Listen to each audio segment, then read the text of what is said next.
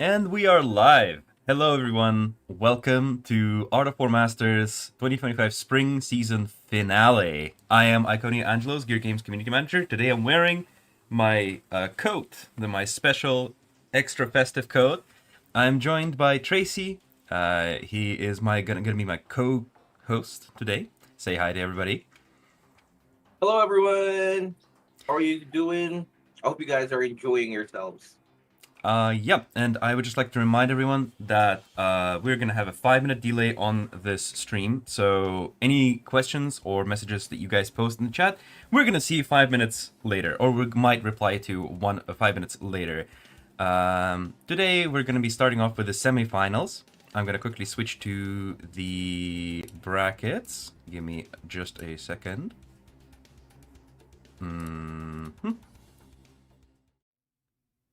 All right.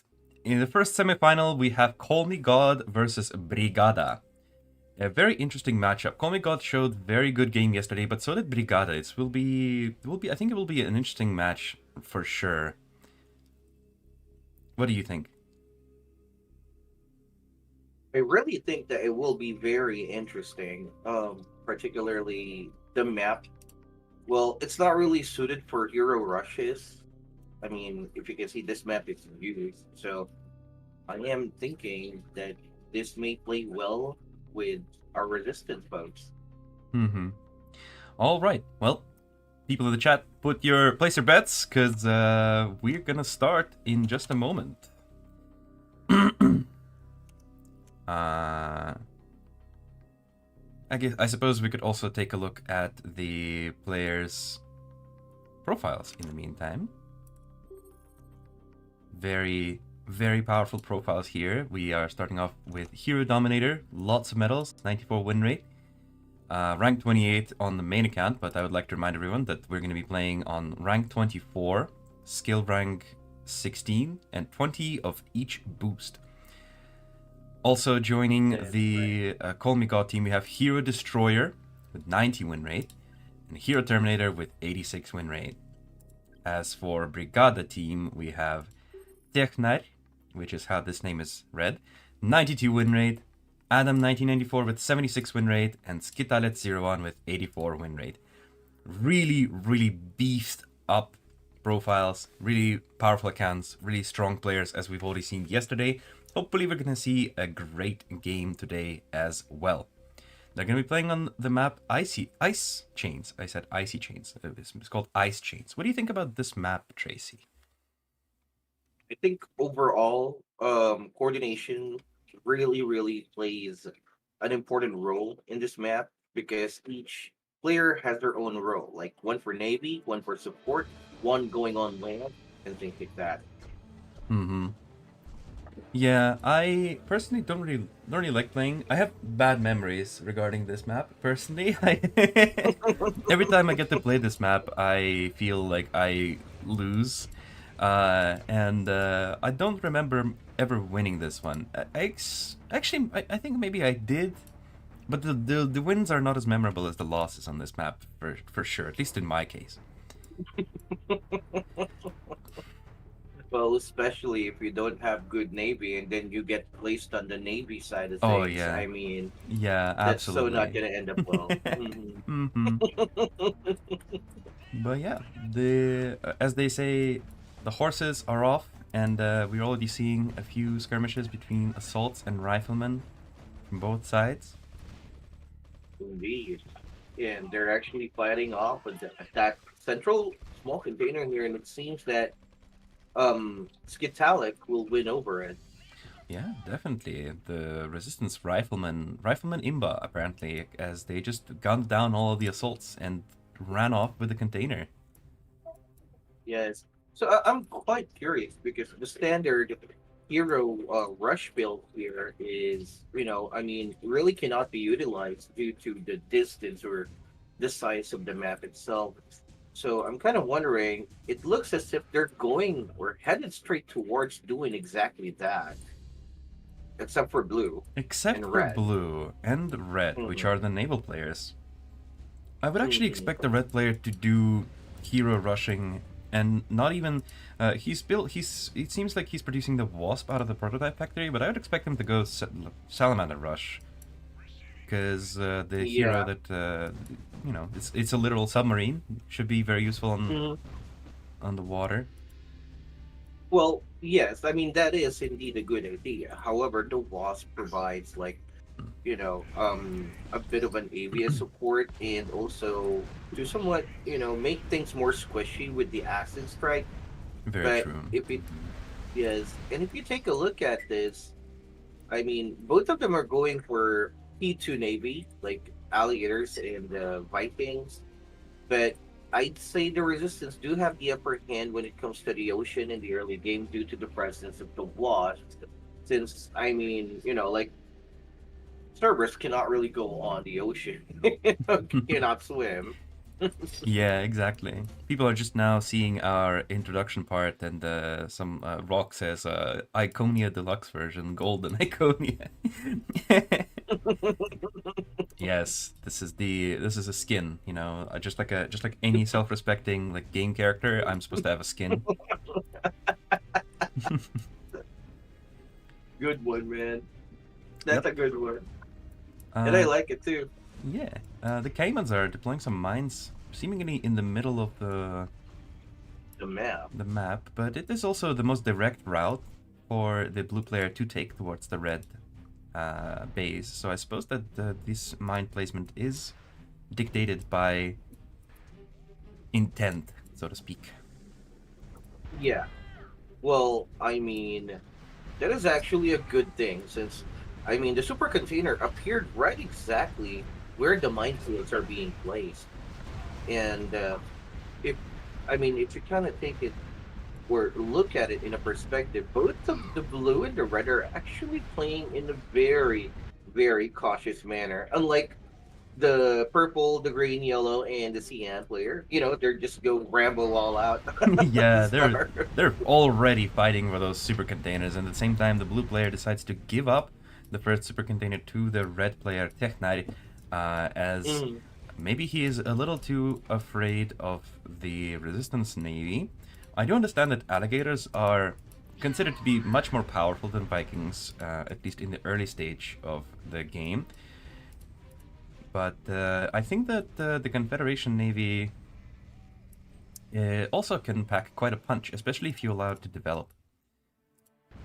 well, yes, and that's exactly what's going on here. Since the Confederation is being allowed, I mean, not getting punished for it since, it's just the beginning of the game, but if you take the base development comparatively, the Confederation is slightly ahead because, I mean, the Confederation did not build like an X facility. Mm-hmm. The blue player, at the very least, did not. Yeah, true. And I mean, there's still like that super container right in the middle of the map, which will be taken by Hero Terminator, and Jag approaches it, but I don't think it will be any help. There's Mm, like no no whatever here. Okay, Seraphim there's a already. Seraphim Okay. on the way. I think this super container fight is gonna last for a bit longer now. The Jagger goes down Oh to the my Vertex, goodness. and now suddenly the Resistance is on the back foot once again, as although there are some Hawks around, they're getting chased by the Vertex. Look at that. Chases it down, and then falls back with the Vertex to go for another strike. Now this time hitting the Wasp. Very Exactly. interesting. And I think that's a very good call in retreating. And apparently, I mean, it's a resounding victory for the Confederation at the start.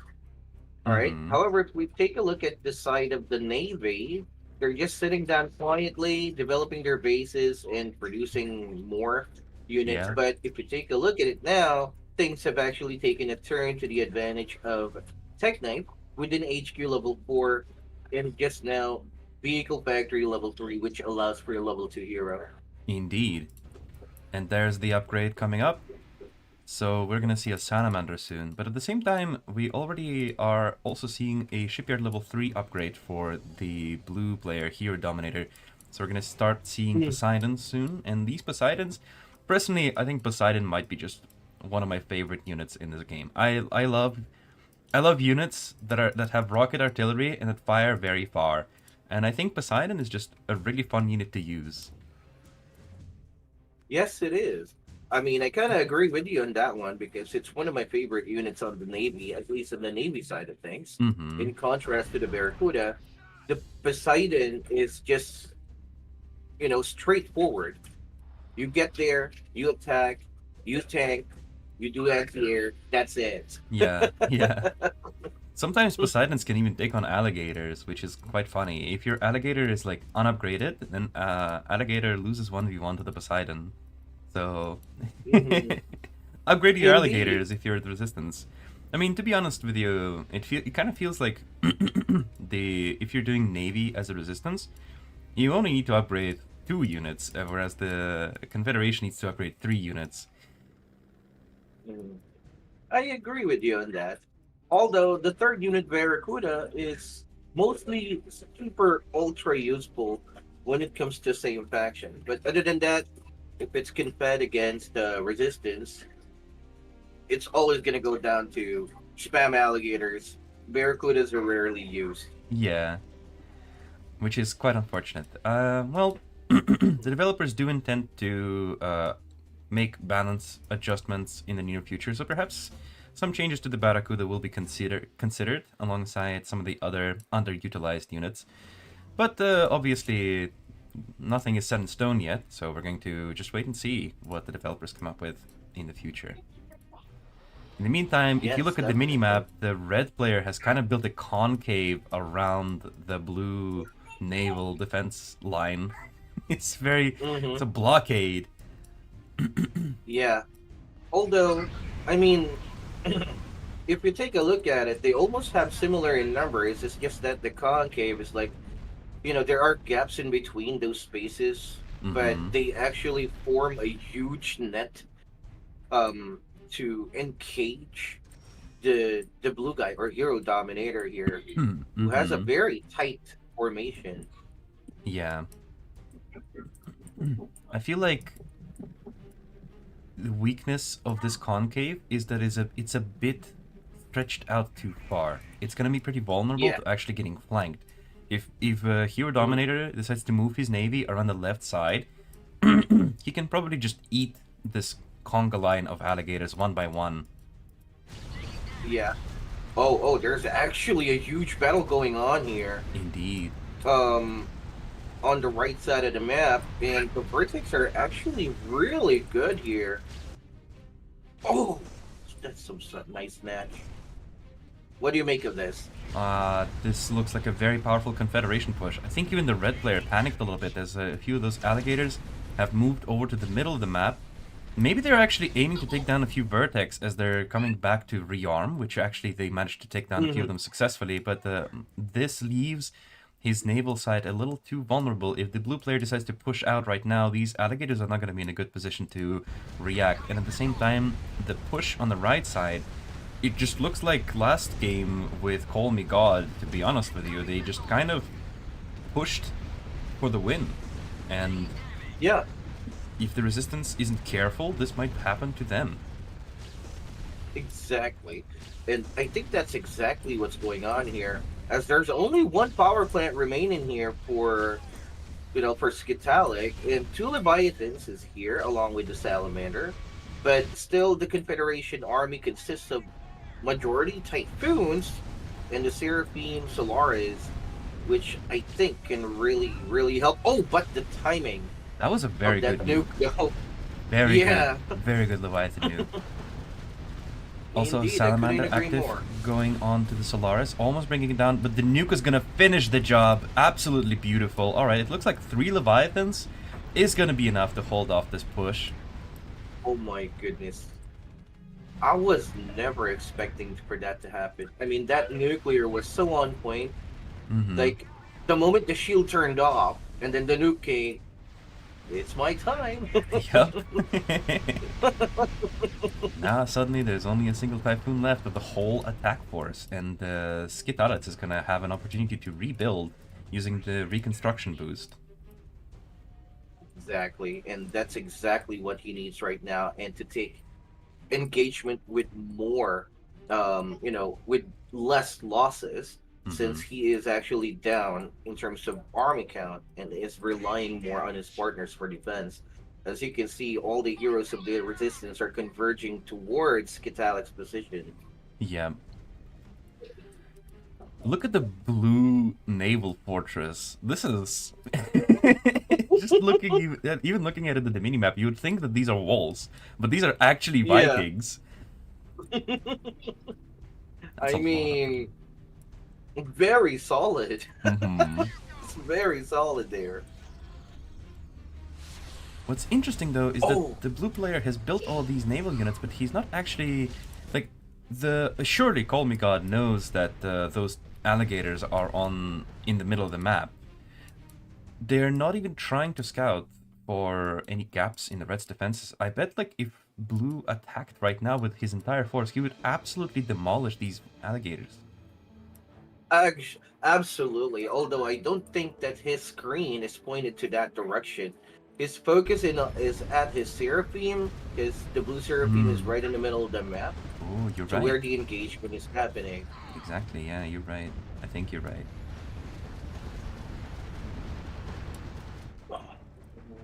Green has managed to rebuild successfully. There's a significant land force now amassing on his side of the base, as well as some yellow units.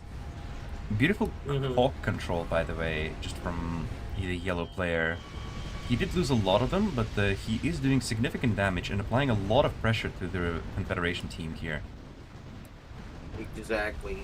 And if you may have noticed earlier in this engagement, the two Wasps are actually covering the Leviathans really, really well with their passive skills, with the cover of the Hawk, which overwhelmed the Confederation's Typhoon's shield. And there Absolutely. goes the reinforcement. Mm-hmm. At the same time, there is some movement happening around the Navy as the three Vikings are going to find these disparate alligators in the middle, and they're actually going to take them down. They are getting taken down by the Hawks and the Leviathan, as you know, the Viking can't shoot up. But still, losing Mm-hmm. those alligators must be pretty painful, as the red player is actually maneuvering around. He seems to be wanting to flank the blue fortress now Mm-hmm. himself. Yes. And I kind of really wish that Beholder move over a little bit to the left to see those sneaky alligators, and there they go. Yep. Just looking at the bases, the cyan and the purple player here. Cyan is already at HQ level 5, and purple is at HQ level 4. Blue is just finishing his HQ level 5 upgrade. What are these alligators doing? What's going on? Oh my goodness, they're gonna go lounge on the back here at the very side. Yeah, but there's But I nothing don't think. for them to eat. Yes, exactly. I mean, the buildings are actually not in a good position for the alligators to eat out. Mm-hmm. So, I mean, they're just gonna get ransacked here. And if you may have noticed, as that progresses, the blue army, the wall of Vikings right in the middle, l- lounge to attack the red guy. Oh my goodness. This is... I feel like that might have been the blunder that just lost the Resistance team the match. The red player was a bit Absolutely. too greedy with those alligators, thinking that he could maybe sneak around the blue base and get some buildings, but there was just no buildings for him to snatch. And now he is forced to Yes. retreat. Those alligators mostly gone, and the blue player beautifully takes initiative, takes advantage of this blunder, and is pushing into the red base now. Exactly. And oh man, I don't know. This just became one sided all of a sudden in Yeah, just a split moment. just a single blunder like that, costing red his entire game. As at the same time, purple is now making moves, seeing as the other resistance players are forced to pull back their leviathans to help out red. Now purple is going to be in position to move forward and Oh do a my god. push. If the purple saw that chunk of army clumped up and used the Solaris laser. Oh. Ooh. Okay, they managed to spread on time, but I'm not sure. Red is desperately moving his base away from the ocean with the construction yard. Oh, I didn't Desperate know attempt that to Solaris could force rebuild. fire, actually. Sorry to interrupt you, but I just saw Solaris was force firing. I wasn't aware that Solaris was one of the force fire units. Oh, well, now you are. Now I And know. also, if you are on the, if you're force firing underground near units, the passive will also activate. Interesting. That's very cool. Pro tip from the tournament here we are witnessing right now. Solaris can force fire. Exactly. Oh no! I mean, this is just bad.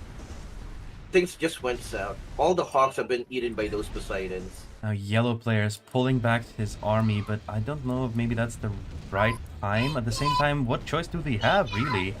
As the red player is just gonna get absolutely knocked out of the game if they don't do anything.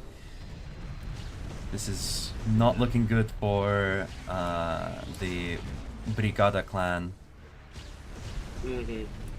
Exactly. And there's not even a chameleon here on the yellow side of things.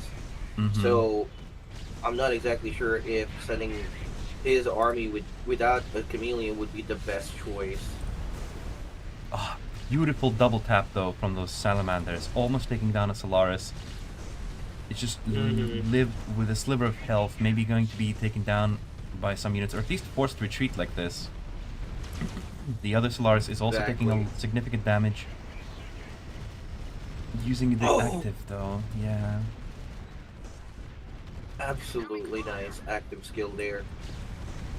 Now, if you take a look at the blue, the Seraphim just came right on time.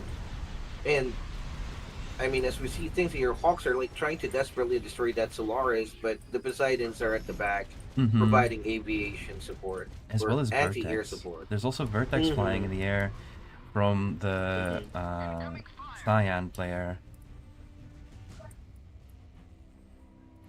Woo! Red's gone. But he is now rebuilding his base, actually. Snug between green and yellow. He's now rebuilding his base. He managed to leapfrog construction yards into the back of the resistance base, and he's now rebuilding. They gave up the sea, but if you can't achieve anything by controlling the sea, then what's the point, really? Exactly, but I mean, I just want to know, when exactly did that happen?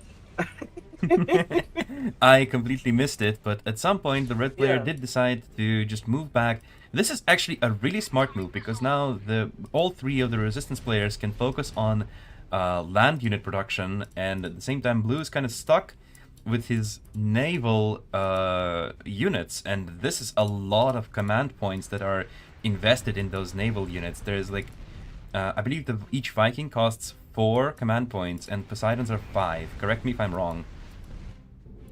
Actually, that is correct. At least to my knowledge, it is. Uh-oh. But I hear something. this is really bad. The space system. Exactly. I mean, the blue player was not really looking into, producing a ton of unit. You only need to produce 1. True. You can just hear the sound. I can hear the sound. Can you? I don't think you can hear a similar sound when a nuke is getting produced, though. Can you? No. No, there's no sound. Oh, so many Vertex died in a single hit, and the last one is on a sliver of health. Oh, that's unfortunate for those Vertex.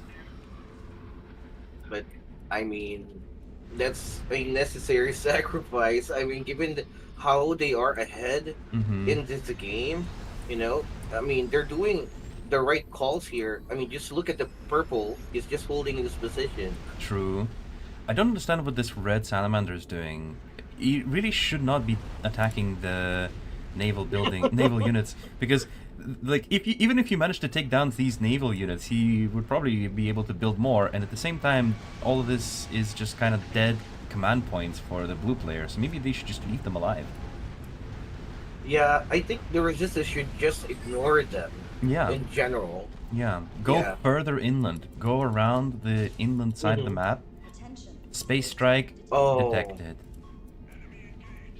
Oh, it's gonna hit all of those airfields. Yeah, taking out the aviation support means no scout on that space system. Space strike detected. taking down all 3 airfields and immediately starting to produce another one. Yeah. Oh my goodness. And then all of a sudden, this forced the resistance to fight and, look for that space system before they get space striked again. Yeah, but at the same time, they don't really have a response anymore. As the purple player is pushing in, there's a huge battle on the right side of the map. Mm-hmm. They're going to Oh take my the advantage of goodness. the fact that there is no more Hawk air support coming to help Skitarets on this side, and it's just ground versus ground units. The Leviathans were also getting Indeed. distracted by the naval units, which is, again, I'm thinking this is another mistake, another blunder. They should have left these naval units alive. This dead command point for the Confederation team. Just go inland and focus on the land part of the map, but this might... I mean, it's understandable that these players are panicking because this is a very intense situation to be in. Indeed. And a good reason to panic as well. Solaris taking given the down situation. Salamander. Yeah, absolutely, I agree with you.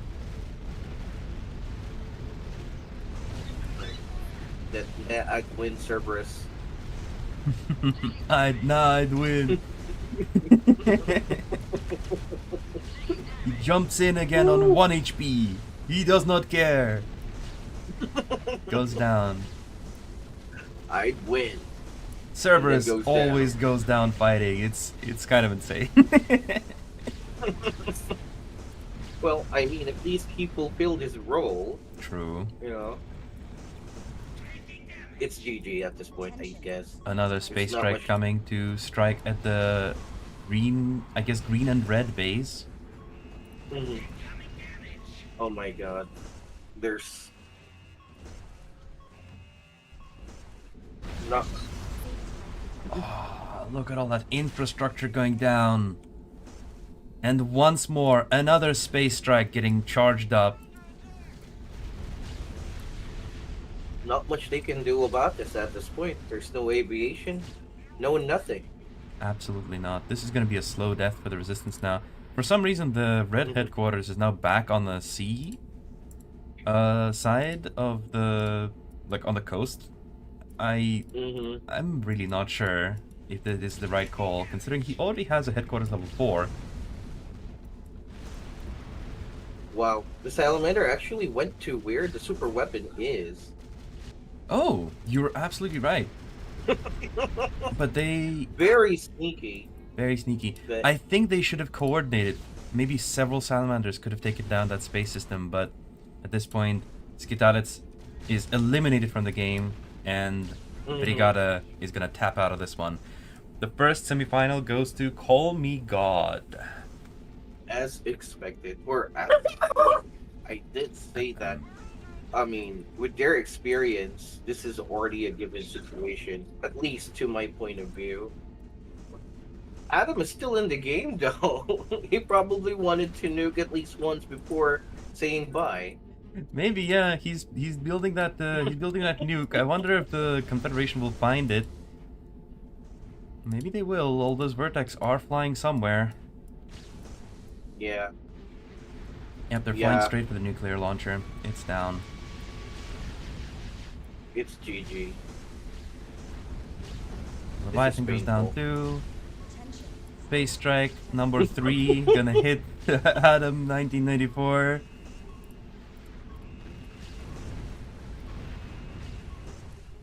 Boom.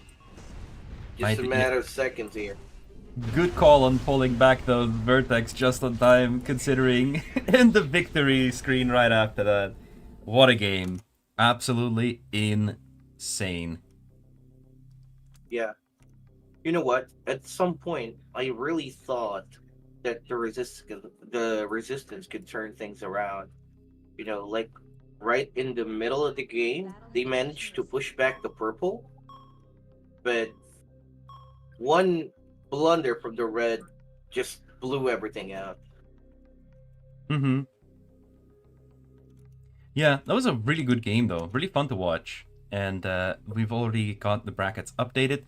Call Me God is going to proceed into the final matches, and Brigada clan is going to proceed into the third place playoffs. But we still have one more semi-final to play after a short break.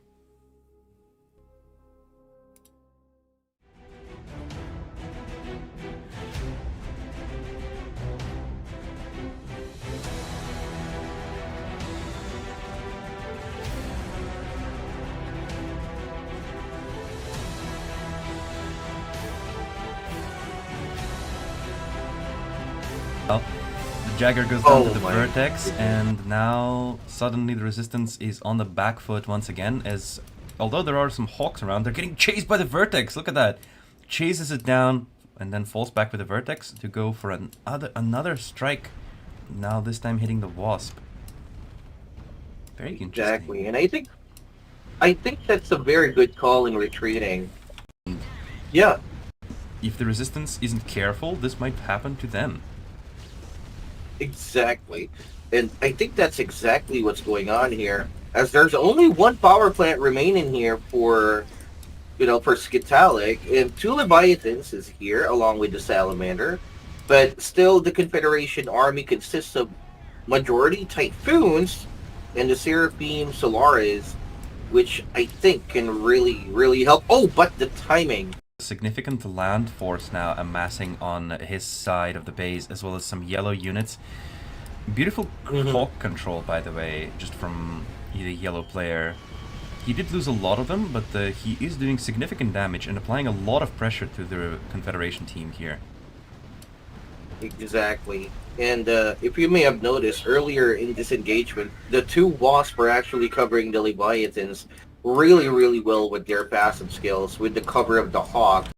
Oh, I didn't know that Solaris could force fire, actually. I'm sorry to interrupt you, but I just saw Solaris was force firing. I wasn't aware that Solaris was one of the force fire units. Oh.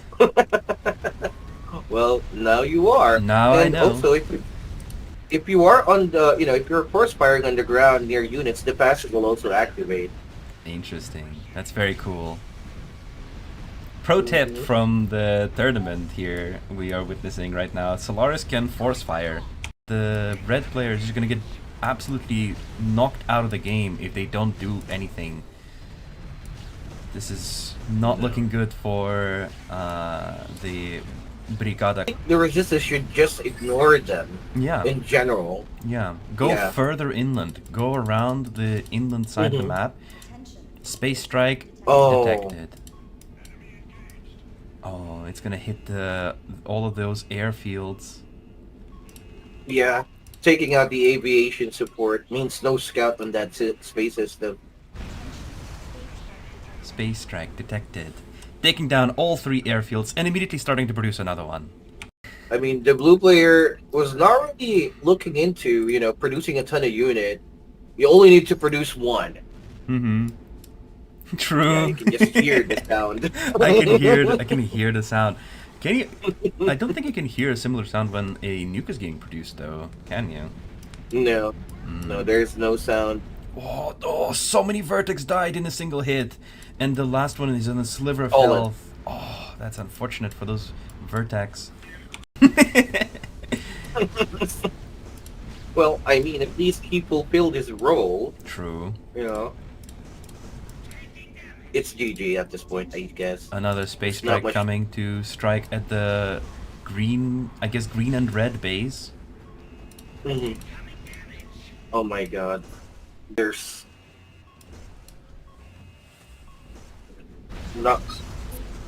Oh, look at all that infrastructure going down. They should have left these naval units alive. This dead command points for the Confederation team.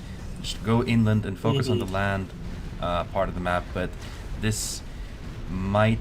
I mean, it's understandable that these players are panicking because this is a very intense situation to be in. Indeed. And a good reason to panic as well. I mean, given the situation. Yeah, absolutely, I agree with you. There's a Seraphim on the way. I think this super container fight is going to last for a bit longer now. The Jagger goes down to the Vertex, and now suddenly the Resistance is on the back foot once again, as although there are some Hawks around, they're getting chased by the Vertex. Look at that.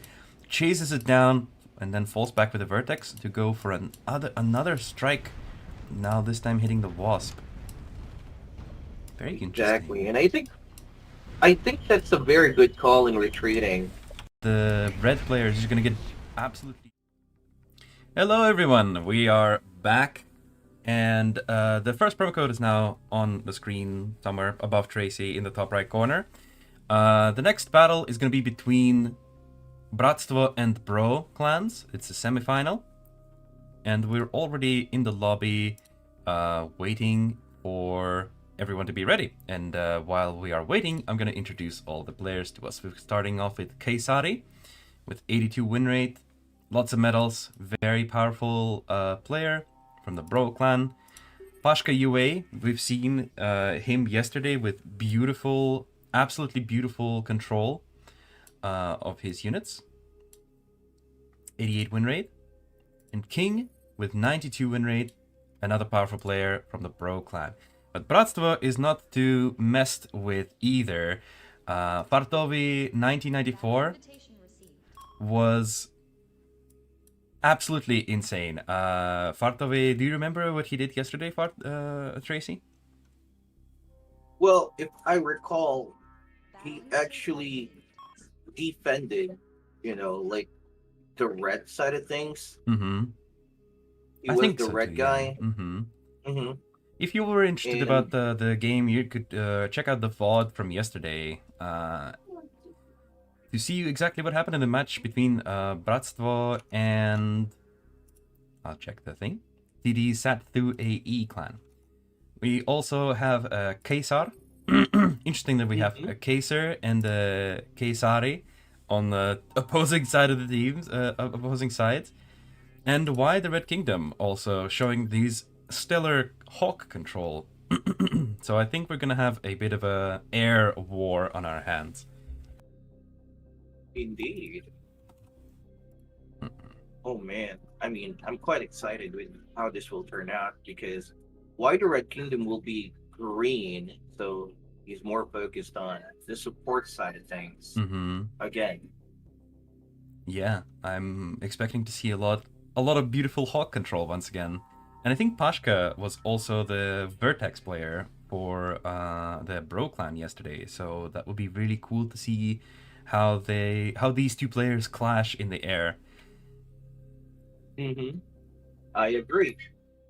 I'm really hoping to see a good match here because this map, I mean, there's ocean, there's land, and there's something in between. Yep. Just to remind everyone, everything is going to be happening at rank 24. You can see it on this loading screen. Everyone is rank 24, exactly the same skill ranks, exactly the same upgrades, and everyone is getting 20 boosts of each type. It's a 3v3 battle on the map Steel Grip, which actually perfectly describes my own skill level because my hands, they're just kind of like the crab claws, exactly like on this map. That's how I play. I clank with my crab claws on the buttons on the keyboard and the mouse. Oh my god. Crab claws. Crab claws. Crab people. Kaysar is the yellow player, going to be the naval player for the BRATSTVO clan. Fartove is a red player right in the middle, and the green player, why the Red Kingdom, exactly as you said, in the back, sort of like the supporting position. And at the same time, we have Keisari in the middle of the Bro team. Pashka UA is going to be the naval player, and King is going to be the purple player in the supporting position. Indeed. So, I mean, they're doing the pretty standard build. As they say, just doing the normal build here. Well, except for the naval guys with the CN and the yellow. Yeah. Both of them are doing double shipyard, Delta, and Cayman production. Caymans are going to go around and pick up a lot of these containers. This map has a lot of containers on the sea, and even one at the top island over here, which is interesting because I do believe that this container may only be collected by Deltas and Salamander or Wasp. Yes, indeed. Although majority it's gonna be Delta because I mean you can't really produce a Wasp that fast. Well, they might be Wow. able to. There is a prototype factory at level 1. It's not producing anything right now, but with all the containers that the yellow player is picking up, maybe? Maybe. Yeah. But Oh, never yeah, I mind. The mean, Delta's already going for it. Guess not then. wow. Okay, it's kind of interesting. Like, both the blue and the red are like completely ignoring the ocean Mm-hmm. and just minding their own business on land. Yep, looks like we're gonna have 2 land armies, and also a building got destroyed on Why the Red Kingdom's base, and also we're gonna have 1 naval player for each team. Hmm. Kind of like the last game, in a way, where we had 1 naval player for each team and 2 ground armies. Yes, exactly. And like heroes are now being produced for the red, the blue, and the purple, Exactly. yellow as well. And now I'm gonna hide the promo code until the next one. Alright, Yellow is upgrading their shipyards. They already got a shipyard level 2 and they're building another one to be level 2. At the same time, the Confederation player is a bit behind in that regard. It only has 1 level 2 shipyard. Mhm. Currently more deltas though, maybe over-investing a bit into that delta production. I feel like delta is a bit of a strange unit. It defeats the Kaiman, but it doesn't defeat anything else. unless you like let it as the resistance. If you allow the deltas to like go on land, go behind your base, and like raid the back of the base, then they can do some Yeah. serious damage. But other than that, they can't do anything against any alligator. Even I think a single alligator is capable of taking down like 5, 6, or more deltas. How many deltas do you think an alligator can take down? I would say about 6 or 5. Yeah, I Hmm. would say about 5. Mm-hmm. If both are maxed out, I would say about 5. But if there are like 8 deltas, I think 8 deltas can annihilate a single alligator. I'm glad to hear It's my not assessment really. was correct then. Hmm. This Wolverine was so oppressive, by the way. Taking down a Cerberus, almost taking down another Cerberus, barely going down, and oh, Cerberus died midair. Always funny when that happens. I mean, it's like the flame assault when flying, or Mm. well, jumping. It's just funny how like it immediately goes like plop. Like it doesn't ragdoll or anything, it just goes boop on the ground. Yeah, Obviously, like our but game engine doesn't have ragdoll physics, or else your phones would absolutely just blow up. But mhm, it's still kind of funny when these sort of things happen. Maybe like makes me wish sometimes for like ragdoll physics. I agree. But Imagine like if you I blow mean, up a Jaguar, for example, and like its gun flies off in like one direction, like ragdolls are a little bit around or something like that. That would be very mhm, cool. Never gonna happen, but it would be cool. I agree. There are also like decals when burst up buildings, like half HP changes appearance, Oh yeah, something like yeah, that. that would also be Hmm. cool. But then also means that we'd have to like double the texture weight of every single building in the game, which again would make the game twice as large and probably once again make a lot of phones explode. Maybe not as many as the ragdoll physics would, but still Hmm. some. A lot of people are playing with very weak devices, and we wish to support as many devices as possible. I agree. But I mean, going back into this game, we really cannot deny the advantage of the resistance here, as they've got all the super containers on their end, on Absolutely, their yeah. side. Mm-hmm. Hmm. So That far, was a good verdict, definitely Scott. seeing a very confident position from the Resistance players, as well as they are taking the middle of the map. Basically, by the dot, the alligators are very much in the middle, controlling this crossing, and the red team. There's a yellow unit here. There's a yellow rifleman. There's a rifleman. And the green and red are controlling the middle as well on their respective side. If green was a little bit further ahead, then it would look even prettier. But still, it looks fine. Hmm. looks good. I Mm-hmm. mean, overall, the resistance here do have a really, really good advantage. But all that might actually change in a few seconds here as the beholder sees those chunk of alligators with two seraphims there on the ocean and a lot of Ooh. Vikings. Oh, the Vikings took a step forward, and then they stopped. Hmm. They're just standing there menacingly. Interesting to see that we didn't actually have a beholder from the blue player last game, but we are seeing a beholder here from Pashka UA. Curious to see how that is going to play out.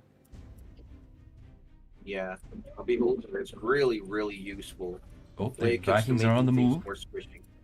Hmm. The beholder uses its active ability on the torpedo platform. Very, very, very nice. And then it just flies away in shame.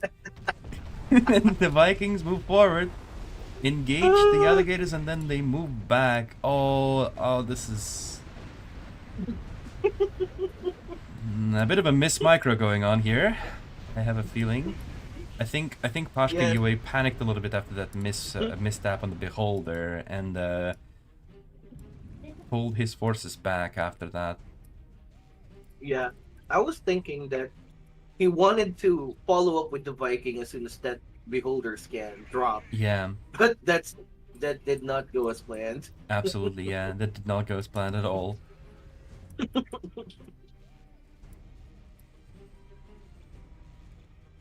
Well, he is rebuilding his Viking line. Overall, he only lost a single Viking, so it is completely fine.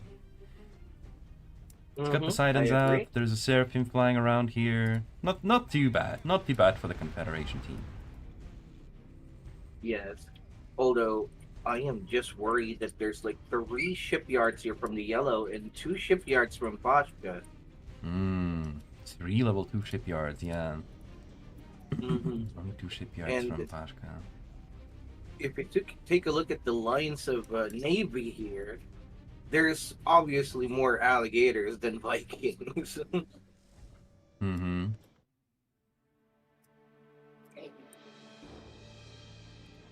Okay, we see an engagement here right in the middle of the map here where Vertex and Hawks are like clashing. Yeah. Purple Hawks. Purple Vertex and Green Hawks by Why the Red Kingdom are clashing, and it seems like we're having once again beautiful Hawk control. I would not be surprised if he controls his Hawks one by one. This is very nice to look at. Indeed. Okay. So why the Red Kingdom do have a Leviathan? Jag, JCP, and majority are gonna be Hawks. Second, the airfield is just dropped. Mm-hmm. Interesting combination of ground and air units then. At the same time, Purple is kind of going for the same thing. He's got some heroes out. He's got his Solaris and some ground units, as well as some Vertexes. 2 airfields of Vertexes, actually. As Hmm. this area factory is continuing to produce. The yellow player is looking for vulnerabilities in the cyan line here, as these alligators are pushing a little bit forward, taking down a few deltas. Exactly. And wow, I mean, he's starting the cage. He's building the cage. Fancy Bear in chat says, anyone with Beholder will win. So we'll see if that's going to be true then. Wow. Okay, Purple's actually taking a beating here.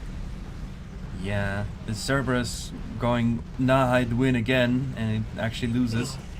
A Beholder is trying to scout the units out of the fog, but it is missing.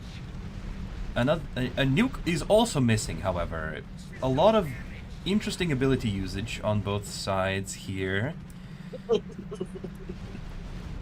Vertex my are goodness. going after the Hawks, but there are porcupines protecting them, so they decide to fall back after firing off a single volley. Taking shots at the porcupines now, though. Gonna be able to take them down with the Seraphim support here. Suddenly, the resistance finds itself with a lack of anti-air. Another interesting ability used, this time from Seraphim. Mm-hmm. Trying to take some I shots at mean, the Leviathan, but Leviathan passive triggers and it eats up all of those missiles. But now we have a Seraphim flying in. dealing a lot of damage to the Leviathan, but it actually exposes itself, that Salamander missile. How unfortunate for that Seraphim pilot. Okay. I'm actually glad that Salamander active ability hit. Because, I mean, looking at the active abilities launched in this game was just interesting, so to Well, speak. I mean, it can't miss, so I would be surprised if they Mhm. missed with that one. Oh, that acid strike was solid. Oh yeah, beautiful follow-up too. Oh, beautiful nuke.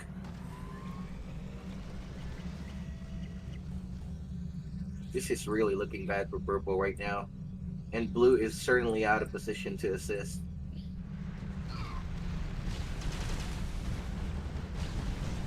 Cerberus going nod, win again. But there's no follow-up here. No units can fire back except the Solaris. Yes. Ooh, purple player suddenly finding himself in a bit of a pickle as he is under siege by Why the Red Kingdom. Oh my god, that Solaris active ability would be super duper Mm-hmm. in a straight line Look here. at this though. Why the Red Kingdom is not moving forward. He's waiting for the red player to secure his flank position first. Exactly. Good coordination there. Good Mm-hmm. coordination. Wasp throwing a flask. And will there be a follow-up? A Hawk follow-up. Look at that. Trying Good to thing. deal some damage to the energy shield. That's one way to take it down though. That's very good. Mm-hmm. Okay, Vertex is here. Trying to take down that Leviathan with the active scan from Beholder. Mm-hmm. Wait, where is the Beholder now? Did it die? Yeah, I can't see it. I saw the circle. Don't see the Beholder Yeah, anymore. yeah, me too. I saw the circle, but not the Beholder. I wonder what happened. I guess it was taken down by... there's a lot of porcupines over there. Mm-hmm. Oh, the blue started moving above the cliff here, and the red is still not in good formation, but still do have the high ground advantage. Yeah, and look at all those chameleon. That's 5 chameleon for the red player. A nuke landing on Oh top my of the shielded units, dealing significant damage to the blue army and forcing him to retreat. Indeed. And at the same time, oh man, Cerberus again, that win. Oh, that's Lars will go down. Feels like the pressure is on, though, for the Confederation team. They need to make some move. They need to make something happen here. Mm-hmm. I agree. I definitely agree, but the purple player really can't do something about this push from Why the Red Kingdom as it lacks unit. He can't bring up his Vertex air support either, considering the amount of porcupine around. Another nuke going out, landing on top of the Solaris, but it's shielded, so it doesn't go down. That's just sad. I mean, the purple guy's army was obliterated by the nuke and the acid strike from the Wasp earlier. That was such a solid hit. Mm-hmm. Wow. Just going back on the naval side of things here. Nothing is happening. Really insane. Yeah, really insane. There's a lot of units. Yes, there is a lot of units. Oh, the blue decided to push. Shield is not activated. Late, very late. And there's There's only only one one. shield. And it's moving into the Yeah. cloud to reveal the fog. You know, this is bad. Not a This fan is of really that. bad. Scion active, takes control of 2 chameleon. But there is, don't worry about that, there's like 5 more, it's fine. It was an interesting, like, he did flank with the Scion, this was a good use in theory, but he's going against 2 player armies by himself with only a single shield support. These units are just gonna get eaten up. Exactly. And that's just it. I mean, blue threw his army, his whole army away. I mean, he only had one shield and moved in the shield was not in the best position, and Mm-hmm. just like that, I mean, I think we're seeing the beginning at the end here. I think so too. I actually agree. Red and green player beautifully coordinating here. A coordinated push now into the blue player's base, actually. The Hawks are going for that Solaris. I saw the flask going out before that. Mm-hmm. And then it goes Oh, down. they Just actually take it out. beautiful, Mhm. beautiful gameplay here. Oh, at the same time, the alligators went for it. An all-out naval engagement is happening. I don't think they can penetrate the defenses here, but at the same time, it's not like the Cyan player can even press the advantage with his navy, as he's just gonna lose the ground. I agree. Even though he manages to defend this, there's not really that much he can do alone. Oh wait, the Salamander depowers the line of torpedo platforms, and now all of a sudden, this looks really bad for a Cyan player. Mm-hmm. Oh man, this is so not good. That Scion sneaky tactic, taking out those power plants, Yeah, that is unpowering. beautiful Mm, control. Absolutely wonderful. really, really well coordinated. Yeah, we're just looking at the desperate attempt to defend here. Mm-hmm. Seraphim rebuilt for the purple player, but I don't think it's gonna do much here at this point. Salamander takes down the shield with a single active. Again, just wonderful control of the hero's abilities from the resistance players. I agree For the most part. 100% on you on that. For the most part. Mm-hmm. Except for like a single nuke that was missed. Wonderful. From the red, yeah. Man, this is the end for this game. What I didn't expect for is that the yellow would win that naval engagement there, but the Salamander backdooring the power plants, I think, is what got it, because there was a huge line of torpedo platforms that would be able to defend, but with them depowered, there's absolutely nothing stopping the yellow navy from destroying Cyan. Exactly. Although, I mean, let's be honest here. I was actually really surprised by the way how Salamander was used there. I mean, basically, it's normally how it should be used, and it was utilized exactly as its description A red nuke is should. launching at the purple base, by the way. Oh yeah, and yeah, GG. Yeah. This is just, that's just it. That's just icing on the cake. Another nuke, this time from the yellow player. Oh my god, they're just toying around with their food. Yeah. Will it land before the other team surrenders? It did. It takes down the headquarters. The entire purple base is gone from that, with a single supply center left with 1 HP. Yeah. Wow. I mean, that's one way to deal with a player.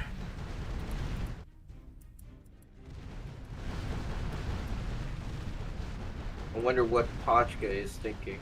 Oh, okay, he left. Never mind. He left. Well, all of a sudden, BRATSTVO just very confidently claims victory here. Who do you think is the MVP on both teams? Why the Red Kingdom? For me, why the Red Kingdom? And Pachka for the Confederation. Hmm. Yeah, I think so too. I mean, Pashka did have that one moment where his beholder decided to scan the friendly torpedo platform, but other than that, was very good, very good. Mm-hmm. Exactly.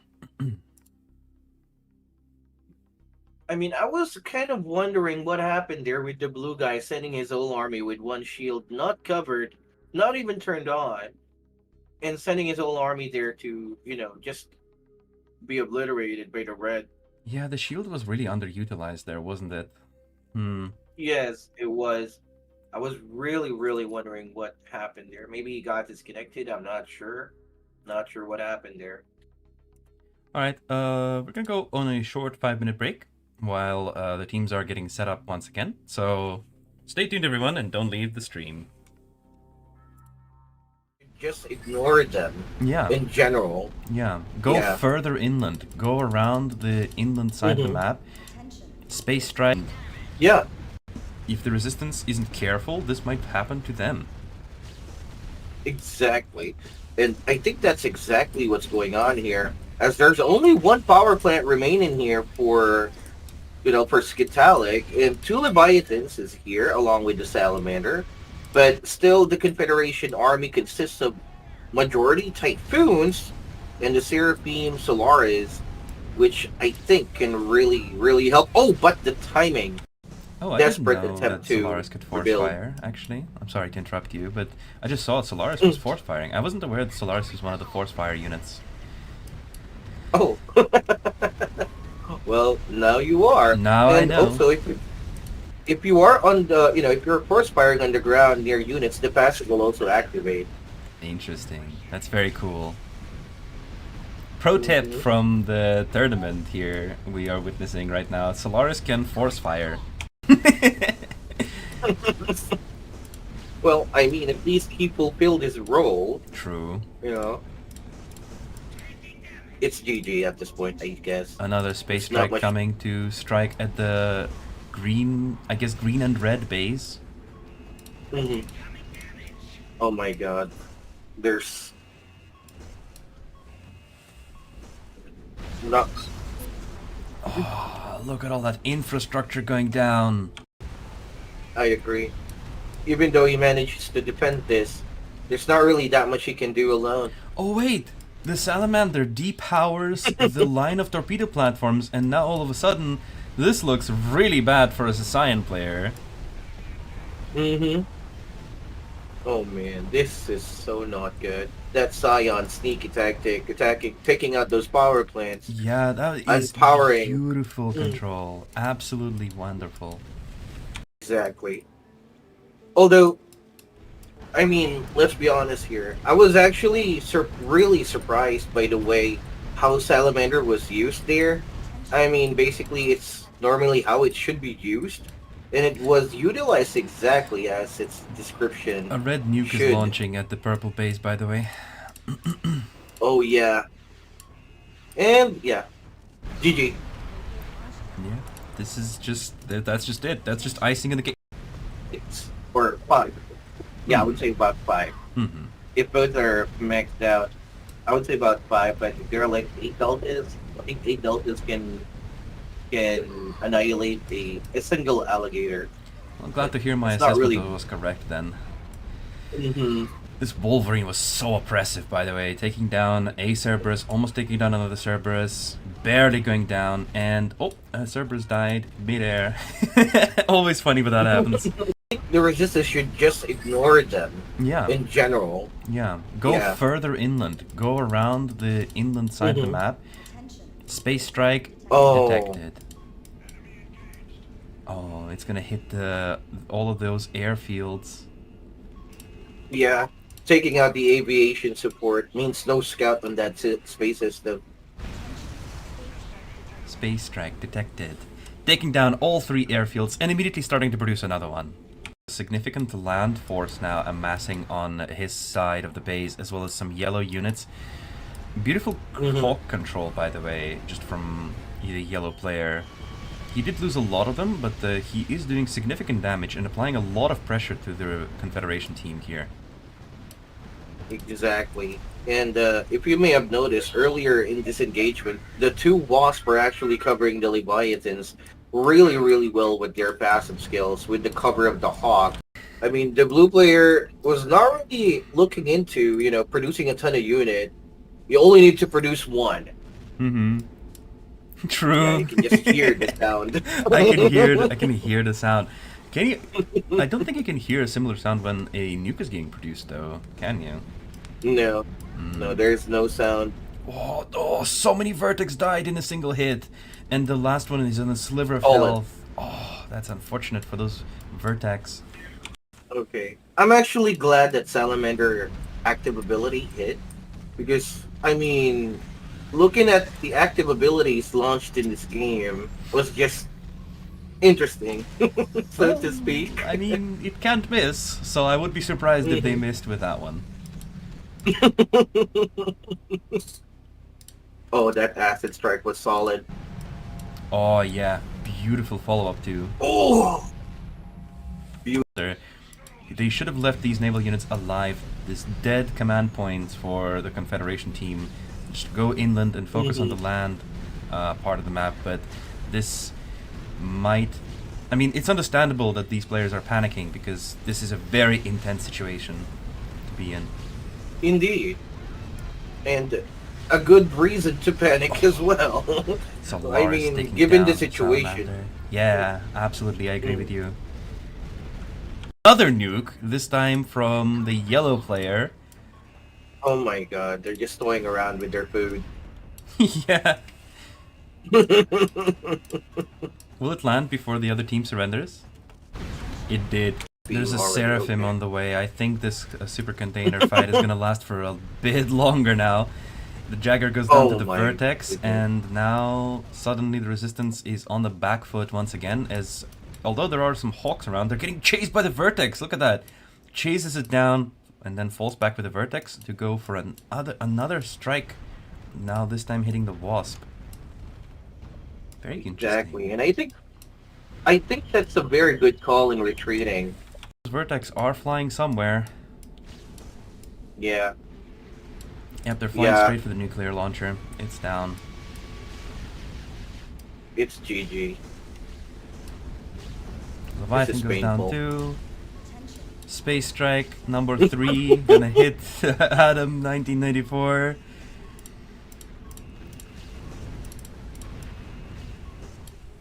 Boom. Might Just a matter of seconds here. good. The red player is just gonna get absolutely knocked out of the game if they don't do anything. This is not No. looking good for the Brigada clan. hmm Exactly, and there's not even a chameleon here in the yellow side of things. Mm-hmm. So I'm not exactly sure if sending his army without a chameleon would be the best choice. Ah, beautiful. Suddenly, the Resistance finds itself with a lack of anti-air. Another interesting ability used, this time from Seraphim. hmm Trying to take some I shots at the mean, Leviathan, but Leviathan passive triggers and eats up all of those missiles. But now we have a Seraphim flying in, dealing a lot of damage to the Leviathan, but it actually exposes itself, that Salamander missile.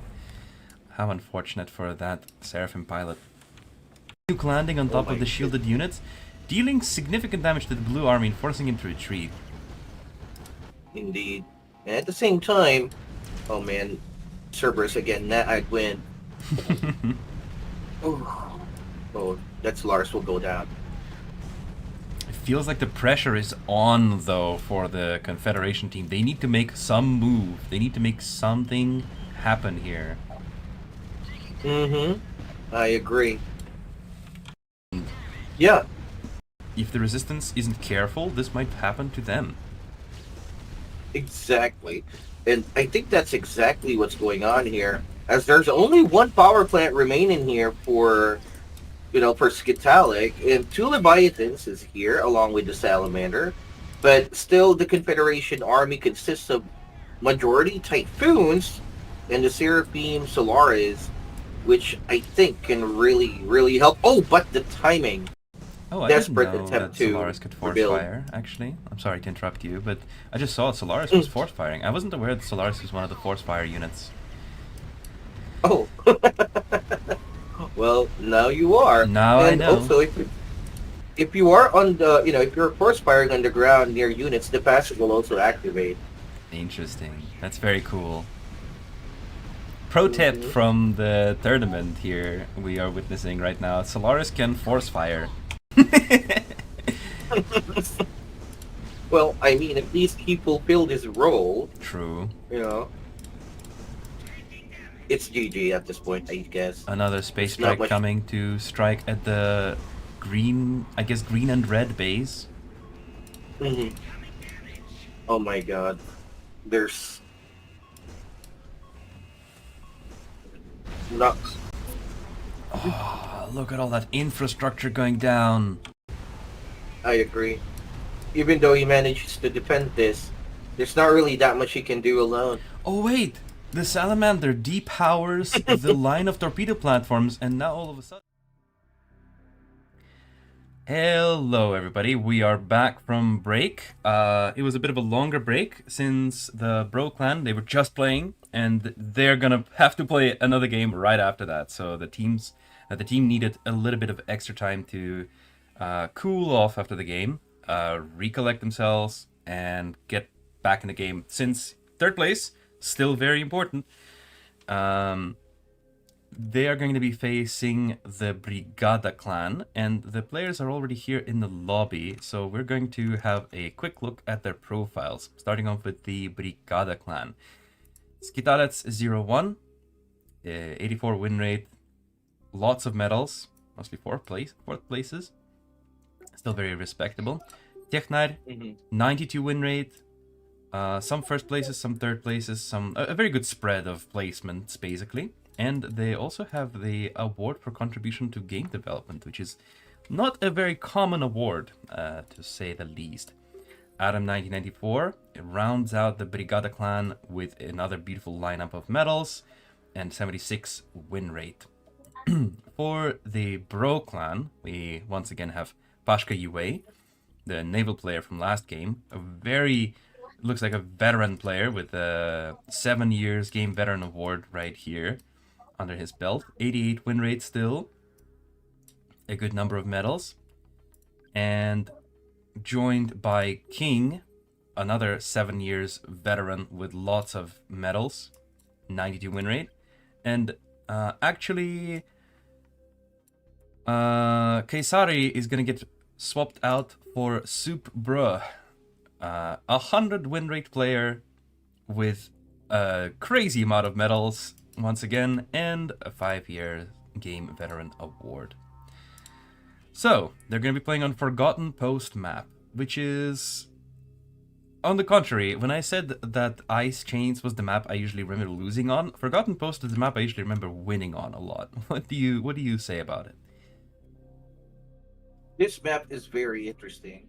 I mean, at least to me, it's a very straightforward map with with one player on top of a cliff, and then the rest goes on, normal grounds. So, very straightforward approach with limited,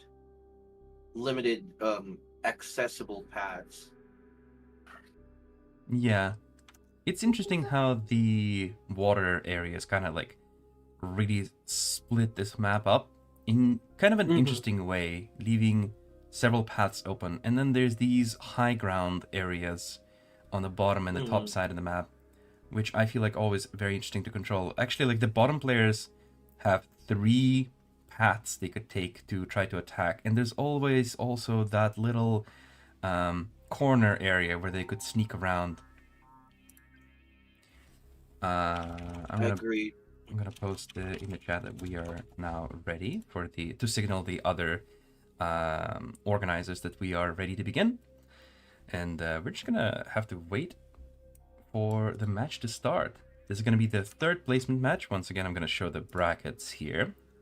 The winner of this match is going to secure the third place in the entire tournament, and the loser is going to be the fourth place, which is still not too bad, all things considered, because they will still get, the fourth place will still get 30,000 gold credits to split between their team members and 10,000 gold credits to the clan treasury. The third place award is a special third place award still, and 60,000 gold credits to team members, 20,000 to clan treasury, and also a guaranteed slot in the next tournament. The match is about to start. We're in the loading screen.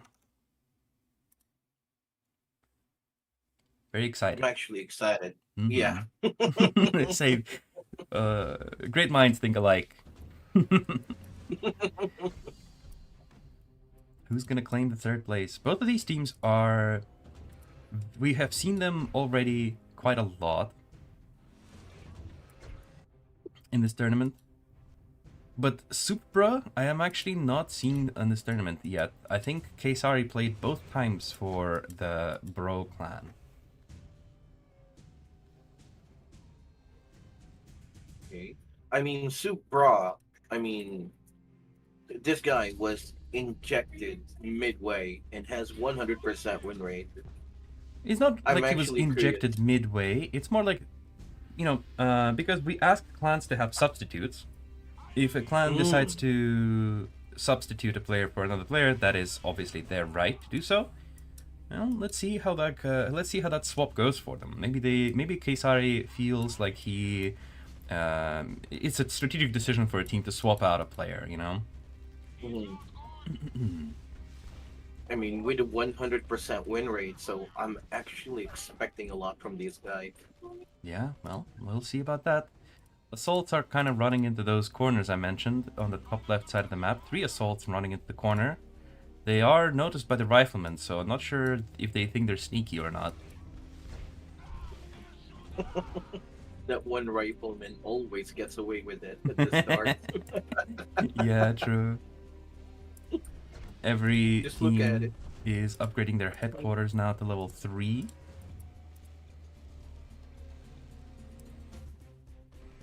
Oh man, this guy should have a visa.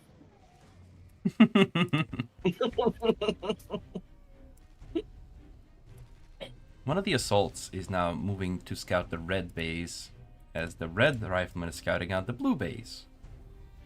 Hmm. Very, very good scout here. I mean, information at the early game is totally a must because, at this point, early Mhm. game, it could be a bunker rush, a rocket tower rush, gun tower rush, anything you can think of. Especially at these ranks, can be totally hilarious at times where it's completely out of the box. So, getting that early info is really important. True. Now we're seeing something that I had seen before as well. We're seeing hammers produced by the Confederation here, and they're not going to stop at a few. They're just going to continue pumping out. The purple player is making more and more. Hmm. Let's see when he decides to stop this production. Okay, this is very interesting because both his partners are going for a level 3 vehicle factory, aiming for that X facility level 2 for that Seraphine, Mm-hmm. but he sticks to hammers. Just now, upgrading the Yeah, factory. yeah, true. Deciding that 4 hammers is going to be enough. Hmm.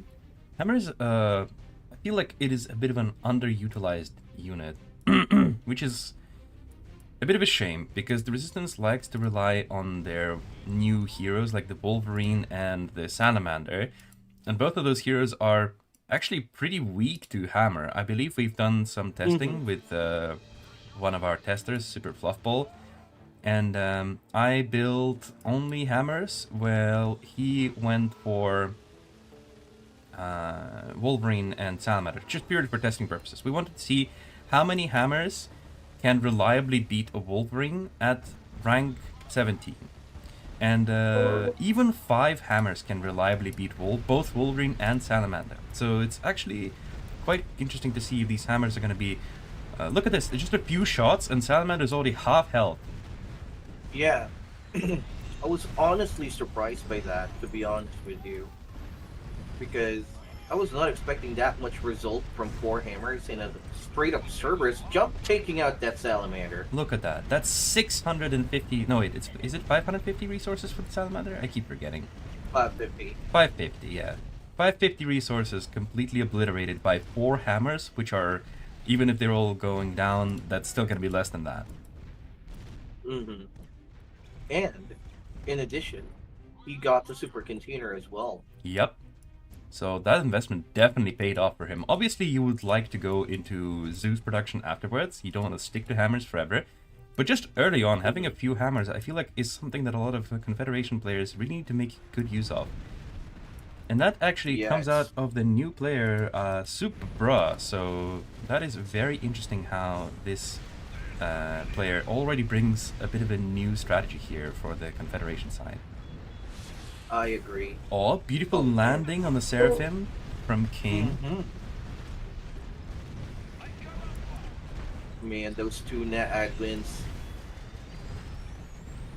These two hammers are once again are back at it, popping Salamander's passive, another Salamander's passive, this time yellow. But all of a sudden, Confederation finds itself at a severe lack of units in the super container, so it decides to fall back, not to test their luck anymore. Indeed. And that's actually quite a smart move. If you may have noticed, they did not opt to get that super container because the resistance will just simply snatch it. Mm-hmm. Okay, they're buying some time.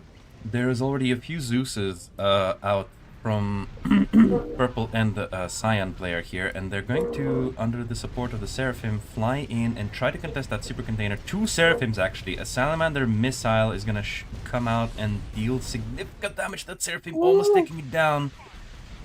Second, and there's three Seraphims here. What am I watching? I mean, that was an intense battle for that super container at the bottom side of the map. Definitely. Looks like the Confederation is going to claim it now. Yes.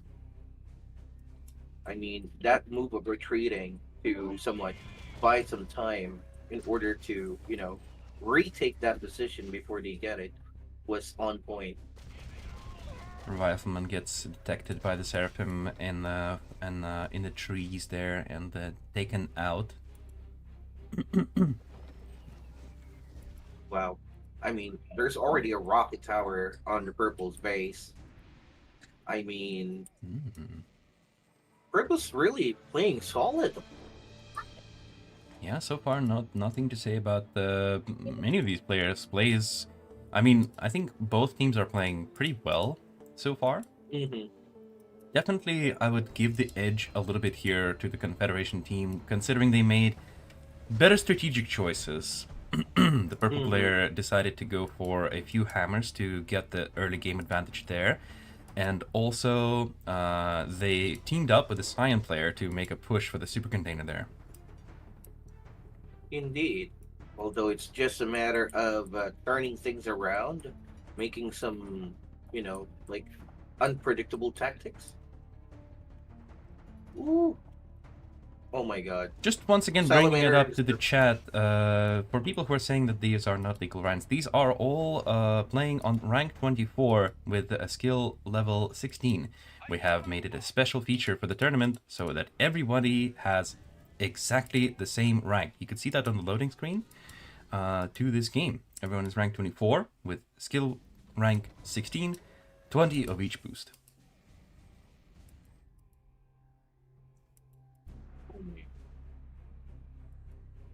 That red salamander, though, was kind of trying to poke and see where it can sneak into, but the Confederations are not buying it, Yeah. Both sides moving to a bit of a passive gameplay here. Actually seeing mines from this armadillo here. Resistance made an red player, Skitaret's made an armadillo to start mining the area in front of his base. Actually a good idea. I mean, that's where units will come in later on. Exactly. And nobody has made a single fortress so far in this entire game, so no demining is going to happen.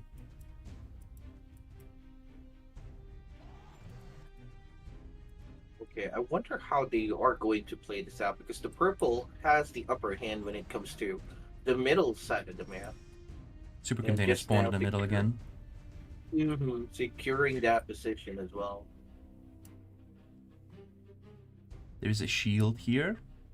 Only one for now, but definitely producing another one. You can actually see it in the special vehicle factory here from the top. The open top of the factory kind of gives away what's being built in there. Oh, here goes shield. Ooh. Almost taking it down by the salamander's kill.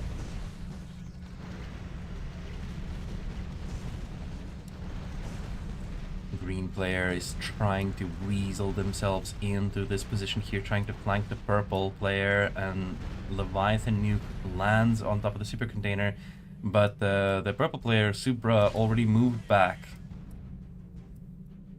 Ends up hitting nothing. But another super container spawns on top side of the map, and the red player is going to try to claim it. Okay, well, at this point, they're kind of like playing really, really cautious here. Cerberus jumps in, trying to test the waters to see what kind of response from the resistance he's gonna yield. Leviathan is moving in forward to scout the position of the Confederate army, and ends up taking a lot of damage as a result. Good call in retreating on that one. Okay, we see an engagement here at the bottom, yellow. Oh, okay. Well, that Solaris skill could have been better.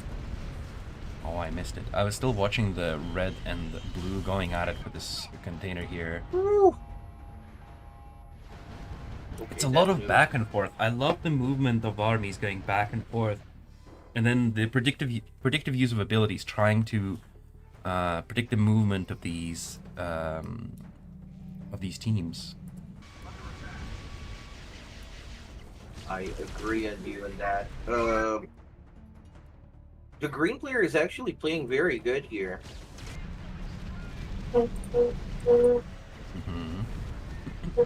That shield is moved a little bit too forward from the purple player.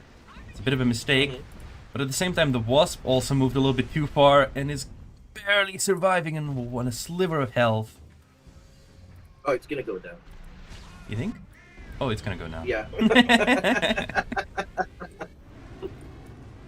A nuke goes out. I'm assuming it was in anticipation of the Wasp active ability hitting, but there's still a lot of damage with Typhoons. And there's no shield, yeah.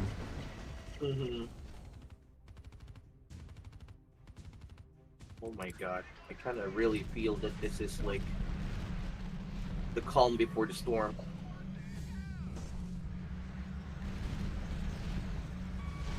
That shield though. A nuke is gonna fly from the yellow Leviathan. Woo! Solid.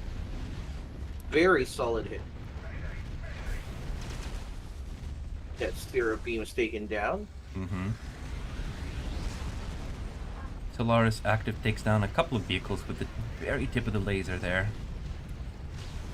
Oh man, I kind of feel that the yellow is in danger here. But we see the micromanagement of the yellow's JCP just to fall right behind the buildings. And now the Jaggers are starting to outrange the Zeus, but they are still protected by the shield. Cerberus jumps into soak.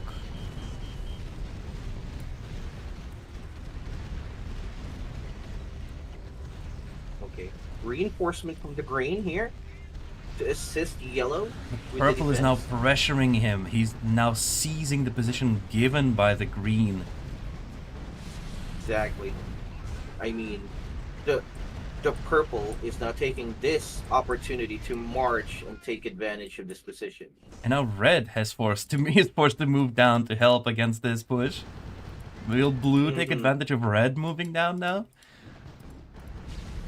I mean, the teamwork here, though. The teamwork. Yeah, true. Oh, never mind. Red has sent half his army back, actually, to defend. He's sending a few troops down. Oh, never mind. He's moving his army again. I was thinking that maybe they decided to split up their army, but in the end they decided to just let it move around. Keeping it Yellow more or less Leviathan. together. He went down. Okay, King is now going to have to retreat. He should. But, you know, like, the purple is already in a very, very good formation here. Yeah, good position. That Solaris of the blue from the top is super exposed. Will be taken down. Oh, purple! Oh, that's dead. There's so much action happening, like, all on every side of the map. It's difficult to pay attention to everything. Oh, Beholder active! Exactly. Actually, very beautiful Beholder active there.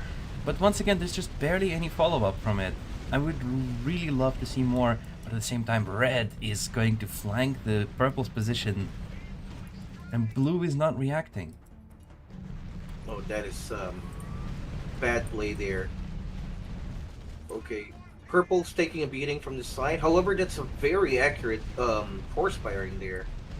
Also, the fact that green and yellow pulled back to deal with this one Seraphim has now allowed purple to kind of just engage the red's army on his own terms. It was literally just a 1v1 there. Obviously, he's going to now lose all of these units, but he did do significant damage to the red's army, and now the blue player responds, moving his units forward. A lot of these mines are going to trigger now. But these are just shielded zoos. I don't think they're really going to care that much. Yeah, I mean, that's not enough mines. No, not really. Oh my god, there's so many things going on here. Like, oh, nuclear actually dropping on King. The green and the yellow are pressuring King back. At the same time, Red's army is out of position, whereas Pashka UA is pressuring Skitalic at this point. Mm-hmm. What a battle. Ooh. Beautiful nuke hit. Beautiful. Absolutely beautiful. Okay, so there is a thing here. Flank after flank is going on. I know. There's just so much happening everywhere around the map. King has been forced to retreat, but now Adam 1994 is moving into the middle of the map, where purple still has a few units left. Red has actually managed to defend himself, as he had the high ground as well as the flank position. So the super container now spawned on the top side of the map, which is not good news for blue, as he's not going to be able to contest it. Exactly. Although King's Seraphim dealing a huge chunk of damage in the Green's army, which is clumped up, but was not enough to take it out. Shield goes down to the Salamander active here. I mean, it's still worth using the Salamander active on the shield, because each shield taken down is minus 350. Exactly. And that's less durability for the Confederation. Yeah, exactly. A window opportunity, because there's not going to be that much shield usually in the Confederation army. What a nuke! That nuke was so on point. What a nuke! And there's so much chameleon. There's so much chameleon fog around here that we should put like a no smoking tag here, like a warning label. No smoking area here. Yeah. Smoking kills, you know, something like that. Mm-hmm. Okay, purple is in big trouble here, as majority of his units has been lost for his army. Ooh, a very cool combination of the Beholder and the Seraphim here, though, on the top side of the map. They're gonna be able to deal significant damage to the Leviathan, but still not able to take it out, however, as both Beholder and Seraphim go down to combined anti-air. If this Leviathan was alone, though, he would have been completely toasted, and it's still forced to retreat now. Exactly, as you pointed out. That is correct. Wow. The amount of pressure that the green is putting onto the purple is amazing. These Salamander actives are viciously on point, and they're so long range, too. Mm-hmm. Couldn't agree more. I mean, it's better for you to spam them because they're going to be cooling down anyway, you know? Mm-hmm. Wasp active, but there's no follow-up. That's just too bad. If there was, that army could have been obliterated. Oh, then I'd win.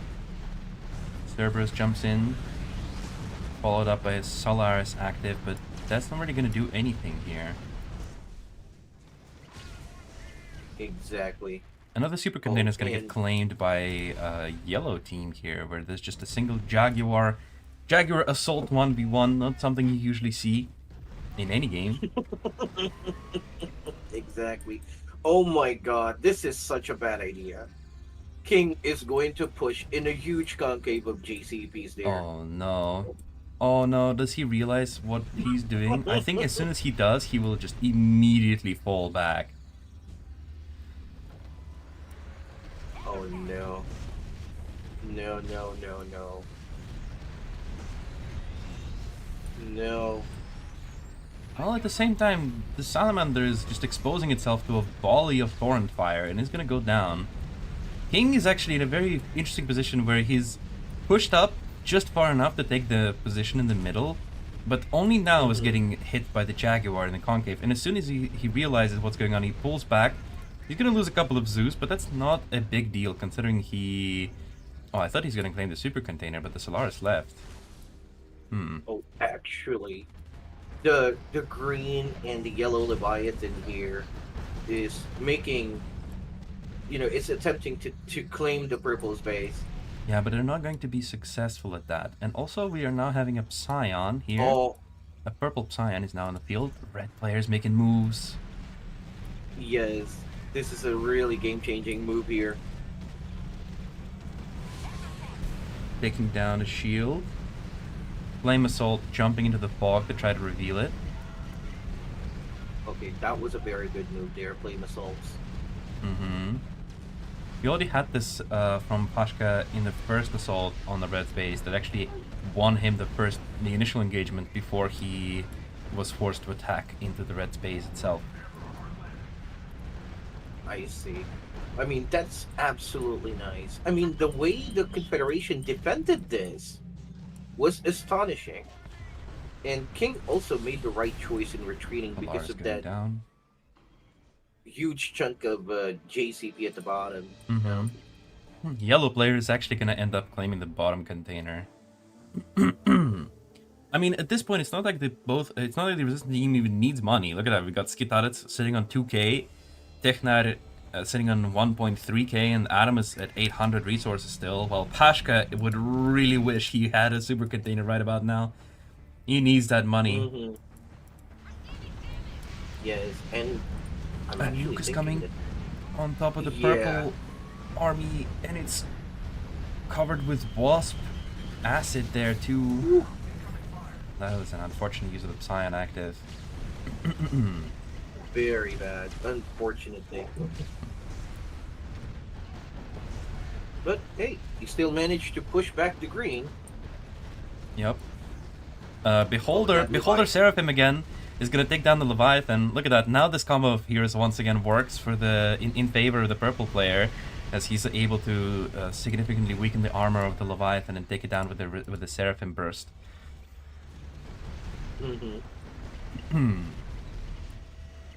This is a really back and forth battle. Kind of hard to predict who's gonna win it right now.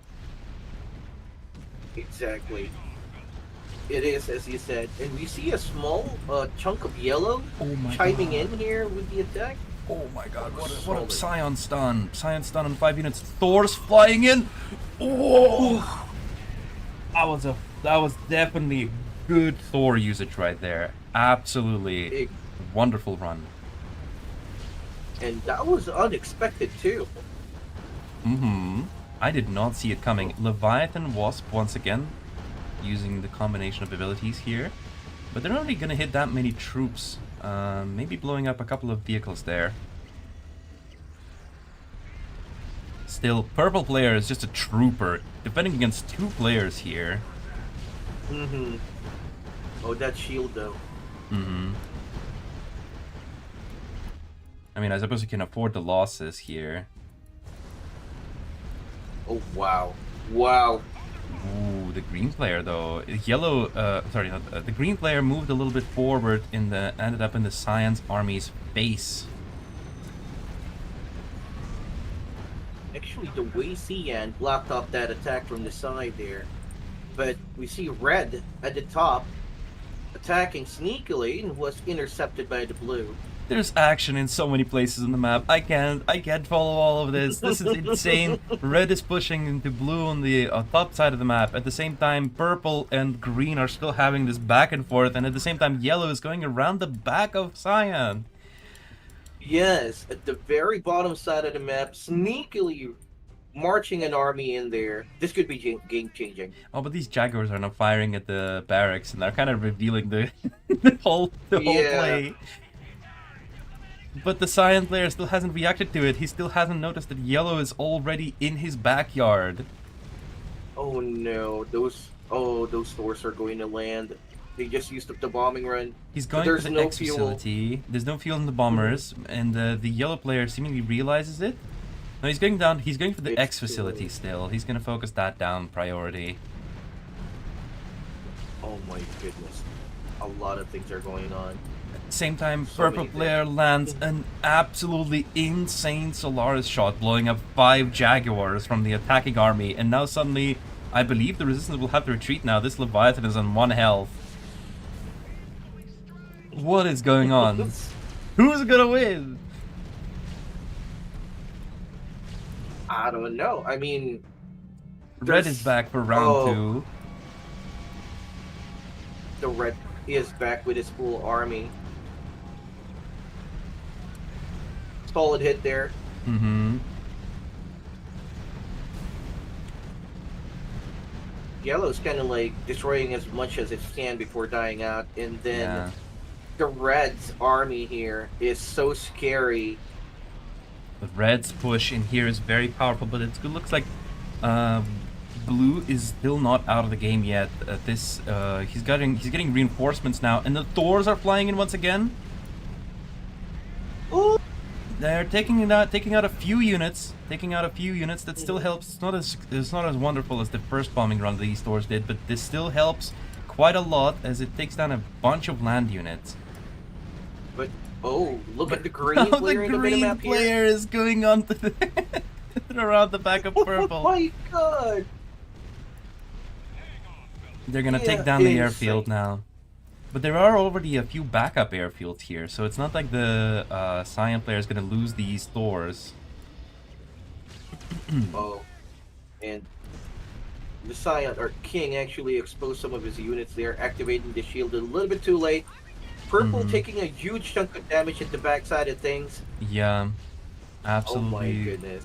What a fight! And red player was forced to go back, and now the blue army can go back to their teammates and reinforce them if need be. But there's just no units left. I think green actually lost most of his stuff trying to get into position behind the purple base, but the salamander is probably going to be able to take down. Oh, it's not going to be able to take down the X facility. Oh no, it is, but just barely though. Just barely in range for that salamander, and now it's gonna dip out of there with the passive on. Oh my god, such a really wonderful use there, and the salamander taking out another shield unactivated. Mm-hmm. What a resistance! Wow. What a resistance move! Just outmaneuver your opponent, go in the back, strike where you are not expected. Mm-hmm. Very good play here from the resistance players. Yep. Blue player is sending a few reinforcements to assist the purple in defending his base now, assuming maybe some follow-up.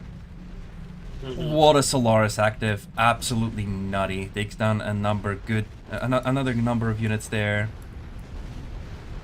I mean, at this point, I mean, they're kind of playing whack-a-mole. Yeah. It's just so hard for any team to really make a decisive, strike against their opponent, because they did try to go around Cyan's base and deal damage to their infrastructure, but now Cyan is just back. He's got airfields, he's rebuilding his X facility, he's rebuilding his special vehicle factory. Purple lost his X facility, not rebuilding it yet, but I'm assuming he's just going to get that back too. Thor's flying in, obliterating everything that's left of the attack force there, if there was anything left at all. Yeah. Oh, and red actually attempted to claim the army of the blue with a wonderful nuke. However, there's no follow-up to this. Only now these Jaguars are moving into position to make some follow-up happen, but there's a Seraphim. Might be able to use their active there. Not contested, there's not a single porcupine. All the porcupines are in the my back. God. Only the Leviathan here as the only anti-air for this army. These chameleons are getting left behind. The Seraphim, though, really needs to be careful, though. It's getting... Yeah, it needs to move back a little bit, Low. too. Mm-hmm. The cyan player and the yellow player are fighting over the super container on the bottom side of the map. Okay. The green and the yellow's Leviathan is here, so it is kind of scary to contest that super container with their presence. I don't think that king is aware of the two Leviathans on top of the cliff. Looks like most players are at headquarters level 5 by now. Except the middle players. Both middle players are still in headquarters level 4, interestingly enough. Oh my goodness. I don't know. And now the yellow player is moving to claim the super container once again. Wow, what a wonderful split here from the yellow. Look at it.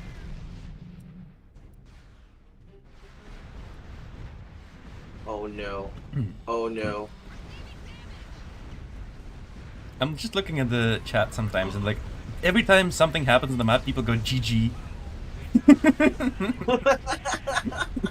And These then stores doing this. Yeah, then it's not GG. This game never ends. Oh no! Oh. Double nuke on top of the wasp active. Still only barely scratches the paint. These units are way too clumped up under the shield protection. Another shield goes down. Stellaris active goes out to deal some damage. Is that gonna be enough? Green is also moving his army to push against Cyan. Purple may be thinking that he's going to get attacked now, but it's actually the Cyan player that's about to get attacked. Green is now moving into the same position once again that he flanked last time, and Red is going around once again. There another coordinated attack by the resistance team here. I agree. Thor's going out. This is really playing well. Holy moly, these Thors have done so much damage this game. This is absolutely ridiculous. Just taking out half of the Yellow's army there with that bombing run. Nuts. Exactly. Absolute nuts Thor gameplay by the King player. Oh, that active ability. It did some damage, but it's not that significant. Green player again in the back of the purple base again, once more though. With a good number of units. Yes. Oh man. Oh, this is whack-a-mole. And at the same time, at the top side of the map, blue has taken the high ground and is trying to defend against the red push, but red is pushing on the top side of the map into a position actually pretty well defended by this rocket tower, landing some nice hits in there. A nuke lands on the empty cliff.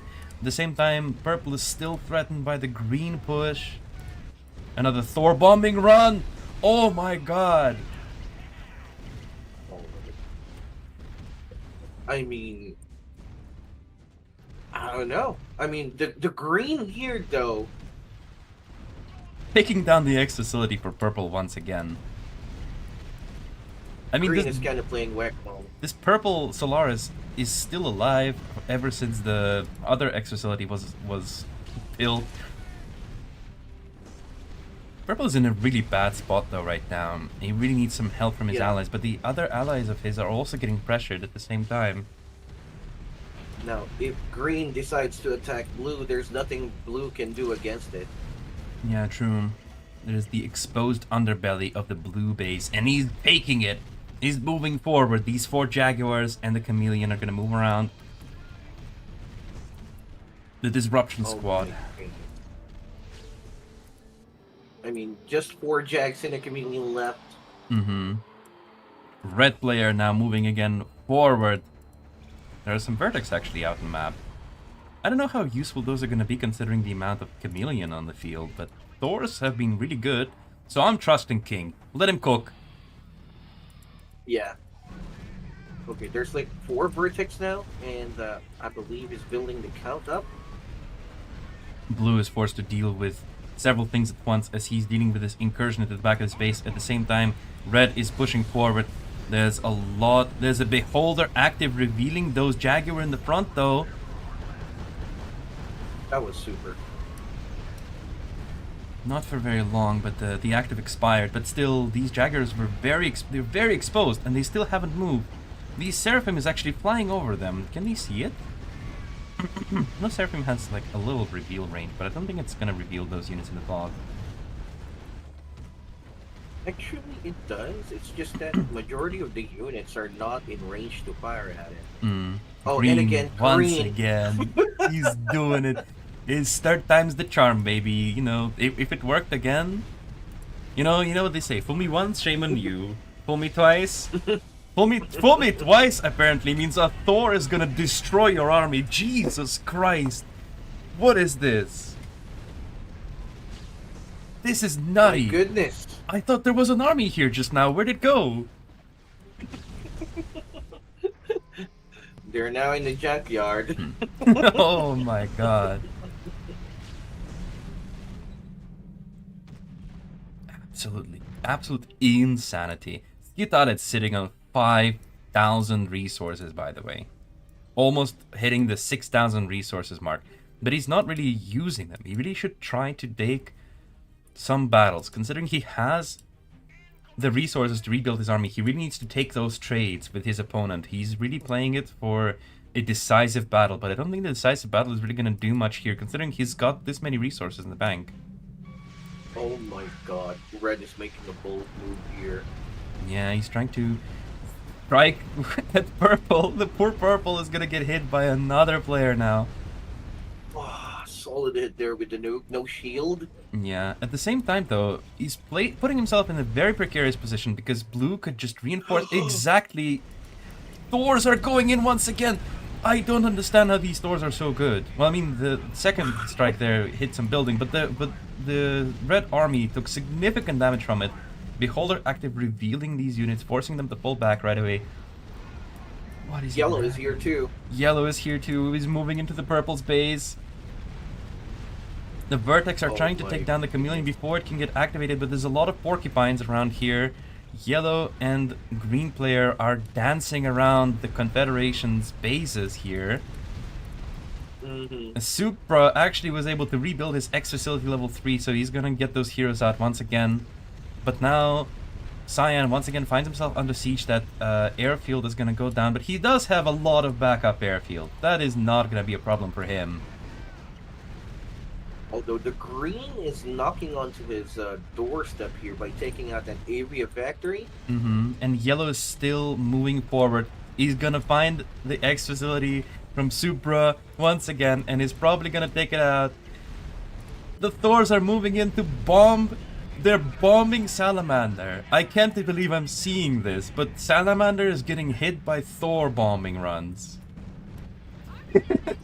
What is going on in this game? The X facility did produce the Solaris, but it's already very low health. This is bad for Purple. I mean, he did clean up the yellow army once again. It's just the Salamander left, and it's not gonna take down the X facility here. It's just too much health. Red player is moving in towards blue. The Confederation team is defending this like lions. This is insane. Skitalis is up to 8,000 resources. Where's the nuclear launcher? Okay. Now we can call him the bunker now. The banker. The banker. The banker. The banker. Oh my goodness. Oh, those stores. They're gonna bomb. Oh, they're coming. Oh, they're coming. Yeah. Oh, they're coming. Going for all that infrastructure there. Taking down two huge factories and dealing significant damage to the prototype factory. And look at them just fly back like nothing happened. They're not even a single Thor is gonna go down here. Okay, that's absolutely nice play. Very Delaying good. the production of units. Yeah. Now yellow is gonna be. He's already very low on command points. Only 47 command points, and now it's gonna take even slower for him to rebuild this unit count with a single assault vehicle factory. I think Purple has had enough and placed walls there on that side. Yeah, I mean, it took him long enough, honestly. He should have placed these walls long ago. Maybe the cyan player should also wall off the bottom side of his map as the yellow player is looking for these openings. He doesn't have that many units though. There is basically no yellow army to speak of. It's just a Leviathan. Exactly. Oh my god, that is so risky. And it already popped its passive. It's just gonna nuke the base out of spite, I think. There is even a shield here. Nah, it's just bad. These Vertex are gonna deal significant damage to it. Yes. Oh, actually Red managed to sneak past, but with 5 Jacks with no Chameleon, I don't think it can do much. Not really. Purple's getting assaulted by the green, but I can't believe I'm saying this, but I think Resistance is running out of steam. Another bombing run by the Thors, now targeting the HQ. Look at how perfectly staggered these Thors are. The HQ survives. Okay, the Vertex are gonna finish it off, right? Yeah. Oh my god, that is such a big pickup here. That's a game-changing thing. I just love how beautifully the I didn't know control, like such micro control on the Thors was even possible, because they're like, because of the way that their targeting works. But these Thors were, I think maybe they've been like 1 by 1 targeted on this HQ, because they went in basically perfectly staggered. They didn't take any damage flying in, or damage flying in. They took out their target and went back to base. Oh my god. Solaris going That's down Solaris in the middle. skill. Yeah. Yellow is really gonna feel the pain now, though. He really wishes he had some of that Skitalet's resources. Yeah. The bank needs to share. Only. Oh my god, that is very... I mean, that's a very smart play by Skitalet's. Just look at it. Throwing the army away at the top to free up command points and go for a nuke. Oh yeah, indeed. There is a nuclear launcher right there. And I believe the Cyan player is just too far away to scout it. He's focused on yellow here and does not realize what's going on in the red base. And I think red might be aiming for that, for those Thors. Actually, those Thors bombed the hero factory and a vehicle factory from yellow. Yep. Finally, a single Thor goes down. I think this is the first Thor I've seen go down in this entire match. Me too. Blue is moving forward. Now, you know, red might be going for that nuclear launcher, but he's still going to be down on the command points. Blue has a significant advantage. He doesn't realize it, but he does have a significant advantage in command points. Exactly, but I mean, the way red is playing passively here in transition to nuke is absolutely insane. He's playing it really safe. It is, and I think what's even more insane is that he's not getting punished for it. Yeah. Okay, that Solaris will go down there. Yeah, it's definitely going down here. Red is once again just throwing a few more command points. The nuke is now getting produced. I mean, what's there? I mean, he's so rich in resources. He can lose a few units. He's still in good formation.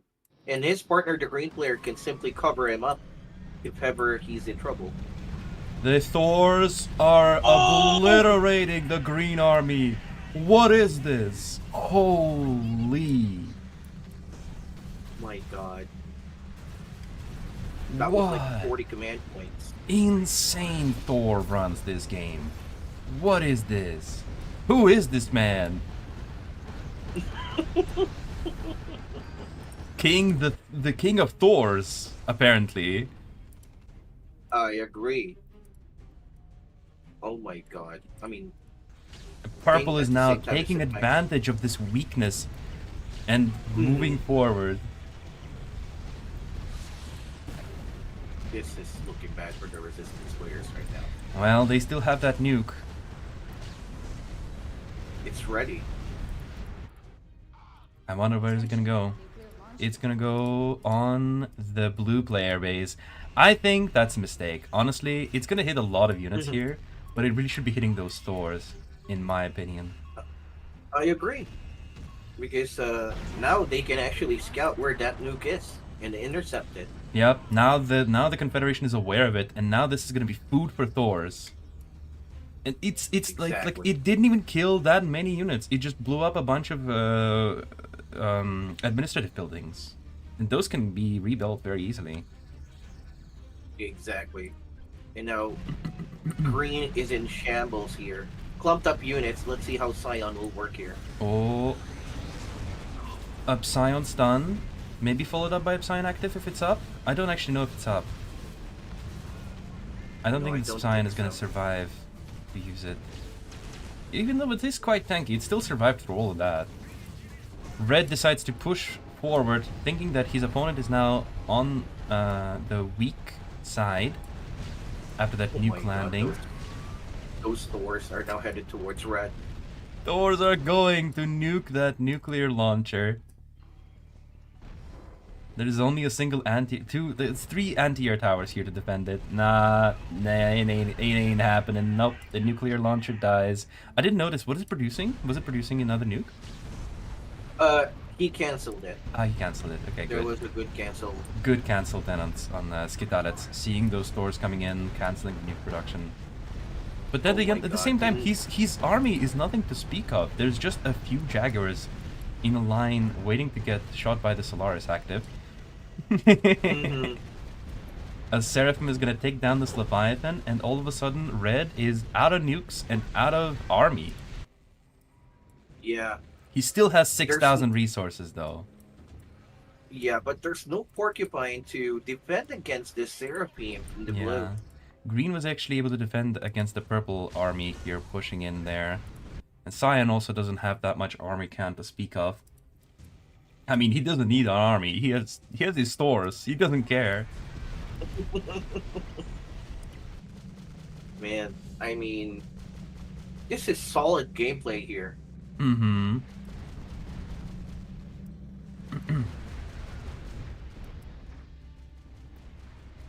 Oh my god. Purple is going to spam Zeus with the addition of 2 more vehicle factories. Yeah, well, I mean, that's good. That's what he needs to do, right? I mean, with these stores, all he needs to do is wait for them to just destroy his opponent's army, then roll in and blow up the base. Yeah. At the same time, green and red are now grouping together. Maybe they are thinking that they can finish off blue here with a push. Wow, just look at red. Stores are going in. Where are these stores going? I think they're going for the red base. God. With 5 vehicle factories. Look at this. These factories are actually going to survive. Oh, 2 of them go down, but the 2 factories that he targeted initially are going to live. Very unfortunate. A bit of a miscalculation there, and at the same time, red and green moving forward into the blue base. Purple is moving quickly as fast as he can to try to support and reinforce his buddy.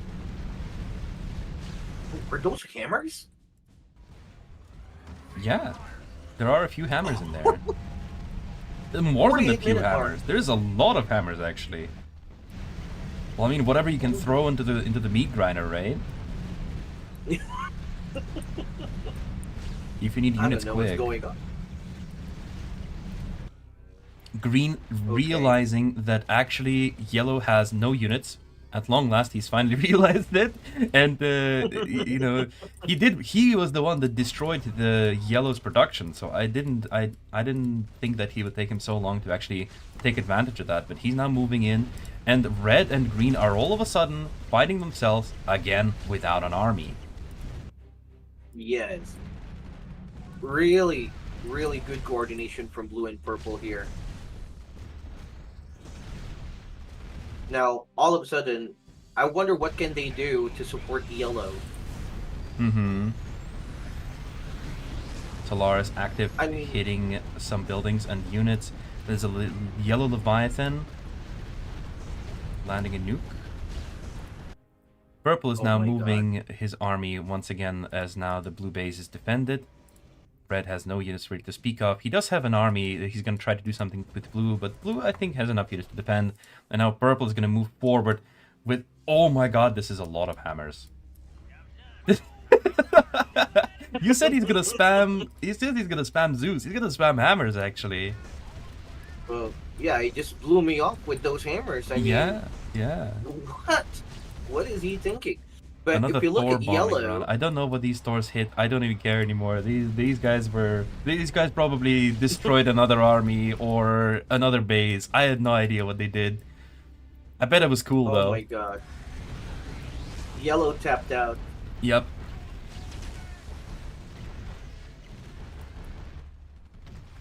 Oh Whoa. my god. I wonder what can hammers do. Hammers are trying to. And He's taking his sweet revenge for all the other times, but he wanted to move. Did you see his movement? He wanted to like flank into the army there and try to take revenge for all the yeah, times he was the one taking it from the back. I mean, yeah. what? He wanted to give them a taste of their own medicine. Oh my goodness, what a game. Sheesh. That was Insane. insane. Absolutely insane. 50-minute match, by the way. This is the longest match of the tournament so far, I believe. Exactly. Now, I was like so disappointed. I actually got frustrated with how the red used the nuclear there. I'm not gonna lie to you, because I mean, he could have used it to end the aviation superiority of the Siam player, like King, Mm-hmm. but chose to attack blue. Did not manage to destroy anything except for admin buildings, and Mm-hmm. that's about it. You think if that nuke landed on all those Thors, these things would have been different? Yes, because he can make another nuke and then Mm-hmm. launch it elsewhere. Yeah, exactly. I agree. I think it's the same with what Call Me God did in the first game. They took out the air capabilities first, and then they just spammed their space system over and over and over and over again. Hmm. Oh my goodness. But yeah, this means that Bro Clan has rightfully earned their third place in the tournament, which is absolutely nothing to scoff at. That was beautiful play, absolutely amazing. King, I think, is absolutely the MVP of this game, isn't it? Like the Thor control. I was always a big Thor believer, but like it's very difficult to use Thor effectively. But oh my god, these Thors lived forever and they absolutely destroyed army after army after army. And he never lost them, even though he did lose a few airfields to sneak attacks. Hmm. He always had backup airfields. That's very beautiful. Just absolutely insane gameplay right there. Uh, Exactly. yeah, so I'm also going to quickly show off once again, the tournament results screen has now been updated on the stream right now. We are once again seeing that Bro has taken the third spot, and Brigada also very rightfully earning that fourth place. They did fight pretty hard for that fourth place. They managed to get into the semifinals. They managed to get into the third place playoffs. They got the fourth place. I think also pretty well deserved. But they will be receiving 30,000 gold credits to split among their team members, 10,000 gold credits to Clan Treasury, and Bro Clan will be getting a special bronze medal award, which is now visible on screen, as well as 60,000 gold credits to split between the team members, 20,000 to Clan Treasury, and a guaranteed invitation to the next Art of War Masters tournament that we're going to host. Oh my god. That is sick. Yeah, I'm astonished by the quality of this game. It was absolutely stellar. All right, I'm going to switch us to a short break. Stay tuned, everybody. Get more snacks, because this is absolutely... This is what we're here for. These kinds of matches is what we're here for. Stay tuned. We're gonna go on a short 10-minute break for the teams to get ready. If the resistance isn't careful, this might happen to them. Exactly. And I think that's exactly what's going on here. As there's only one power plant remaining here for for Skitalic, and two Leviathans is here along with the Salamander, but still the Confederation army consists of majority Typhoons. And Yeah, if the resistance, they should have left these naval units alive. This dead command points for the Confederation team. okay. I'm actually glad that Salamander active ability hit, because, I mean, looking at the active abilities launched in this game was just interesting, so to speak. I mean, it can't miss, so I would be surprised if they missed with that one. Oh, that acid strike was solid.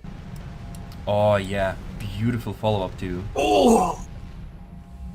Another nuke, this time from the yellow player. Oh my god, they're just toying around with their food. Yeah. Will it land before the other team surrenders? It did. Spawned on the top side of the map, which is not good news for blue, as he's not going to be able to contest it. Exactly. Although, King's Seraphine dealing a huge chunk of damage on the Green's army, which is clumped up, but was not enough to take it out. The shield goes down to the Salamander active here. I mean, it's still worth using the Salamander active on the shield, because each shield taken down is minus 350. Exactly. There's a Already Seraphim okay. on the way. I think this super container fight is going to last for a bit longer now. The Jagger goes down to the my Vertex, goodness. and now suddenly the Resistance is on the back foot once again, as although there are some Hawks around, they're getting chased by the Vertex. Look at that. Chases it down, and then falls back with the Vertex to go for another strike. Now this time hitting the Wasp. Very interesting. Exactly, and I think that's a very good call in retreating. Or 5. Yeah, I would say about 5. Mm-hmm. If both are maxed out, I would say about 5, but if there are like 8 deltas, I think 8 deltas can annihilate a single alligator. I'm glad to hear my It's not assessment really- was correct then. Mm-hmm. This Wolverine was so oppressive, by the way, taking down a Cerberus, almost taking down another Cerberus, barely going down, and Cerberus died midair. Always funny when that happens. You said he's gonna spam. He says he's gonna spam Zeus. He's gonna spam hammers, actually. Well, yeah, he just blew me off with those hammers. I mean, yeah. what? What is he thinking? But Another if you look Thor at bombing yellow, run. I don't know what these Thors hit. I don't even care anymore. These guys probably destroyed another army or another base. I had no idea what they did.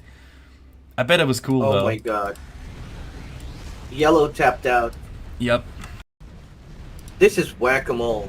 And at the Peak same time, whack-a-mole. at the top side of the map, blue has taken the high ground and is trying to defend against the red push, but red is pushing on the top side of the map into a position actually pretty well defended by this rocket tower, landing some nice hits in there. A nuke lands on the empty cliff. At the same time, purple is still threatened by the green push. Another Thor bombing run! Oh my god! And the yellow are pressuring King back. At the same time, Red's army is out of position, whereas Poshka UA is pressuring Skitalic at this point.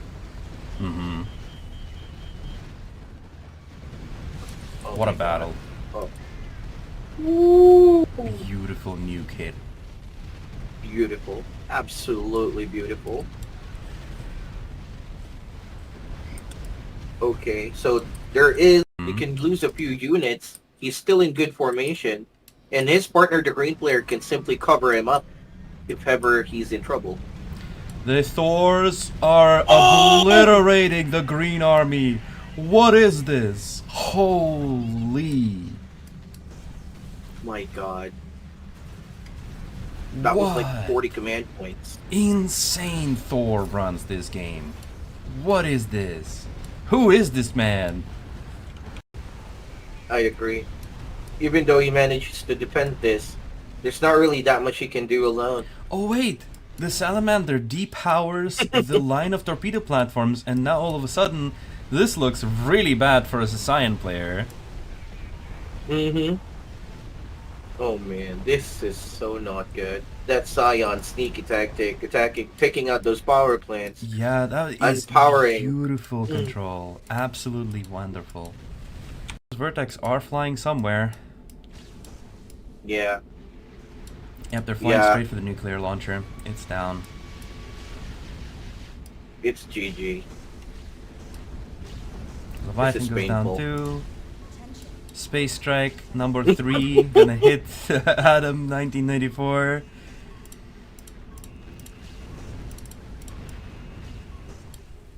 Boom. Might Just a yeah, matter of seconds here. good. 30 of the units are not in range to fire at it. Mm. Oh, and Green again, once green. again. He's doing it. His third time's the charm, baby. You know, if it worked again, you know what they say. Fool me once, shame on you. Fool me twice. Fool me twice. Apparently means a Thor is gonna destroy your army. Jesus Christ! What is this? This is My nutty. goodness. I thought there was an army here just now. Where'd it go? The resistance should just ignore them Yeah. in general. Yeah, go Yeah. further inland. Go around the inland side of the map. Space strike Oh, detected. Oh, it's gonna hit all of those airfields. yeah. Taking out the aviation support means no scout on that space system. Space strike detected. Taking down all 3 airfields and immediately starting to produce another one. Significant land force now amassing on his side of the base, as well as some yellow units. Beautiful clock control, by the way, just from the yellow player. He did lose a lot of them, but he is doing significant damage and applying a lot of pressure to the Confederation team here. Exactly. And if you may have noticed earlier in this engagement, the two Wasps are actually covering the Leviathans really, really well with their passive skills, with the cover of the Hawk. Oh, I didn't Desperate know attempt that to Solaris could force rebuild. fire, actually. I'm sorry to interrupt you, but I just saw Solaris was force firing. I wasn't aware that Solaris was one of the force fire units. Oh. Well, now you are. Now I And know. also, if you are on the, if you're force firing on the ground near units, the passive will also activate.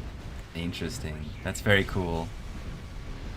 Pro tip from the tournament here we are witnessing right now. Solaris can force fire. Resistance move. Just outmaneuver your opponent, go in the back, strike where you are not expected. Very good play here from the resistance players. Yep. Blue player is sending a few reinforcements to assist Purple in defending his base now, assuming maybe some follow-up. What a Solaris active. Absolutely nutty. Takes down a number another number of units there. I mean, at this point, I mean, Oh my god, what a solid. Scion stun. Scion stun on 5 units. Thor's flying in. Oh! That was definitely a good Thor usage right there. Absolutely Big. wonderful run. And that was unexpected too. I did not see it coming. Oh. Leviathan Wasp once again using the combination of abilities here. But they're not really gonna hit that many troops. Maybe blowing up a couple of vehicles there. Very good move there, flame assaults. We already had this from Pashka in the first assault on the Red's base that actually won him the initial engagement before he was forced to attack into the Red's base itself. I see. I mean, that's absolutely nice. I mean, the way the Confederation defended this was astonishing. And King also made the right choice in retreating Solaris because of going that. down. A nuke is gonna fly from the yellow Leviathan. Woo! Solid. Very solid hit. That Stirrup beam was taken down. Solaris active takes down a couple of vehicles with the very tip of the laser there. Oh man, I kind of feel that the yellow is in danger here. And that's less durability for the Confederation. Yeah, exactly. A window opportunity, because there's not going to be that much. Hello everybody, we are back from the break. What a game that was. I hope you guys, took a bit of a walk. You're getting ready for the finals, because these are gonna be the biggest games of the tournament. I assume so. The final is gonna be played in the best of 3 format. So the first team to win 2 games is going to win. It's kind of like in the dual blitz or any other similar blitz if you've played in the game, where one player needs to gain 2 points to win. This time the team needs to get 2 points to win. We're gonna have Call Me God versus BRATSTVO, and both teams are already ready in the lobby. So let's just quickly go over them once again. We have BRATSTVO represented by the same suspects, Fartovi, Kaiser, and Why the Red Kingdom, already giving us a beautiful display on the Steel Grip map earlier today.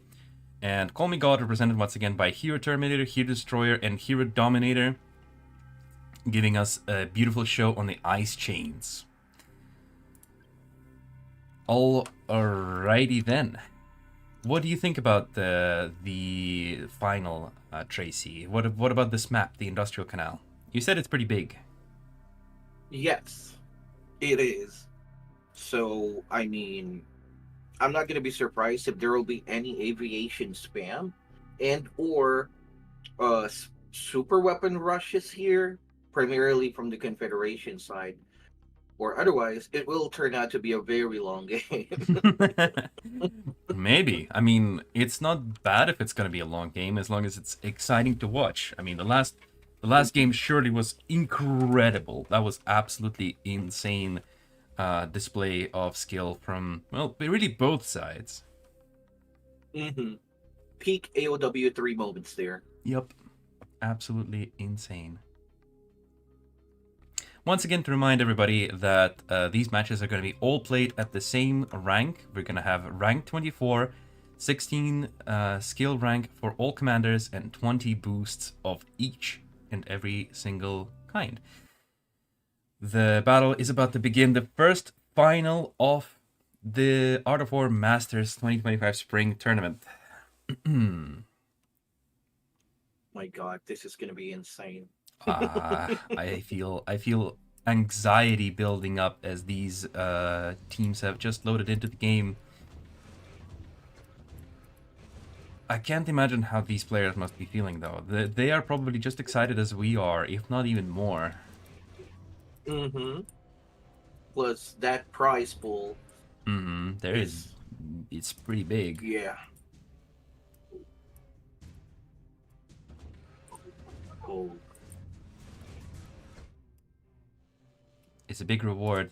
Not even just the prize pool itself, but also the recognition as being the best clan, because they will also get these really cool medals for their profiles. Everybody will be able to see that these players are the winners of the Art of War Masters tournament, and obviously invited to the next one too, which is also a really big prize.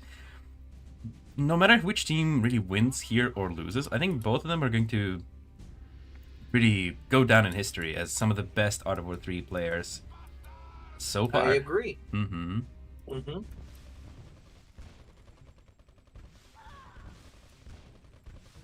I actually personally really enjoyed this map. This map is cool. First of all, it looks cool. Industrial Canal is one of the autumn biome maps. There's... Oh my God, that rifleman. Oh, the rifleman. At the bottom. At the bottom? Yeah. Oh, it's stealing a container. The thief. Somebody put on the payday music right now. Down, down, down, down, down, down. Oh my God, that rifleman was such a... He did steal a container. Well, I mean, it's over now, right? The Call Me God should just surrender now. I mean, they lost the container on their side of the map. Oh my goodness. Okay, so all teams are like doing their standard build. I don't think that a hero cheese rush here will be effective due to the map layout, and given how the players are located right beside each other for support. So I think playing passively here is a must. Oh my God, that Cerberus just machine guns I didn't even think there was a delay between his attacks. He just went.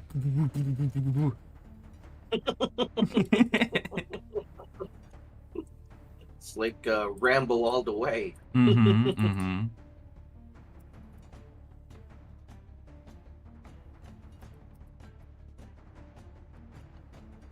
Well, Okay, there's so actually very little movement now. mm-hmm.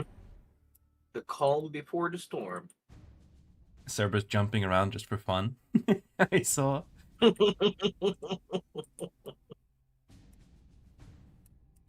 goodness. The cooldown time though is very short, so you can use it like, to jump up and down the cliff or something. Yeah, might as well just use it for movement, I guess, if it's that short. Hmm.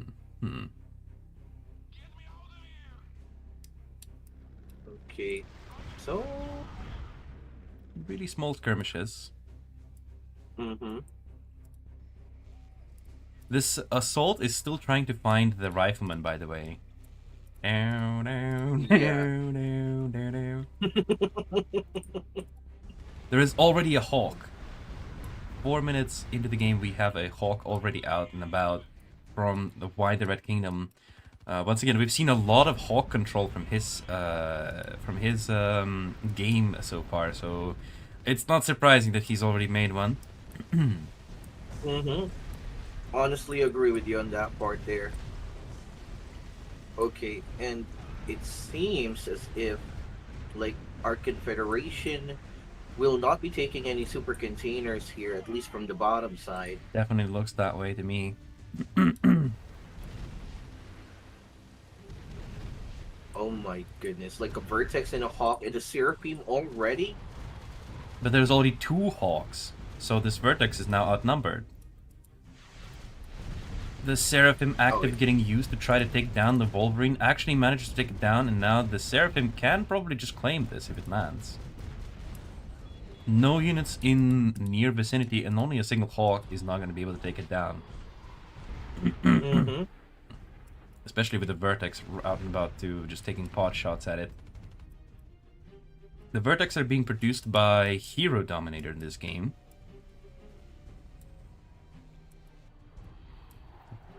So it's going to be a Hero Dominator versus Why the Red Kingdom Air War. Mm-hmm.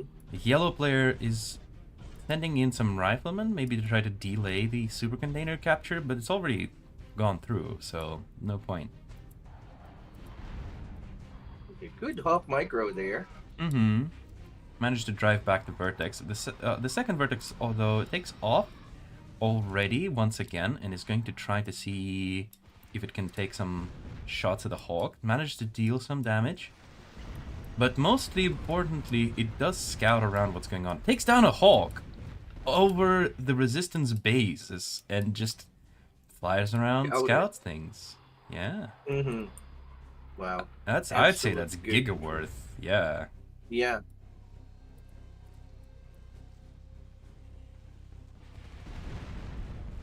Okay. I thought it would live. That would be super insane if it did. It would be.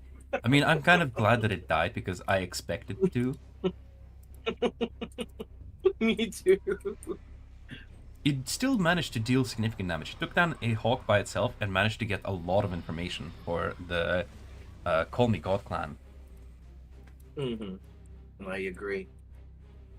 Now, I think it is safe to say that the Resistance do have the advantage here in both base development and some unit count here. Mm-hmm.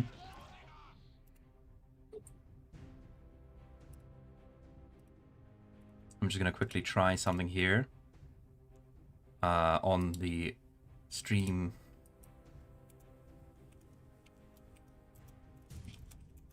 There we those go. Vertex are so clumped. Hawk is flying around there. There's just some movement happening around here. I'm just going to try to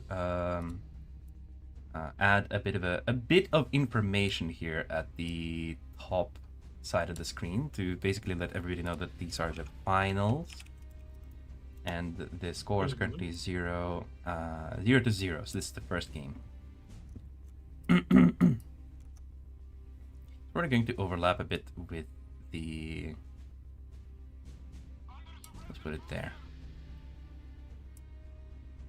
Some, you know, hot fixing of the OBS interface there. But hopefully this will save some questions for everybody involved.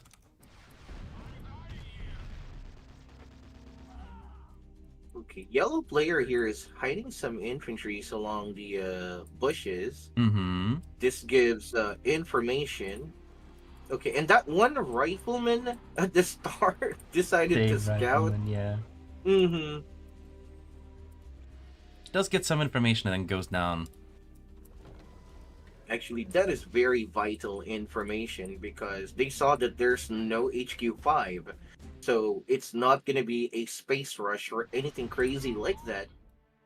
Mm-hmm. And it seems that White Red Kingdom is going for a Leviathan. Same thing goes for Toby. And obviously the same thing for Kaiser. Yeah. Okay, Hero Terminator trying to poke in here with the Solaris and a shield.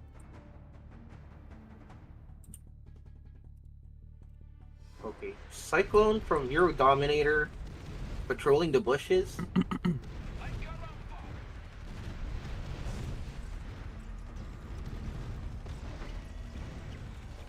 Hawk's trying to get rid of the shield. Oh my goodness. Okay, they managed to take out the shield. Vertex reacted a bit late there. Okay, destroy the porcupine, and that's about it. Wow. Okay, that beholder, you know, just staying there on top of the bridge is giving up a lot of info.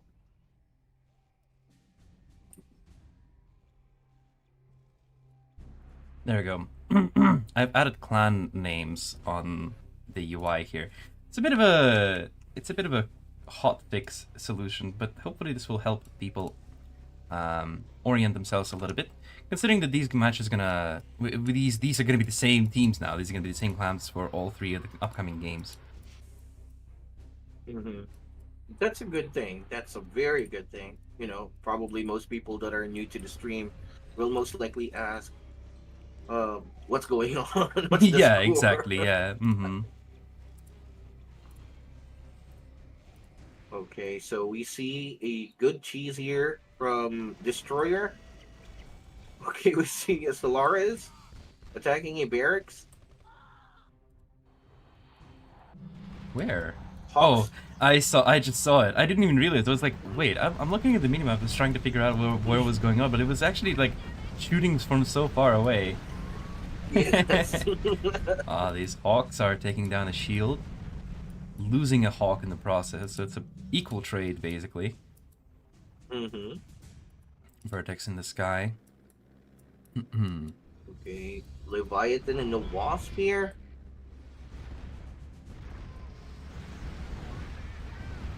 The wasp is just gonna die, but I guess it's scouted. Yeah. We'll say that it's scouted.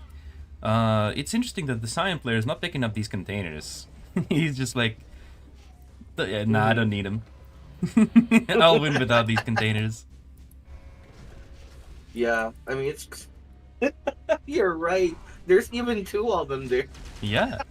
Is anyone gonna pick these up? Okay, the shield is gonna pick them up. Okay, that's very prestigious. I mean, Solaris why poking across the use... bridge. You know, why use other units when you can have a shield pick it up? You know? Exactly, you know, that's what it's for. I think a space system just got rushed by the Call Me God players. Yeah. Purple player already has a space system out. Oh, this is very bad here. The transition to Albatross is very late, if you can see. White Red Kingdom just now upgraded those AVF factories to level 3, and he has like 11 Hawks, and I don't see that taking down the space system of rank 24. True. I also think he doesn't anticipate a such an early space system rush. He's sending out his Hawks for just some pot shots at the army, but he doesn't realize that the Hero Dominator has rushed the space system out already. Okay. Actually, I think they're aware of this coming. So yeah, Yellow's trying to try guerrilla tactics here. A small squad lounging at the purple player's base with a salamander leading the way. Couple of Thors from Cyan player actually, but missing their mark entirely. Oh yeah, Oh my! it looks like they actually know. The Salamander is trying to use the active ability in the space system, and the Hawks are now on their way right towards it, Oh my God! taking down half of its HP, forcing a cancel in the space system. That is actually huge. They forced a cancel out, even though I don't think. Well, no, there's another Salamander here somewhere. Yeah, it's gonna take down the space system. Okay, that was a good cancel then. Actually, that is insane. That's awesome. Although, if you consider the amount of losses that they had to sacrifice in order to just take out one space system to buy a few seconds of time for the Albatross to be produced, Well, to be it's honest, such a big. now they have stopped the rush, so I think they actually are in the clear here. They're going to know Mhm, that these players are attempting to build a space system, actually going down to the same spot. That's kind of mhm. interesting. I think that's a big mistake going down at the same spot there. Yeah, I think so too. That's like taunting. Hmm. That's actually okay. I'm now reading chat and I'm seeing that the decision to add the little string of text up there was very good, because even though I explained this before going into these games, even Night Soul says, no, not only one fight to decide top one. No, not one fight. There's gonna be a best of 3. It is the finals. It's not Hmm. gonna be as easy as that. People think it's a promo code. Oh my god. Oh my God! That red army, so scary. Yeah, Oh, the did they Vertex are just taking out? down the scout, but I don't know if this Hawk actually saw what's coming there. Space system is now up again, and it is producing the space strike. Hold up, we got like 4 Albatross already here from Why the Red Kingdom. Yeah, but do they know? Maybe they decided that's it. I mean, obviously I wouldn't. I would think that they're definitely still gonna make it. That scout not making it to scout the entire base is very saucy. Mm-hmm. Okay, there's. These Vertex Oh. are gonna go down. Cyan player is just focused on Thor ground army. He's seen the success of King last time, and he's now thinking, yeah, I can do that too. Let's see if he Okay, manages that to. salamander. Yep, salamander. He's going past the entirety of the Confederation army to go to scout out what's going on exactly there. But there's so many Vertex. There's so many Vertex out. I think the Salamander is not gonna make it. But it is gonna scout out that the space system is in fact already there. Oh, there was one more Vertex. But now they know, and the Albatross are in the sky. But there's just so many Vertex out. Let's see. Space strike Oh, detected. They have a lot of time to will it cancel it. launch though? You need just Oh, one more second. oh, It did go oh! It did. through. It did go through. Oh my god. It got destroyed, but just at the final second it managed to shoot the beam. And now I keep hearing the space system. Oh wait, that's another space system. That's why I keep hearing it. Now There the is. blue player has Oh! constructed his own space system. Oh my God! And now the red player is trying to cross the bridge here, Mm-hmm. but is gonna go back out. Oh, there's even a Thors. Thor here. Oh, they're too late. Okay, yellow player trying to sneak in the middle. Trying to cross those bridges. Oh, the Thor saw them. The Thor Mm-hmm. saw them. Mm-hmm. He's definitely thinking that there's gonna be another space system right there. Mhm. But I think these Vertex are gonna God. allow them to cross. Okay, that's a lot of units lost there with just against those vertex. Yeah, they really need to pull back here. Solara is trying to preemptively hit them, but there's no units anymore.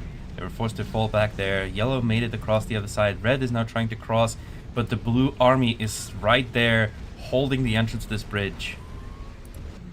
Man, what a very good position of the blue here. Yeah, blue is just saying, nah, you will not take a crossing here. I mean, it's a very good strat. Like, it's definitely a strategy for the Call Me God clan. They're gonna hold on to the bridges, not allow the resistance to cross, and go for those space systems and try to win that way. Space system is ready. Again. Yeah. Where is it gonna go? Purple space system has not produced anything, but this yellow salamander is actually gonna scout out that there is a ready space strike already going onto the red base this time. Yeah, oh that one's definitely gonna fire. Oh my god. Super weapon It's a cheese. third space system. There's a third space salamander system. Is there. Oh, a salamander is gonna actually take it down. A good cancel on the space system. He's gonna be able to take it down. Bombers actually did some damage to the space system, or the Hawk, so the salamander is actually gonna take it down. 2 space systems. Oh my god, that is absolutely insane. Yeah, the third space system is still alive, but it is positioned in such a way that this advancing red army might be able to deal with it. But now red has no base and green has no base, and now look at that. They're now green player is now placing his buildings very far apart from one another. That's actually a nice move. However, Hero Destroyer has had it. You know what? Let's do this. Yeah. Well, the red army has been forced to push back here, pull back here.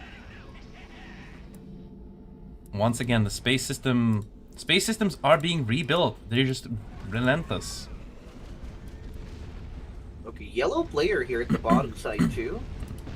Yeah, trying to move forward, but there's just not going to be anything that they're going to be able to do here. Not with these kind of armies. Man, the gameplay though is so insane. I don't think the resistance knows what to do. The air control is completely in the hands of the Confederation team. The ground is completely in control of the Confederation team. They are building space systems, and they have command points for that. Yeah, I mean, this is just one-sided. They're like making a very desperate approach to stop the space, but how do you even deal with this? Look like at all these space. Look at all these vertexes. Oh my god. Yeah, I do think that for the second game, if they lose this one, they will have to reconsider this, because this is a potential strategy. Not sure if Call Me God is planning to win using this strategy. They're definitely going to need to reconsider what they're going to do for the second and third game, potentially, because the Thors are missing, by the way. Because now that the BRATSTVO clan knows that this is happening, that this is what the Call Me God is planning to do, they're going to be ready for it next time. Yeah. Oh my god. All 3... Oh, nuclear launch detected. I guess that's an answer. Oh. Okay. Oh, why the Red Kingdom? Attention, space strike detected. Oh my god. Yellow base is about to get spaced, and the purple base is about to get nuked into oblivion. No more vertex for you. Oh my god. Yellow base is also mostly gone, but geez, that's a lot of vertex gone. Yes. I mean, the amount of superiority for aviation suddenly evaporated. And now the why the Red Kingdom is going to be able to build more albatrosses and restore air control for the resistance. But now the Confederation is now moving across these bridges. Now they're deciding that this is the time to strike, that the resistance has played their hand. They tried to move in first and failed, and now it is Confederation's turn to cross the bridges. Agreed. And now Hero Destroyer is trying to follow up. Okay, Thor bombing run was not on point. Red Army is still out of position. Another my God. space strike Again? is gonna hit the green base here for why the Red Kingdom.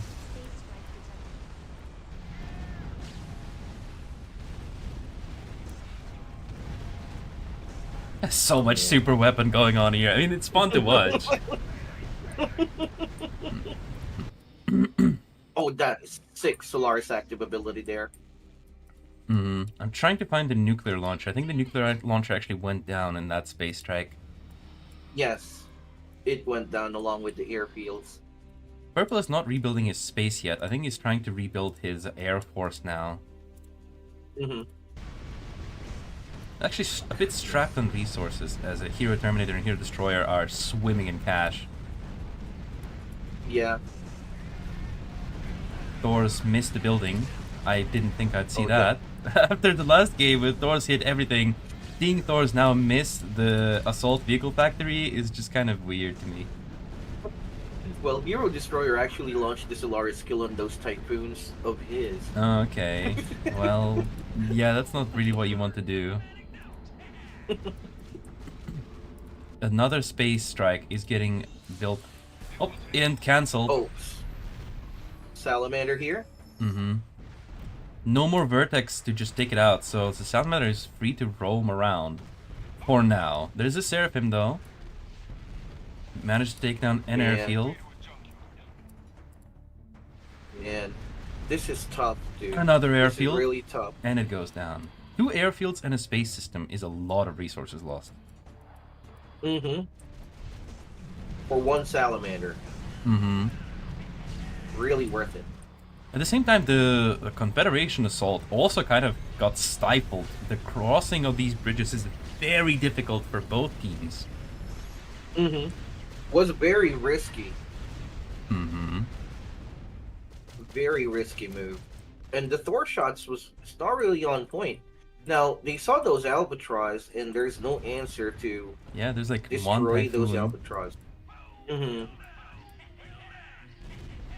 Taking down the space Okay, that system goes once down. again. Yep.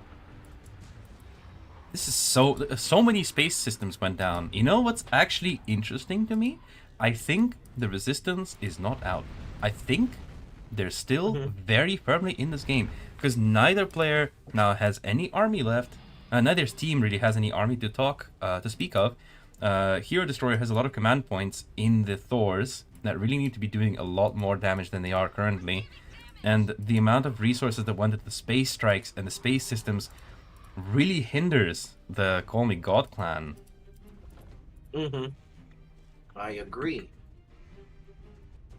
They wanted to knock out the resistance in a barrage of space strikes, but those salamanders and albatrosses taking down those space systems and the nuke too actually contributed quite a lot because it nullified their air dominance.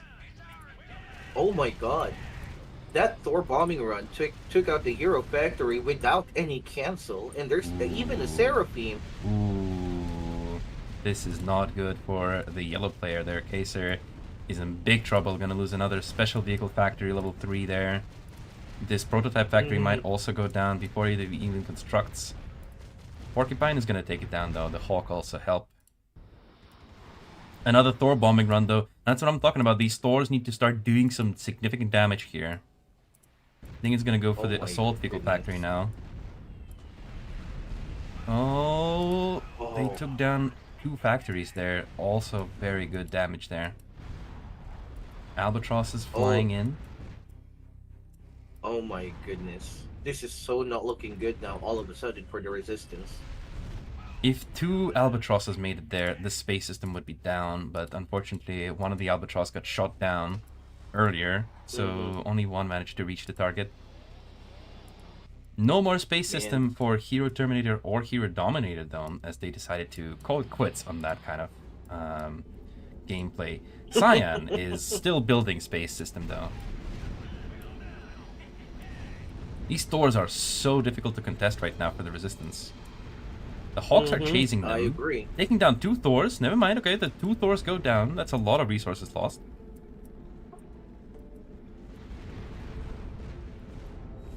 Total nuclear warfare. Yeah, that's there's so much super weapons going on right now in this. I mean, a lot is at stake.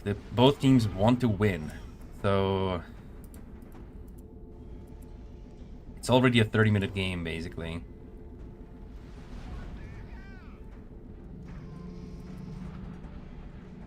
I mean, again, a salamander right in the middle. Yep. An albatross as well, going to finish off the space system, but it's already been repaired. Maybe the salamander can make it through, though. Pop the vehicle speed boost, too. Oh, goes down without reaching the space system, meaning that it is actually going to finish. Oh, yellow is here.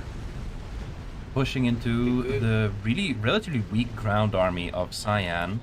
But these stores, are they going to try to replicate the glory? Well, they do manage to take down a few units, so that's definitely a lot more result than we've seen from them previously. Albatross going in to finish off the space system. No cancel. Oh. Hero Destroyer lost a lot of resources just there. Oh, and red all of a sudden is here on the top side of things. Outmaneuvered. Decided not to cross the bridge there. Solaris whiffs the laser shot there. I'm assuming the resistance... This is so bad. Yeah. Heroes come to support. Oh my god. Eesh, that was a... Oh my god, where did that army go? Holy moly. The combination... The beholder scan. The beholder scan was truly brutal there. The Confederation army gets so confused that Solaris was still shooting the ground for a few more seconds, thinking that there's going to be more units there. Space system. Another purple space system now coming up in the far corner of the map. Force bombing the special vehicle factory from the red. But now he's going to lose a bunch of these stores to the Hawk and Porcupine. Man, I mean, they can currently afford it. I mean, this battle is insane. Yeah. For how long can the wider Red Kingdom, though, afford his Avia production? Because a lot of these bombers and fighters are quite expensive, and he keeps losing them a lot. At the same time, Call Me God is sitting on thousands of resources. Yeah. I mean, the difference is in the digits of resources. The Hawk Scouts. Hawk scouted the space system.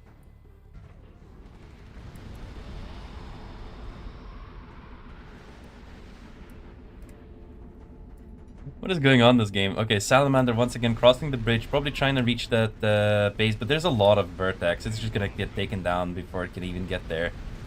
Maybe he's trying to win some time for the Albatross. The Albatross are now flying out there. Salamander goes down. I guess it's a good way to consume the fuels of those vertex. Yeah, true. They do have to get up there and fly up. But now there's a lot of Typhoon too. These single Albatross is not going to be enough. Oh my god, they're not even one Albatross is about enough to reach it. Oh, there's a Thor. Follow up there. Oh, wow. Taking down a single factory. Probably not going to take much casualties. Oh, they are going to take another... one Thor goes down for a factory. Oh, those Hawks. Oh, they're going after the space system, but I think they're just going to get taken out by the Vertex. This is a very desperate attempt to tickle the space system. This is so bad right now. They're in a very bad position. And, oh no, no, no. What I'm thinking is, the Albatross so far we've seen kind of like fly straight forward to the middle of the map, but you could angle it in such a way as that they fly through the bottom first, right? No, you can, yeah, I think you can angle them so that they can try to hit from the side. You can, but it's really hard to accomplish given that the space system is at the very back. But it did actually take out. taken out the What? space system that was being constructed, but there is another space system that is about to finish charging up the space strike, so... Oh my god. What is this? Like, there's like a space system mantis? Space system for Cyan player once again. They just have so many resources to spend. Yeah. Attention, space strike detected. Oh no. Hmm. No. Yeah, No. yeah. This is gonna be pretty bad for the resistance here. This factory is gonna go down, and the prototype factory is gonna go down too. Oh, no, actually it didn't. Somehow it did not go down. But the army is still alive. Yeah, half of the Red's base going down, mostly administrative buildings. A single factory went down too, but the blue army now crosses the bridge. There's nothing preventing it from crossing anymore. A beautiful coordination actually, because this is not a blue space system, it was a purple space system strike, which is still alive. These hawks and albatrosses are desperately trying to take it down, but blue is now moving forward. They crossed the bridge. It's gonna be very difficult. Part of me just says, nah, I'd lose. They tap out of this one. And the victory goes to Call Me God. So, first victory in the final. Man. Okay. I did say that I'm expecting a super weapon rush here, but I was not expecting all three players to go for it. Mhm.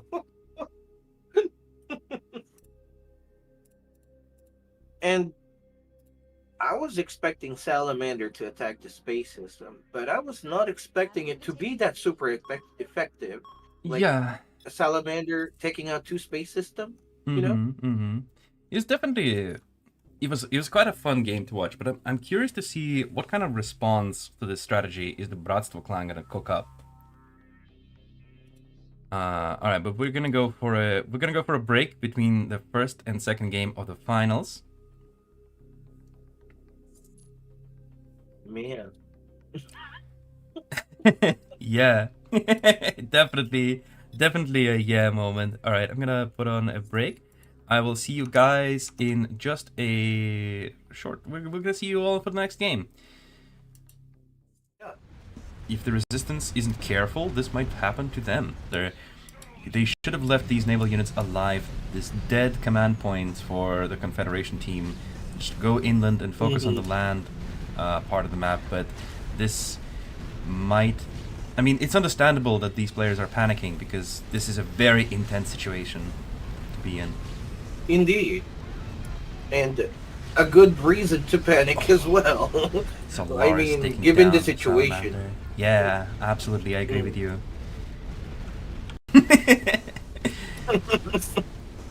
Well, I mean, at least he fulfilled his role. True. You know,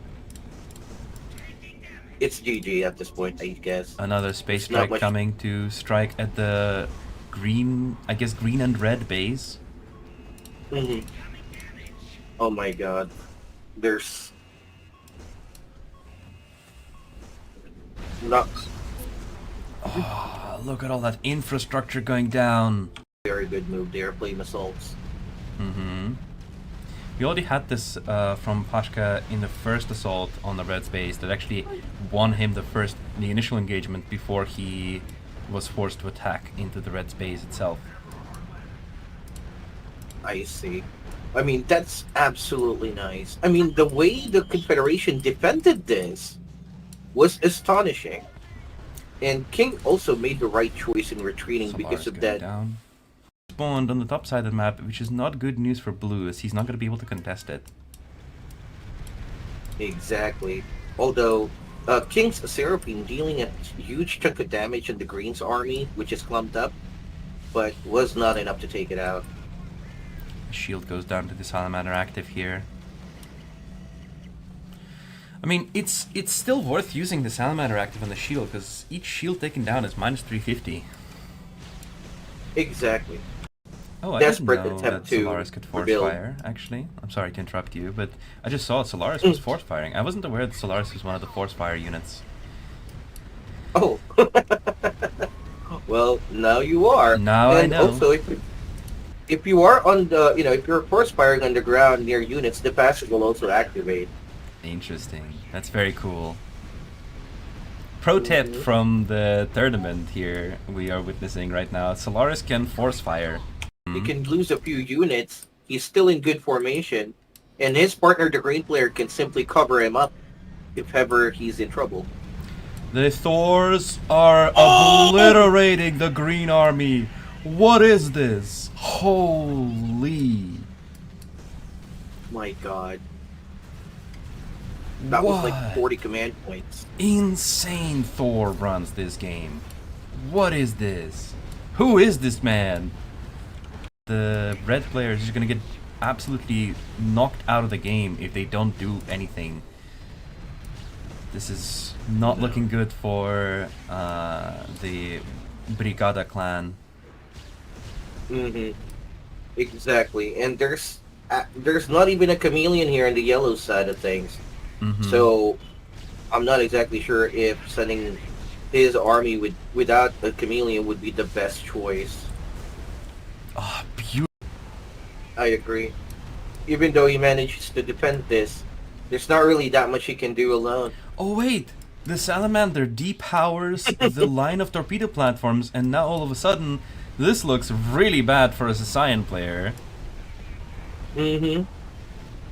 Oh man, this is so not good. That Scion sneaky tactic, taking out those power plants, Yeah, that is unpowering. beautiful control. Absolutely wonderful. There's a Already Seraphim okay. on the way. I think this super container fight is gonna last for a bit longer now. The Jagger goes down to Oh the my vertex, goodness. and now suddenly the resistance is on the back foot once again. As although there are some hawks around, they're getting chased by the vertex. Look at that, chases it down and then falls back with the vertex to go for another strike. Now this time hitting the wasp. Very interesting. Exactly, and I think that's a very good call in retreating. And now suddenly, I believe the resistance will have to retreat now. This Leviathan is on 1 health. What is going on? Who's gonna win? I don't know. I mean, Red is there's back for round oh, 2. the red is back with his full army. Solid hit there. Mm-hmm.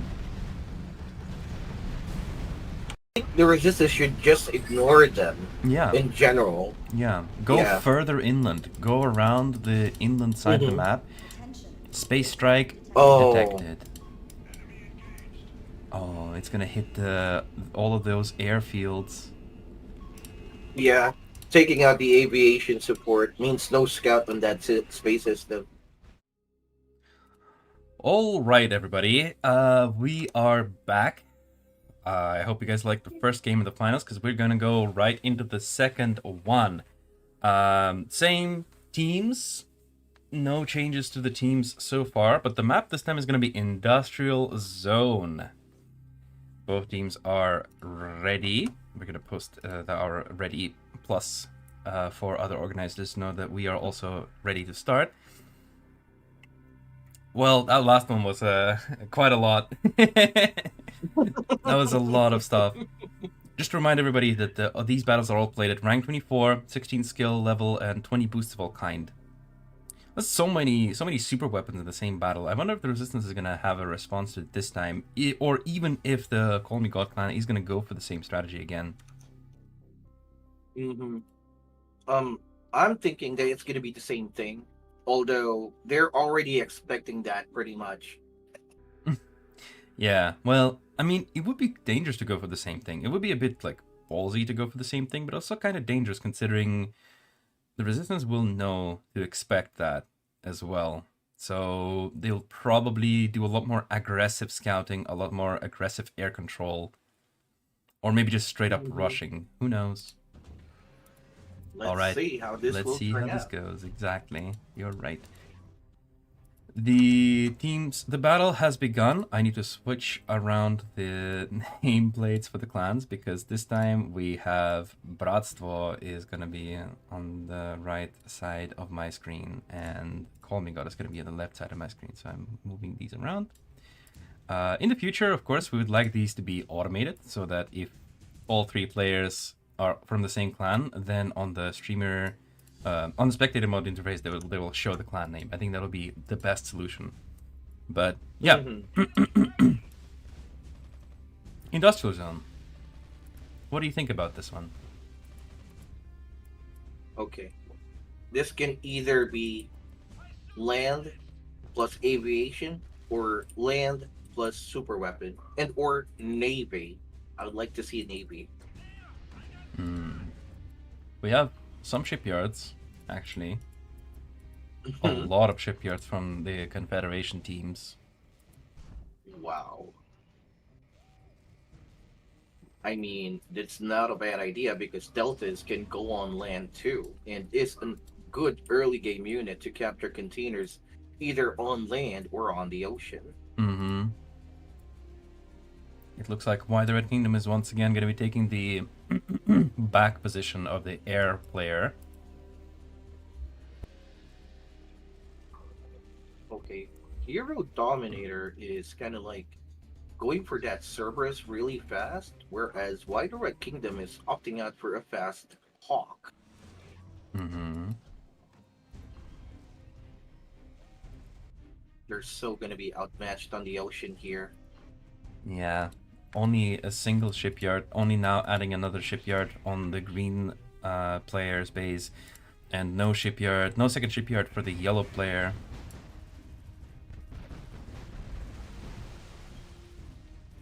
Okay, so Hero Dominator will be aware of that shipyard. Now it's been scouted to going level 2. Viking is already in production. Mm-hmm. Okay, good scout there. Saw that the shipyard just now headed towards level 2.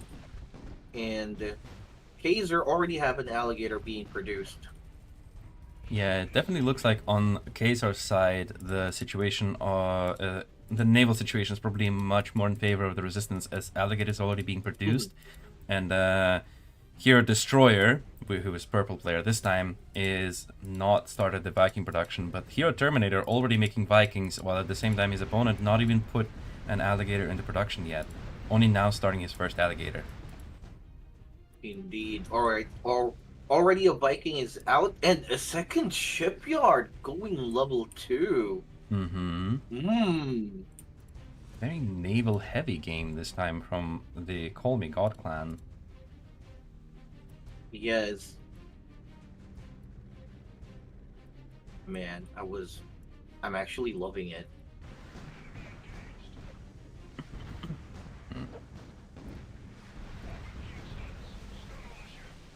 Oh. Okay.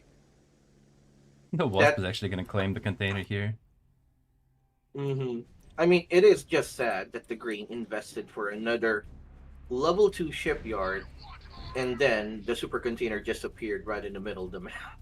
Oh no, yeah, that's quite unlucky. It's not like the Call Me God can actually, you know, claim to have a significant land presence, although these deltas, as you did say, they did just go on land, and now they're a part of the land force. So Cerberus, Assault, and Deltas are going to claim the super container here. Cerberus jumping away from the alligator shots. That was very weird gameplay here from Hero Destroyer. He destroyed the other shipyard and rebuilt it elsewhere. I guess it is to have a place for a platform to be built. Probably. As we can actually see, you're completely correct. Another torpedo platform is going up. Wise choice. Pretty defensive game so far from Hero Destroyer, making that shipyard and a level 2 shipyard and 2 torpedo platforms. Same time, these deltas are just kind of roaming around now. Hawks out in the field. Yes, so that kind of makes them obsolete at this point. Look at that airfield placement for Hero Dominator, by the way. Very far top right corner of the map. Yes. I mean, I'm not exactly sure. Normally that's where you place your space system, but I guess he has other plans in mind. Yeah. Upgrading headquarters to level 4. He even placed a special construction yard up there just for that airfield to be there. That's a good investment, I would say, because it allows him to build elsewhere, like more onto the right side or right top hand side there. Yeah. Okay, good scout there. And the vertex will be taken down. Second shipyard. Wow, already a Poseidon here. Yeah, definitely very Confederation dominating. Confederation is going to dominate this side of the map, while the Resistance seems to be poised for dominating the right side of the map. Exactly. It's the exact reverse on the other side of the map.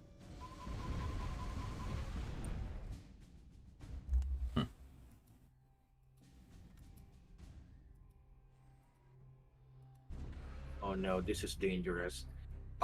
Terminator is actually going into a very good formation in favor of the Confederation here. Yeah, but these Hawks are now trying to take some pot shots at the Vikings.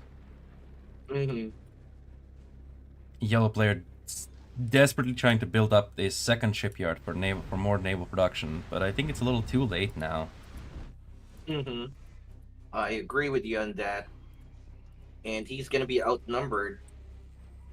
To be honest though, Hero Terminator has 2 shipyards, but only so far been producing out of 1. Oh, no, never mind. Now he's making that second shipyard work for him too. But so far, like, before this point, I noticed that he was mostly producing out of the top shipyard. There was only Poseidon there, but I think 2 Poseidons is enough against that many Hawks, at least for now. Look at that.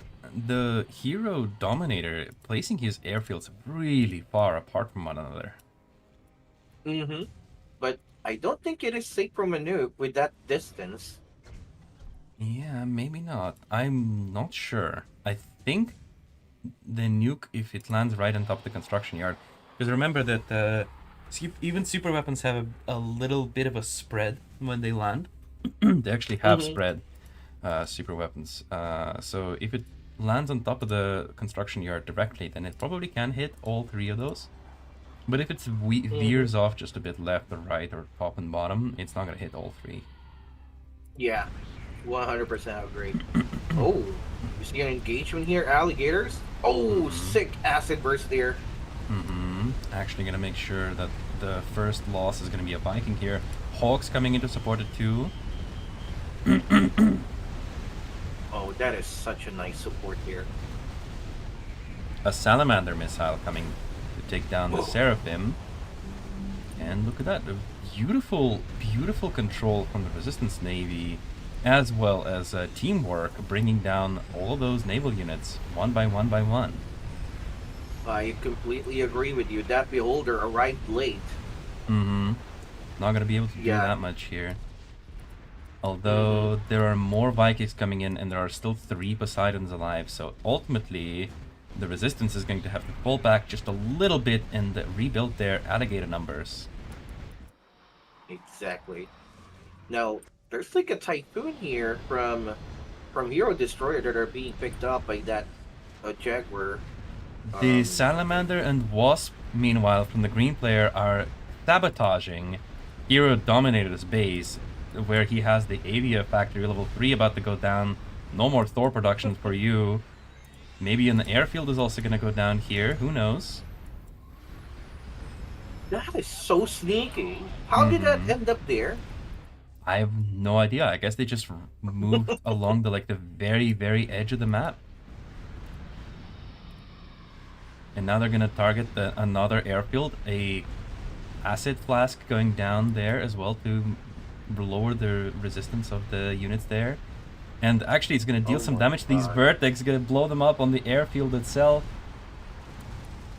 Seraphim is going to finally take down the Salamander. I think that's it for the harassment there. But that was a lot of damage. Avia level 3 factory and 2 airfields. And some vertex too. Wow. That's a big W there.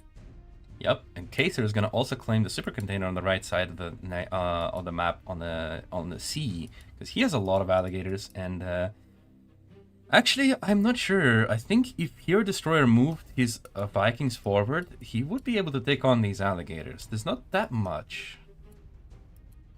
No, what he lacks is the anti-air support here. Mm-hmm. From Poseidon's and Definitely. Vertex. Yeah. Mm-hmm. And Hero that's Terminator definitely. laying siege to the yellow base. Mm-hmm. Well, not gonna lie, that's actually a good siege, Mm-hmm. backed up by walls of Poseidons or walls of Vikings. There's even a Leviathan. beholder here for this scan and two seraphims. Mm-hmm. Oh, the answer to that is a Leviathan and a Wasp throwing in the acid. Good hit. Nuclear to Leviathan follow up. nuke. They're Yep. Beautiful. solid hit. Beholder using its active ability. Hero active abilities are going off. Hawks are here to support them here as well. What a beautiful fight. Cerberus is running past. Nah, I'd win. Distracting all those alligators by itself. Making sure that those reinforcements are delayed just ever so slightly. I think that's actually going to secure the win for the resistance here, ultimately, as even though these Vikings are very low HP, these alligators are just barely not enough to claim. Or are they? I can't tell. Are they Yeah, gonna do it's it? really hard to tell. I think they will be enough. Oh, yeah, it looks like it's actually going to be enough. What a battle. Beautiful, beautiful naval engagement here from both players. Oh man, Terminator actually lost a ton of command points there, and there's Mm-hmm. absolutely nothing in production here. Mm-hmm. Seraphim will go down. Hawks. There is a nuclear launcher on the field. And it is armed. Oh my god. Launch detected. Okay, Nuclear so launch it's detected. revenge time. Yep. It's revenge time. We're gonna find out if your theory was correct. Will it be able to take down all three of those airfields? I think yes. Not quite, but it does blow up all of the aircraft. And the Yeah. construction yard, and also one of the airfields. Significant damage still. Very. Mm-hmm. Unfortunately, this also alerts the Confederation team that there is a nuclear launcher in the field. Yes, but I think it's already too late at this point. They can't really do much about it with one avia factory from Hero Destroyer. Oh no, Hero Dominator.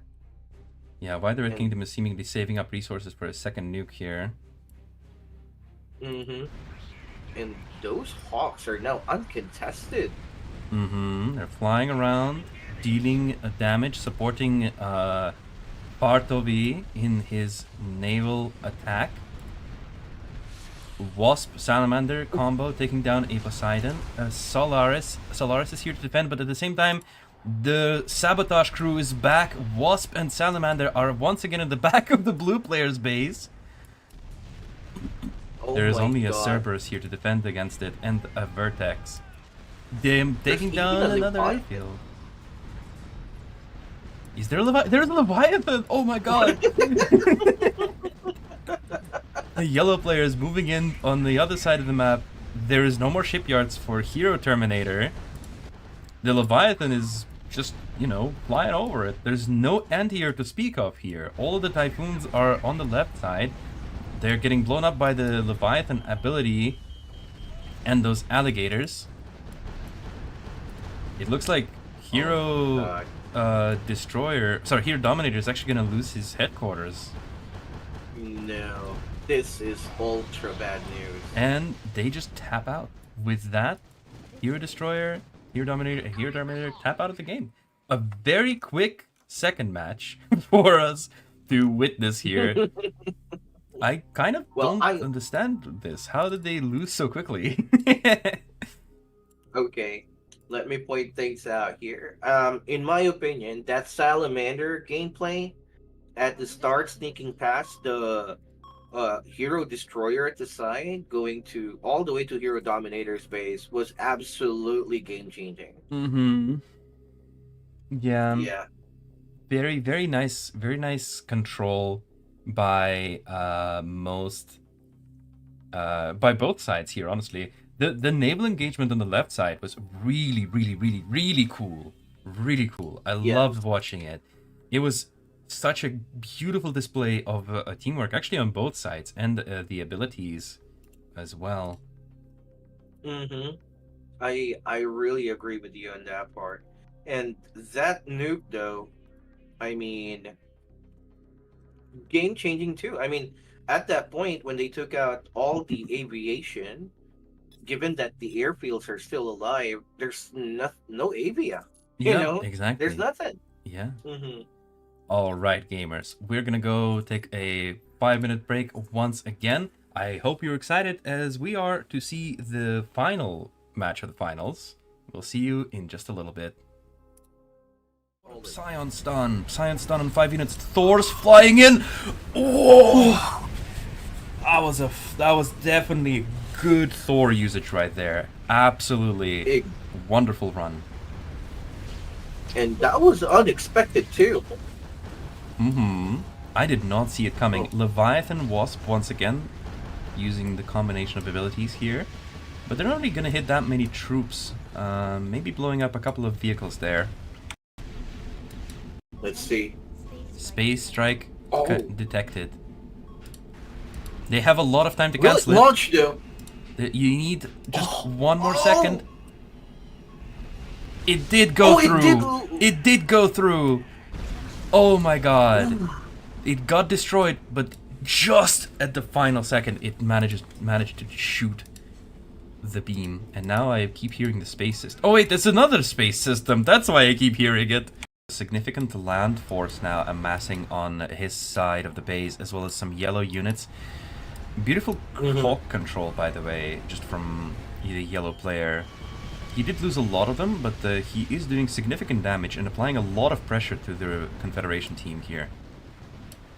Exactly. And if you may have noticed, earlier in this engagement, the two Wasps were actually covering the Leviathans really well with their passive skills, with the cover of the Hawk. I agree. Even though he manages to defend this, there's not really that much he can do alone. Oh wait! The Salamander depowers the line of torpedo platforms, and now all of a sudden, this looks really bad for a Scion player. Oh man, this is so not good. That Scion sneaky tactic, taking out those power plants. Yeah, that is beautiful control. Absolutely wonderful. Agree on you on that. The green player is actually playing very good here.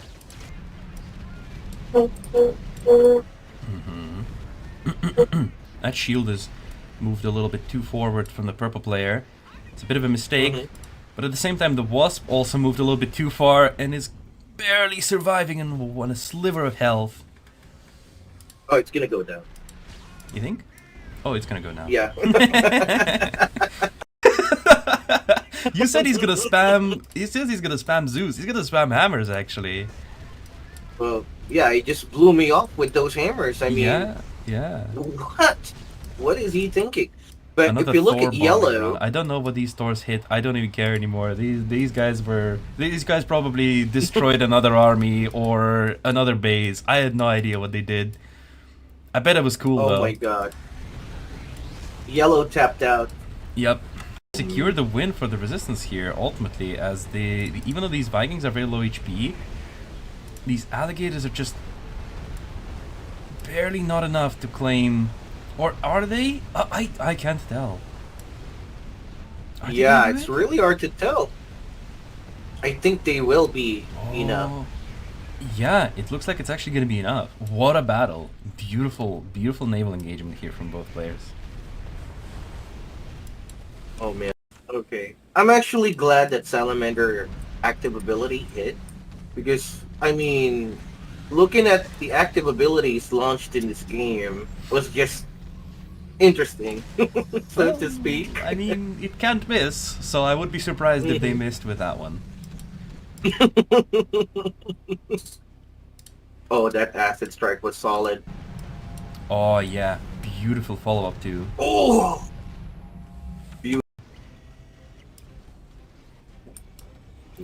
They're buying some time. There's already a few Zeuses out from Purple and Cyan player here, and they're going to, under the support of the Seraphim, fly in and try to contest that super container. 2 Seraphims actually. A Salamander missile is gonna come out and deal significant damage. That Seraphim almost taking it down. Second, and there's 3 Seraphims here. What am I watching? Well, I mean, at least he fulfilled his role. True. You know,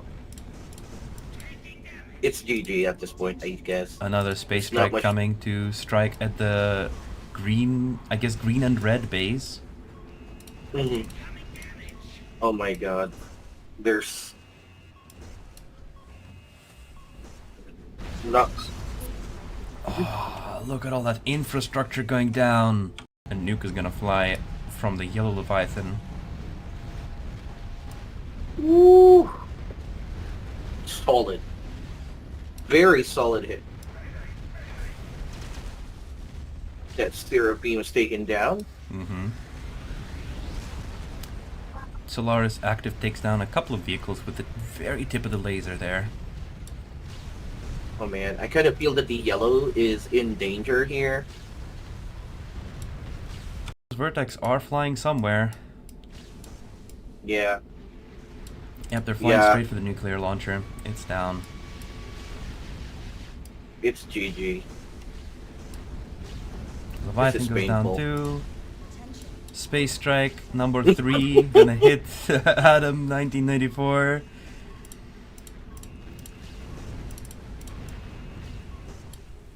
Boom.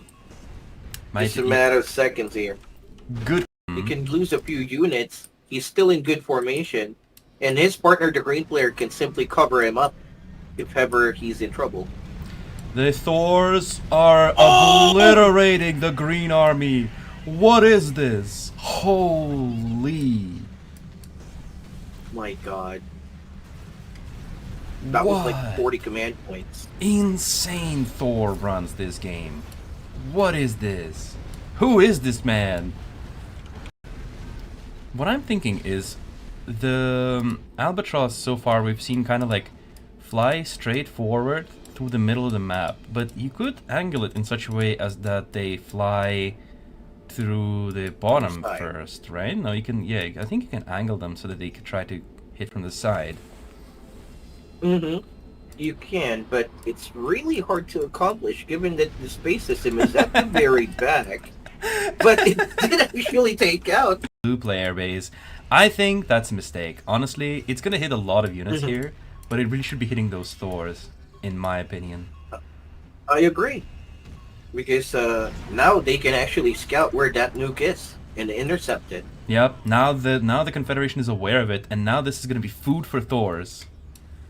And it's like Exactly. it didn't even kill that many units. It just blew up a bunch of administrative buildings, and those can be rebuilt very easily. There's a Already Seraphim okay. on the way. I think this super container fight is gonna last for a bit longer now.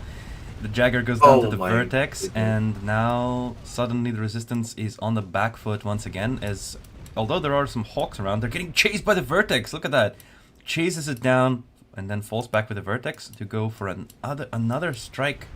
Now this time hitting the Wasp. Very interesting. Exactly. And I think that's a very good call in retreating. And that's less durability for the Confederation. Yeah, exactly. A window opportunity, because there's not going to be that much shield usually in the Confederation army. What a nuke! That nuke was so on point. What a nuke! And now suddenly, I believe the Resistance will have to retreat now. This Leviathan is on 1 health. What is going on? Who's gonna win? I don't know. I mean, Red there's- is back for round Oh. 2. the red is back with his full army. Solid hit there. Mm-hmm. Exactly. Although, I mean, let's be honest here. I was actually really surprised by the way how Salamander was used there. I mean, basically, it's normally how it should be used. and it was utilized exactly as its description A red nuke is should. launching at the purple base, by the way. Oh yeah, and yeah, GG. Yeah, this is just that's just it. That's just icing in the cake.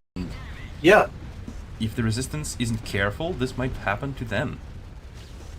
exactly. And I think that's exactly what's going on here. As there's only one power plant remaining here for, for Skitalic, and two Leviathans is here along with the Salamander. But still, the Confederation army consists of majority Typhoons and the Seraphim Solaris, which I think can really, really help. Oh, but the timing. Suddenly, the resistance finds itself with a lack of anti-air. Another interesting ability used, this time from Seraphim. Mm-hmm. Trying to take some shots at the Leviathan, but Leviathan passive triggers and it eats up all of those missiles. But now we have a Seraphim flying in.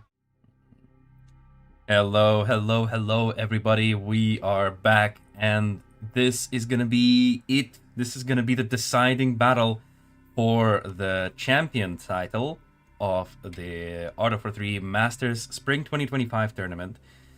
The teams have reassembled. My voice is dying. Even all of the rests and breaks haven't really helped us. Hopefully, we're gonna get a great, absolute wonderful game. We're gonna get a banger of a map, the Iron Curtain. So, Wow. yeah, some people in the chat have actually brought up that, like, why pick Industrial Canal when you could play Iron Curtain? Here's Iron Curtain, guys. You know, the maps have been pre-selected to have the best maps saved for last. So Iron Curtain is here. Our Industrial Canal, Industrial Zone, and the Iron Curtain were specifically reserved for the final because we considered them to be the best maps. Mm-hmm. So yeah, what do you think about this map, Tracy? I think this is going to be another banger because, there's a whole lot of things you can do in Iron Curtain. Like, a super weapon cheese, to each his own battle, like on the sides or in the middle. Mm-hmm. It's so... I think it's just such, like, well-designed, well-balanced map with very good team placements, like, very good player placements, very nice, like, high ground placements for all these little different things. A beautiful helicopter statue in the middle. Every time somebody sees this helicopter, they're like, when transport helicopter? Well, we don't know. Maybe one day we will have transports, but so far it's a very frozen kind of feature as we are developing other more important stuff. Yes. Okay, so you're just gonna go and grab more containers here. Mm-hmm. Seeing Resistance scouting out as well, following around. Salt's running around too, patrolling their bases. Red guy going for that container there. Oh my god, they took a container from the Call Me God. Call Me God can just surrender now. It's over. It's over. They lost the container on their side of the map. It's over. At least that's what I tell myself. Every time like I go against someone strong and I get to steal one container from their side of the map, I'm like, yeah. I mean, even if I lose, at least I stole the container from them. Yeah, I also think that, and sometimes I actually become frustrated in my partners when that happens. Yeah, it's like a mental thing, right? Like, oh my god, how could you lose that? Yeah. How? Now the enemy team is gonna have a huge advantage of +1 container. Totally. Oh man, there's like 2 riflemen's. The Cerberus is out here looking for him. Oh, he's gonna get detected. Where are you? Oh. Ooh. Wow. Okay, that was funny. That was funny.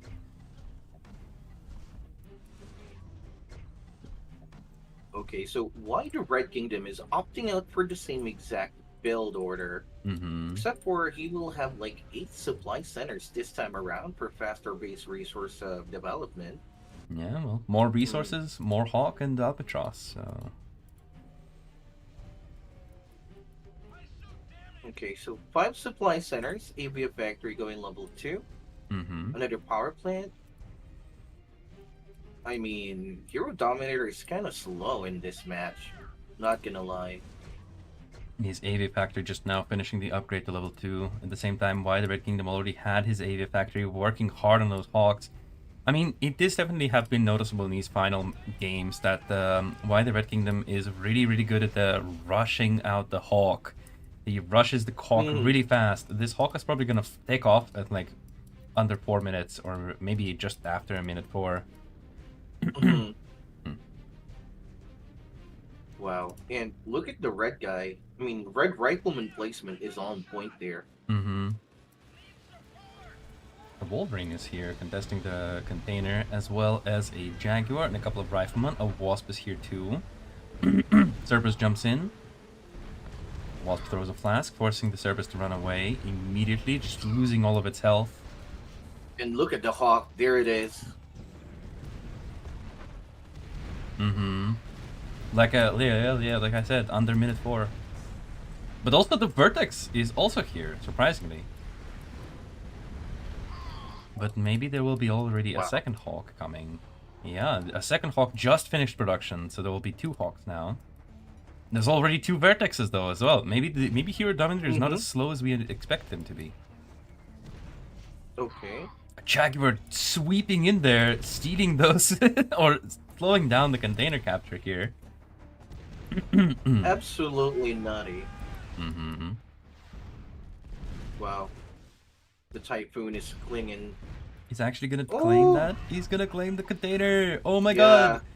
What a play. That is insane. That is insane steal right there. Mm-hmm. Also taking a Typhoon and an Assault there. At the same time, a Jaguar and a Wolverine is really pushing very aggressively forward from the red player, dealing some damage to that special vehicle factory that's positioned a little far too forward here. Mm-hmm. Okay. Quickly, a replacement's been built down. Mm-hmm. Right. Vertex is here. There's already a Porcupine here, though. Now taking down the factory.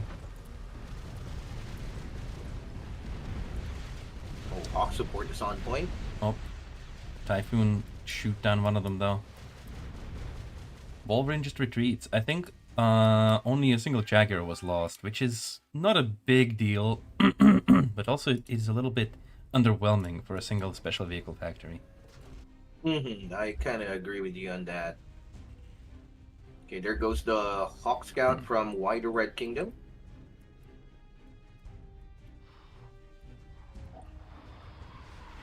The Vertex was like on his way to scout and then goes back. Hey, where are you going? Oh, yep, Hawk goes down. Headquarters level 4 is being developed by Hero Dominator. Why the Red Kingdom is already sitting on it. Building up a second Avia factory. Wow. Let's see, again, where is that salamander? Oh, there it is. Red Wolverine, though, is so low on health. Wait, where's the salamander? Red on the top, and then at the bottom? Yeah, top salamander, yeah, and there's a yellow one here. Okay, cool. I was just checking to see if I didn't miss anything on the minimap. Okay, there goes Vertex. Okay, salamander here, trying to poke.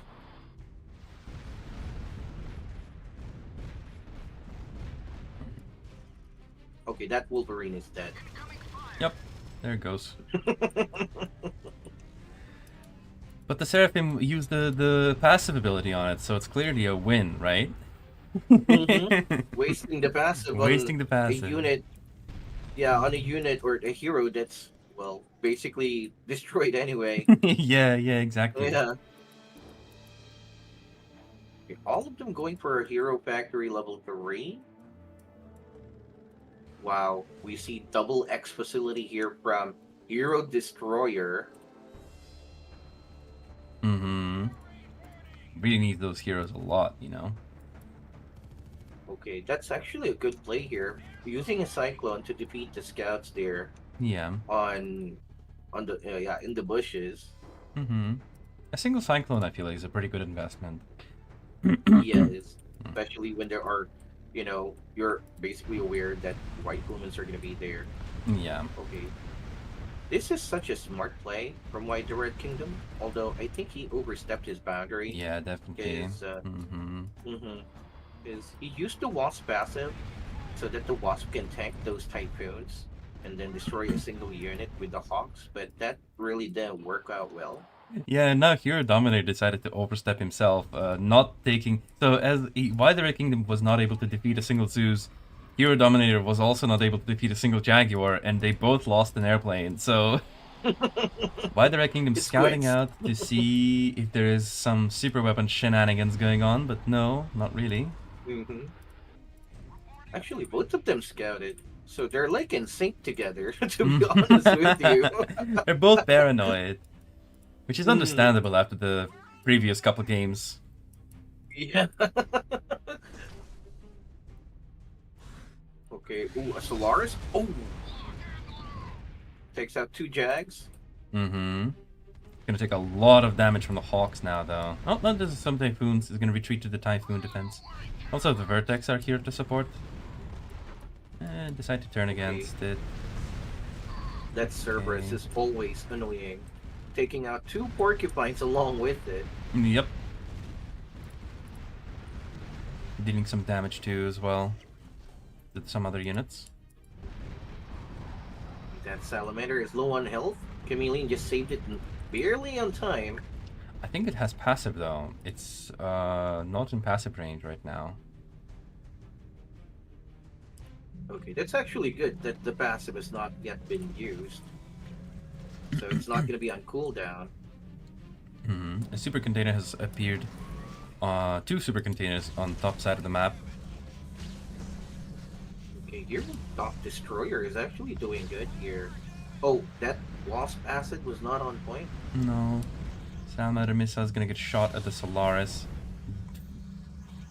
So negligible as far as damage goes. And Nuke is gonna land as well, but this is basically just poke. A Thor is here trying to deal some damage. Actually, did some damage to the Jaguar there. But that Hawk. Ooh! Ooh. Oh, wow. The air units clash, and a single Hawk goes down. Man, this is absolutely insane. The bottom left side of the map, the Cerberus is gonna secure the container here. The Vertex are That one. feeling quite confident taking down a Hawk, but also they are taking casualties themselves. Oh, wow. Okay, now there's like two Leviathans here in the Wasp. Two Wasp and two Leviathans. Well, one less Wasp now. Oh, and we see the yellow player trying to Making test the moves. waters here. There's just so many Typhoon, though. Oh, that Leviathan is so out front. Okay, it'll cost him the Wasp the Leviathan as it goes down against those Vertex. Was it really worth it? I don't think so. I don't think so as well. You're right.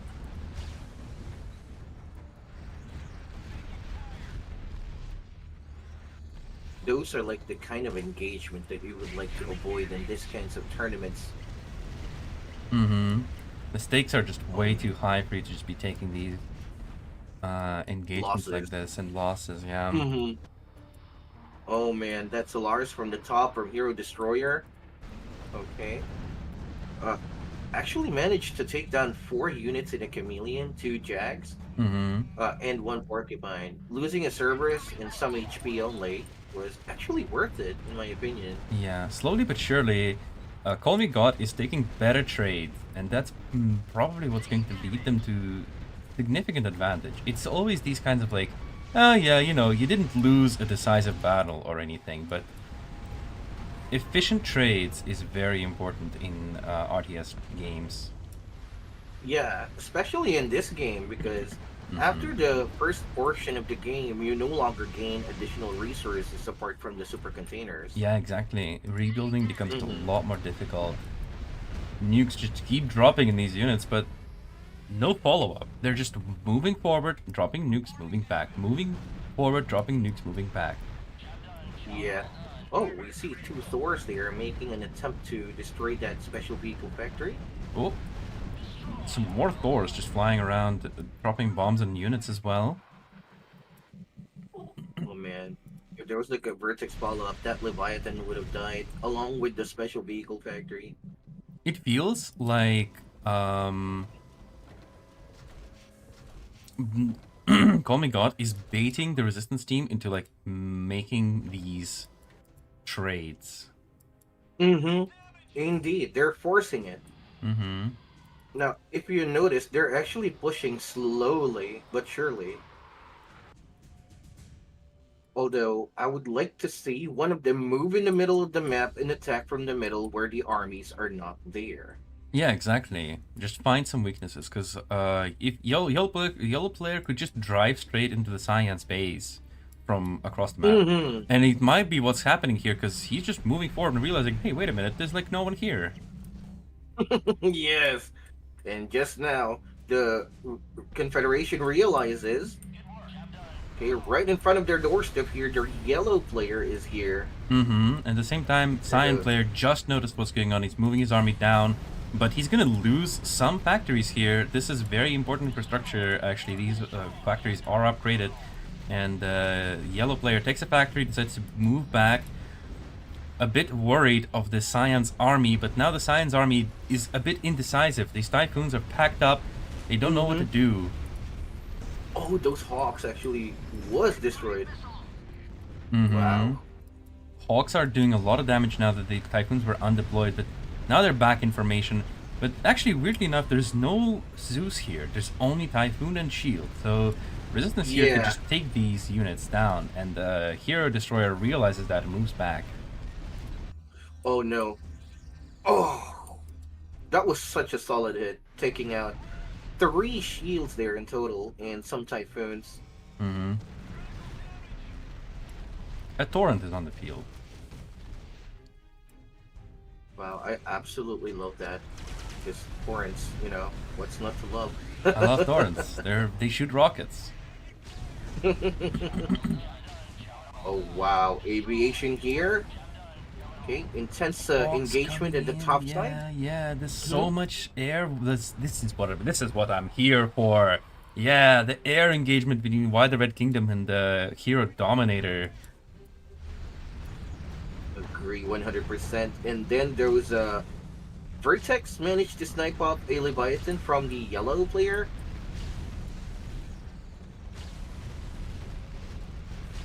Oh man. An engagement in the middle of the map. Blue decided to take the middle now. Fighting up against yellow. Finally, I caught one salamander sneaking at the bottom side of the map. You're being chased by a cyclone. Oh, this cyclone investment is paying off. But I don't think that they're aware of the salamander yet. Not yet. Yeah, no reaction. No reaction. Is the purple player really should bring those vertex up in the air. It's pulling up the doors. What is happening? Okay, now the vertex are up. Okay, they saw it now, but meh. That was kind of slow. Unexpectedly slow, actually. Very slow. But at the same time, Cyan player is pushing into the red army, and there's not much left of red to speak of, army-wise, but there is a lot of Hawk, and these Vertex are busy at home defending against the Salamanders. Oh my god, that's so much damage from the Hawk coming in. Look at all these missiles flying, bullets getting shot from the machine guns. I mean, the Salamander actually kept the Vertex busy. So there's no aviation support here. Meanwhile, blue and yellow. Oh, they're still fighting? Oh my god. Yeah. They're still fighting. Legends say that these two are still fighting over the middle of the map. Insane. Really insane. Okay, Hawks again. Hawks flying Oh around. no. Oh no, no, no, no, no. Don't overstep. There's plenty of typhoons here from blue. Yeah, it's a bit dangerous. But I mean, like, they're safe flying over the middle of the map. But actually, Cyan has very little units to the left. So does Red. They've bled each other quite dry. Yes, I agree. Both of them are like dry out now. I don't understand though. How come always when I'm look at the resource count, Call Me God has like thousands of resources and stockpiles, and the Resistance barely has anything. I think it just comes down to those trades that we talked about earlier. Having more cost-efficient trades allows you to have this increased amount of resources, and just allows you to take better trades, reproduce better, and have this like fallback money you can rely on. Yes. Oh my god, that Leviathan in the middle of the map. Yeah, just floating. How is that Cerberus deer? It's not taken out. It jumped in. It jumped into the middle of everything. Classic Nightwind Cerberus. Oh my goodness. Oh no, no, no, no, no, no. No! Solid hit! Oh, these Thors are bombing. All of these units are so low now. Yellow is really feeling it. Popping the Chameleon, expecting an attack now from the blue player, perhaps? Oh, and there goes those hawks. Okay, one hawk goes down. One hawk goes down. There's no more hawk right now.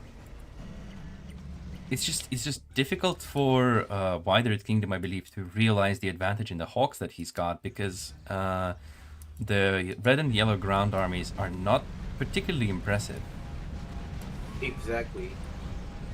Okay, nuke. Now under red. Once again, it's just another nuke. Taking pot shots at an army and then not really taking advantage of it.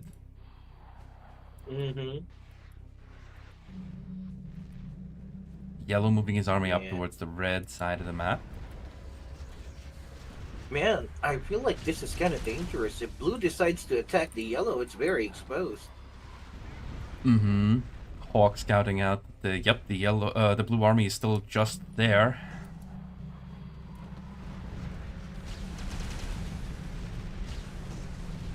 Thors again. Okay, not a solid one.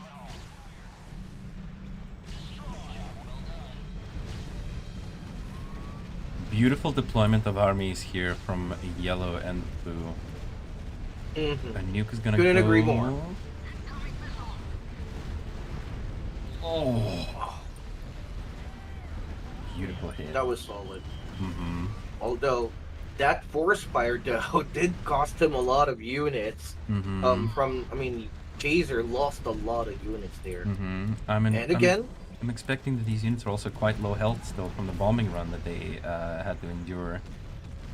Yes.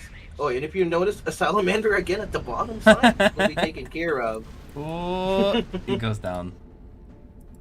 I hear a space that strike. cyclone. Space system is being charged from the purple player. Oh my god, this is again. Oh, where is the albatross? Where are they? Not built yet. No. And all of these factories are level 2. There is a lot of Hawk, but they're all level 2. There's no albatross.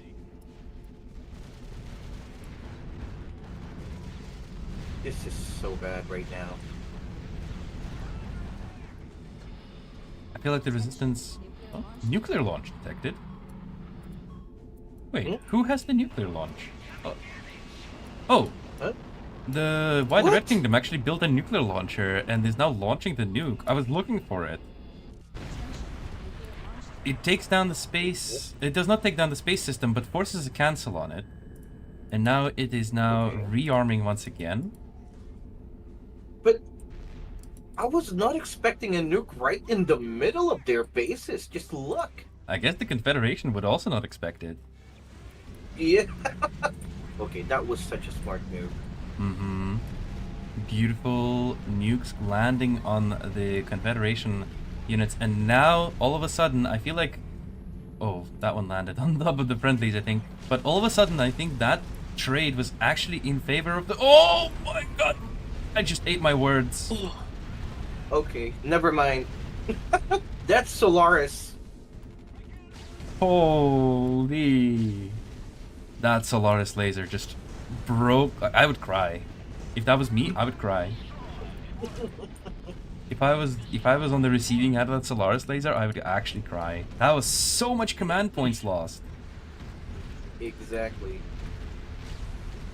Oh my, that was... I'm lost for words. Absolutely insane.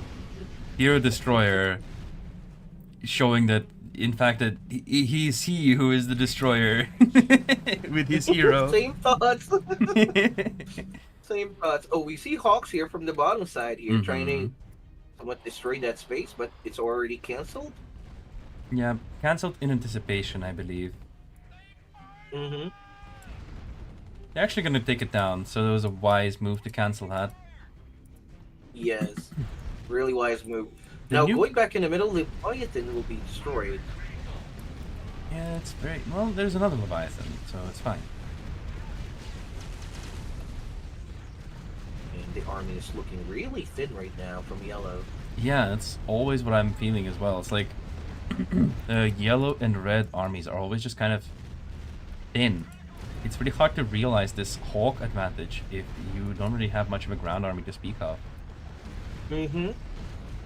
I mean, that just goes to say how good Hero, Destroyer, and Terminators are actually, you know, like, doing these kinds of trades. Mm-hmm. Really wish we would see, a lot of people are saying in the chat that they wish to see more mammoths and maybe mole as well. And I would have to agree with them. Because I think that the mammoths would actually change this game quite a bit. Mm-hmm. Even though there's a lot of vertex, but 100%. it would force the Hero Dominator to take those air engagements against White the Red Kingdom, and he would probably lose a lot more vertex than White the Red Kingdom would lose Hawks. Mm-hmm. Yeah. This is super. Like, those... Okay, well, this is a blunder here. Those Typhoons are left there to be eaten by those... Yeah, left behind. Blue suddenly finds himself with a severe lack of units. And it's mostly just some shields defending flame assaults. And the Solaris. I mean, the Solaris on their shield is nothing to scoff at.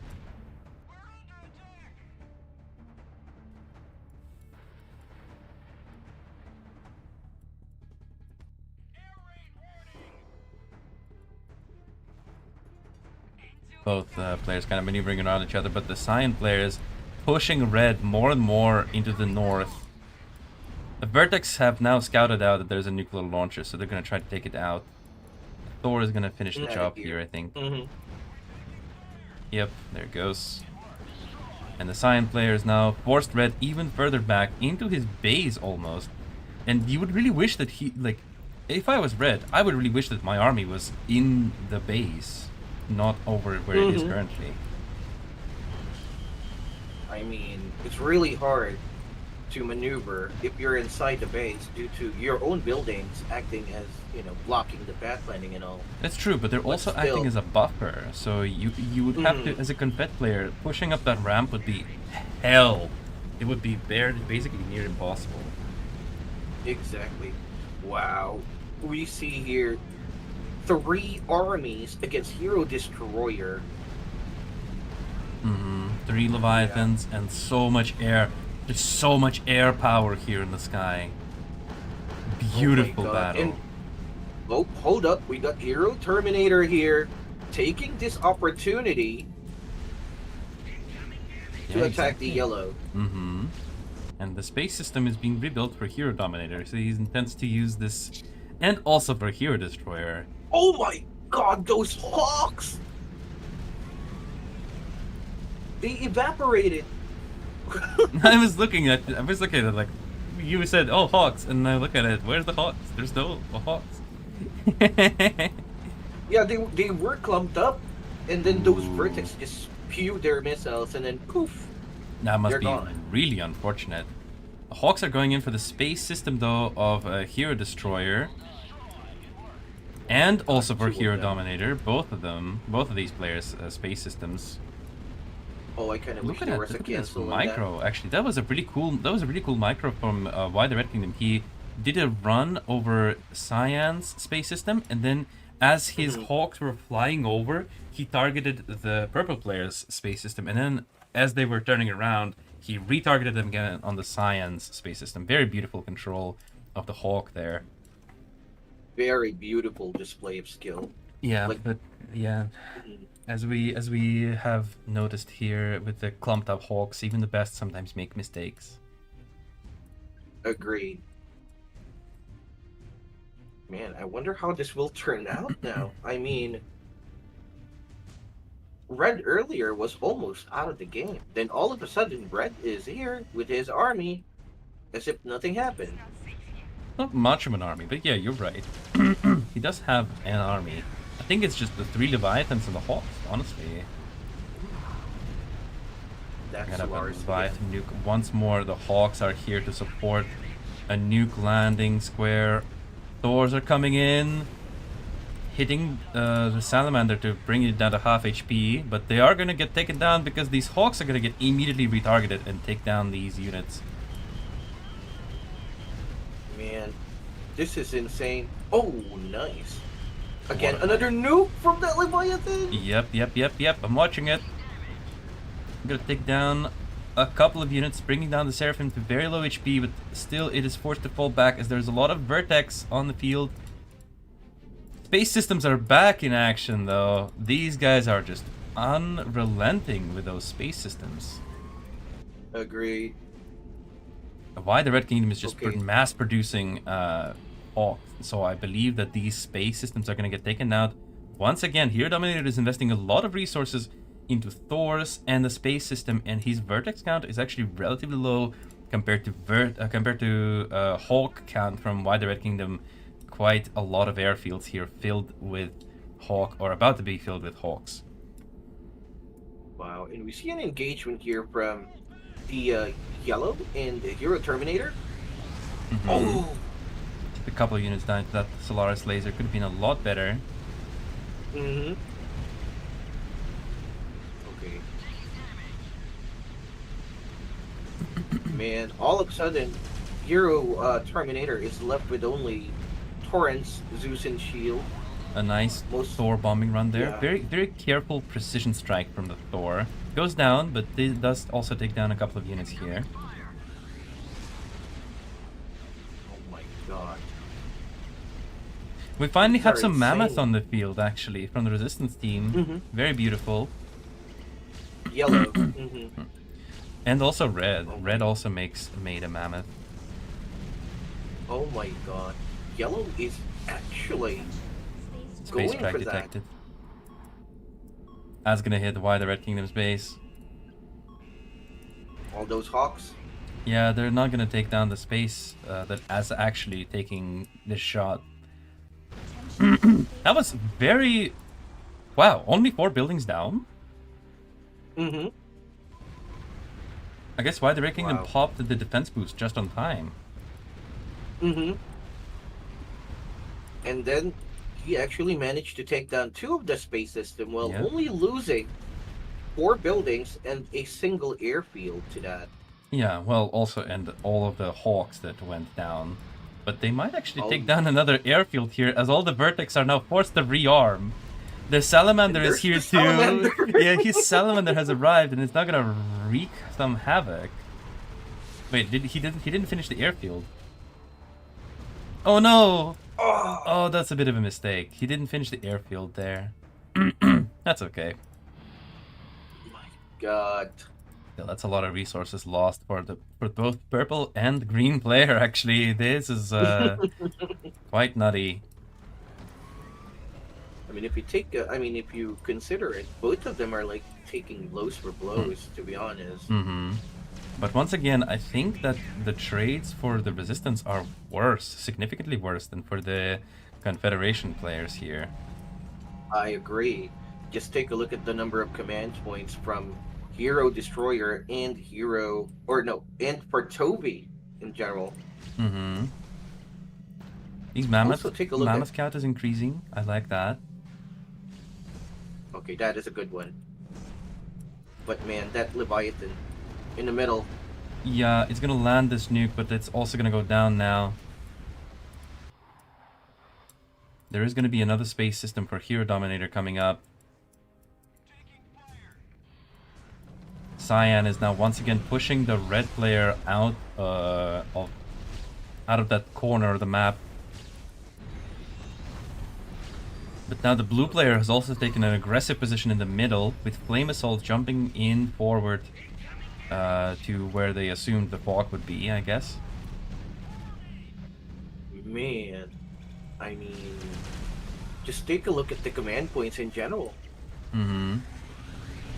Hero Terminator with 3k resources. Yeah, blue with 3k resources and basically full command points at HQ5 is just shows how like he takes good trades, and the resistance is just trying to play this. Okay, we're gonna throw Wasp Leviathan nuke, and then just kind of assume that the Confederation is gonna crumble from that immediately, but they just don't. Mm-hmm. The resistance really needs to use different tools, not what already did not win them the engagement so far, didn't win them any trades. Oh man, those Vertex are now gonna have a field day against the red player's base. Another space strike is getting charged up, and the blue player is now probably recognizing that there is actually absolutely nothing standing in his way between him and the yellow base. He's moving his army forward, and I feel like this is going to be it for the resistance. I'm just feeling it. Leviathan Me dropping too. another nuke. This time with no Wasp support, taking down Shield and a couple of Typhoons. Some more are going to get cleaned up, but once again, Leviathan nukes are great. Don't get me wrong. It's wonderful. It's a great ability. Wasp Leviathan nuke is wonderful. Oh! Oh my god. Wait, was this all just a ruse? Was this all just a ploy? Levy nuke, and now... Oh, blue went down. That's like 80 command points he just lost there in a single blow. Man, absolutely insane. Insane, absolutely insane. And this attack has just gotten stifled, but the space system, Space Strike is going to get charged up by Hero Dominator, and even though he was able to defend himself with the nuke, they were able to defend themselves with that nuke, the resistance is now going to face the Space Strike, and why the red base has not repaired any of the buildings at home. So if he gets Space Striked again, that goes poof most of your base. Yes. It'll go down the drain. Mm-hmm. Oh man, this is so bad right now. I mean, it improved a little, but it will only buy a few seconds. People in the chat are saying that it's Space System Rush. I mean, guys, it's 36 minutes in the game. I don't think this we can call this a rush, honestly. If it takes 36 minutes to rush something. It actually is gonna target the red base entrance. Interesting. And also look at those torrents. Beautiful torrents count. I believe that the Hero Destroyer is set to siege now, and he's moving into the opening here. The Seraphims are moving forward. The Hawks are here to meet them. There's a Beholder. Vertex are here also to support this attack. Leviathan is out for the red player, but again, it's just not really going to be able to do much, I think. It's going to just keep dropping nukes on the Cyan army. Yeah, I think even at this point, even if they have 3 Leviathans here, I don't think it's not gonna be enough. Yeah, there goes. There was one. And then the Leviathan is like, yep, goodbye. I was taking Typhoon rockets a lot, and now it goes down. Beholder active, by the way, was used on it, which is why it was really going down so quickly. Mm-hmm. But still, I do think that it's GG at this point. Yeah, I think I agree with you. I think it's gonna be a slow death for the resistance here, which is kind of unfortunate. I feel like they were just really trying to over-rely on the strategy or tactic that didn't really quite work out, and that they haven't really switched it up. Yes. The Leviathan nuke is good, but over-reliance to it Mm-hmm. and cost you the game. Blue player now pushing in. Hero Terminator. All those flame assaults and Zeus and shield. Hero Destroyer using his torrents to siege the headquarters of the red player, and that is gonna be the GG. GG. Ooh, what a match. Still an amazing end to the tournament here. I think that was a very respectable show. I think so too. I Mhm. mean,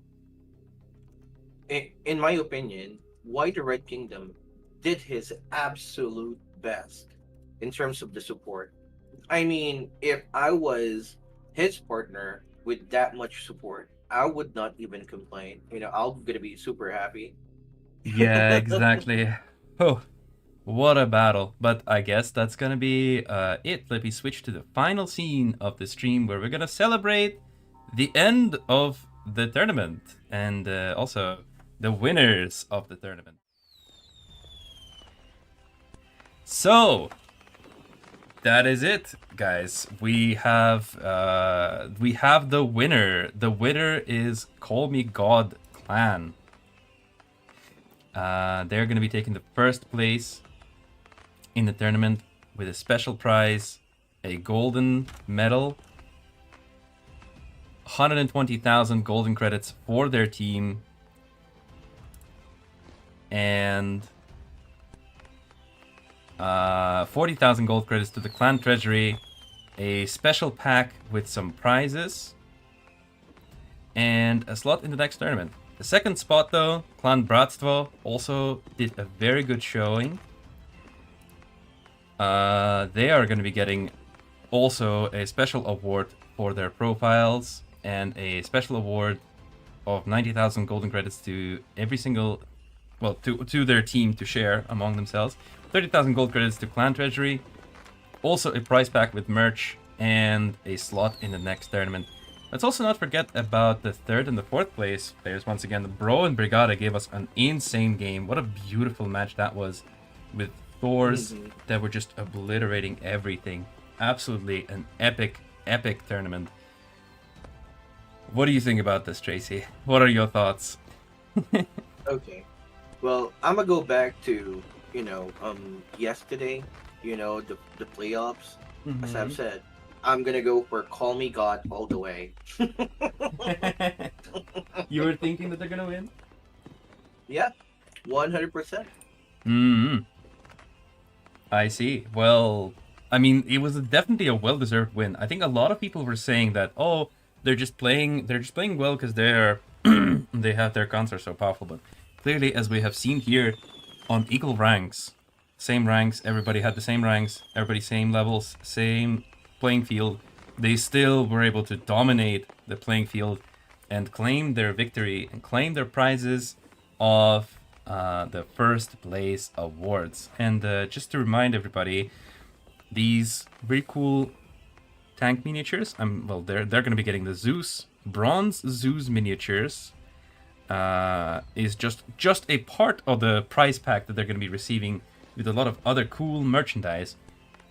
But BRATSTVO shouldn't take it too badly, because they're also going to be receiving beautiful miniatures with these brass jaguars, as they are the resistance clan, and a bunch of other cool stuff in their prize pack as well. So I think actually that's basically the only difference between the first and the second place in regards to the merchandise that they're going to be receiving.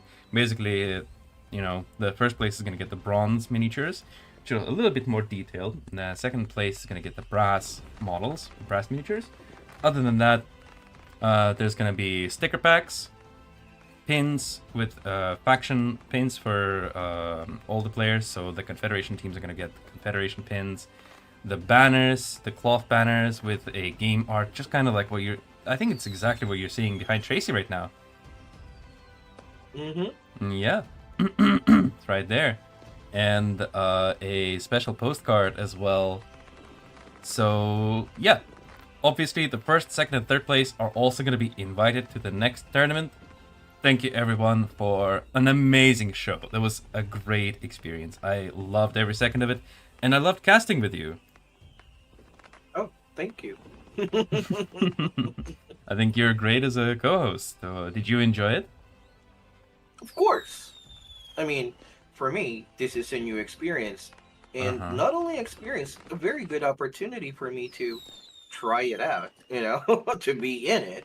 Yeah, And it is definitely. such an honor to be here. Mm-hmm. If you were to give like an MVP award to any single player in this entire tournament, who do you think that would be? Why the Red Kingdom? Why the Red Kingdom for the Hawks Yeah, control? Absolutely. yeah, I think it was definitely very, very extremely beautiful. I think all the players have had their moments, but why the Red Kingdom's Hawks are definitely very, very, very memorable. yeah. Mm-hmm. I mean, there's no question about it. He's the first guy who came to my mind the moment you asked me. It's just like, why the Red Kingdom? Yeah, definitely. I think I agree with you on that one. Uh, and as for me, I would actually agree with you on the most part, but just to pick someone else as well who wasn't mentioned, I think I would personally go with Subra for bringing something new to the tournament, which we mostly haven't seen hammers that much, and we have seen in the one game where he participated, we did see some hammers getting put to very good use against the new heroes of the Resistance as well.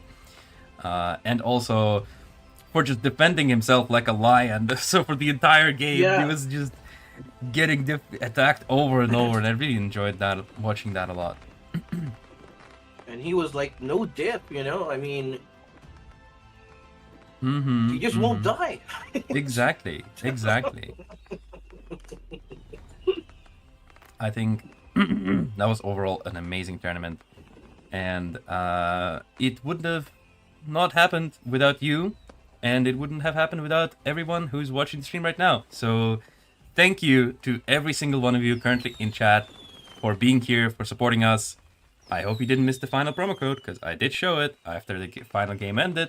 And also, thank you everybody who participated in the tournament. If you're watching especially, love every single one of you. You all did as best as you could, and you all did amazing. You gave us a wonderful show. I mean, it's just amazing how in this tournament we somehow managed to get not a single same faction battle.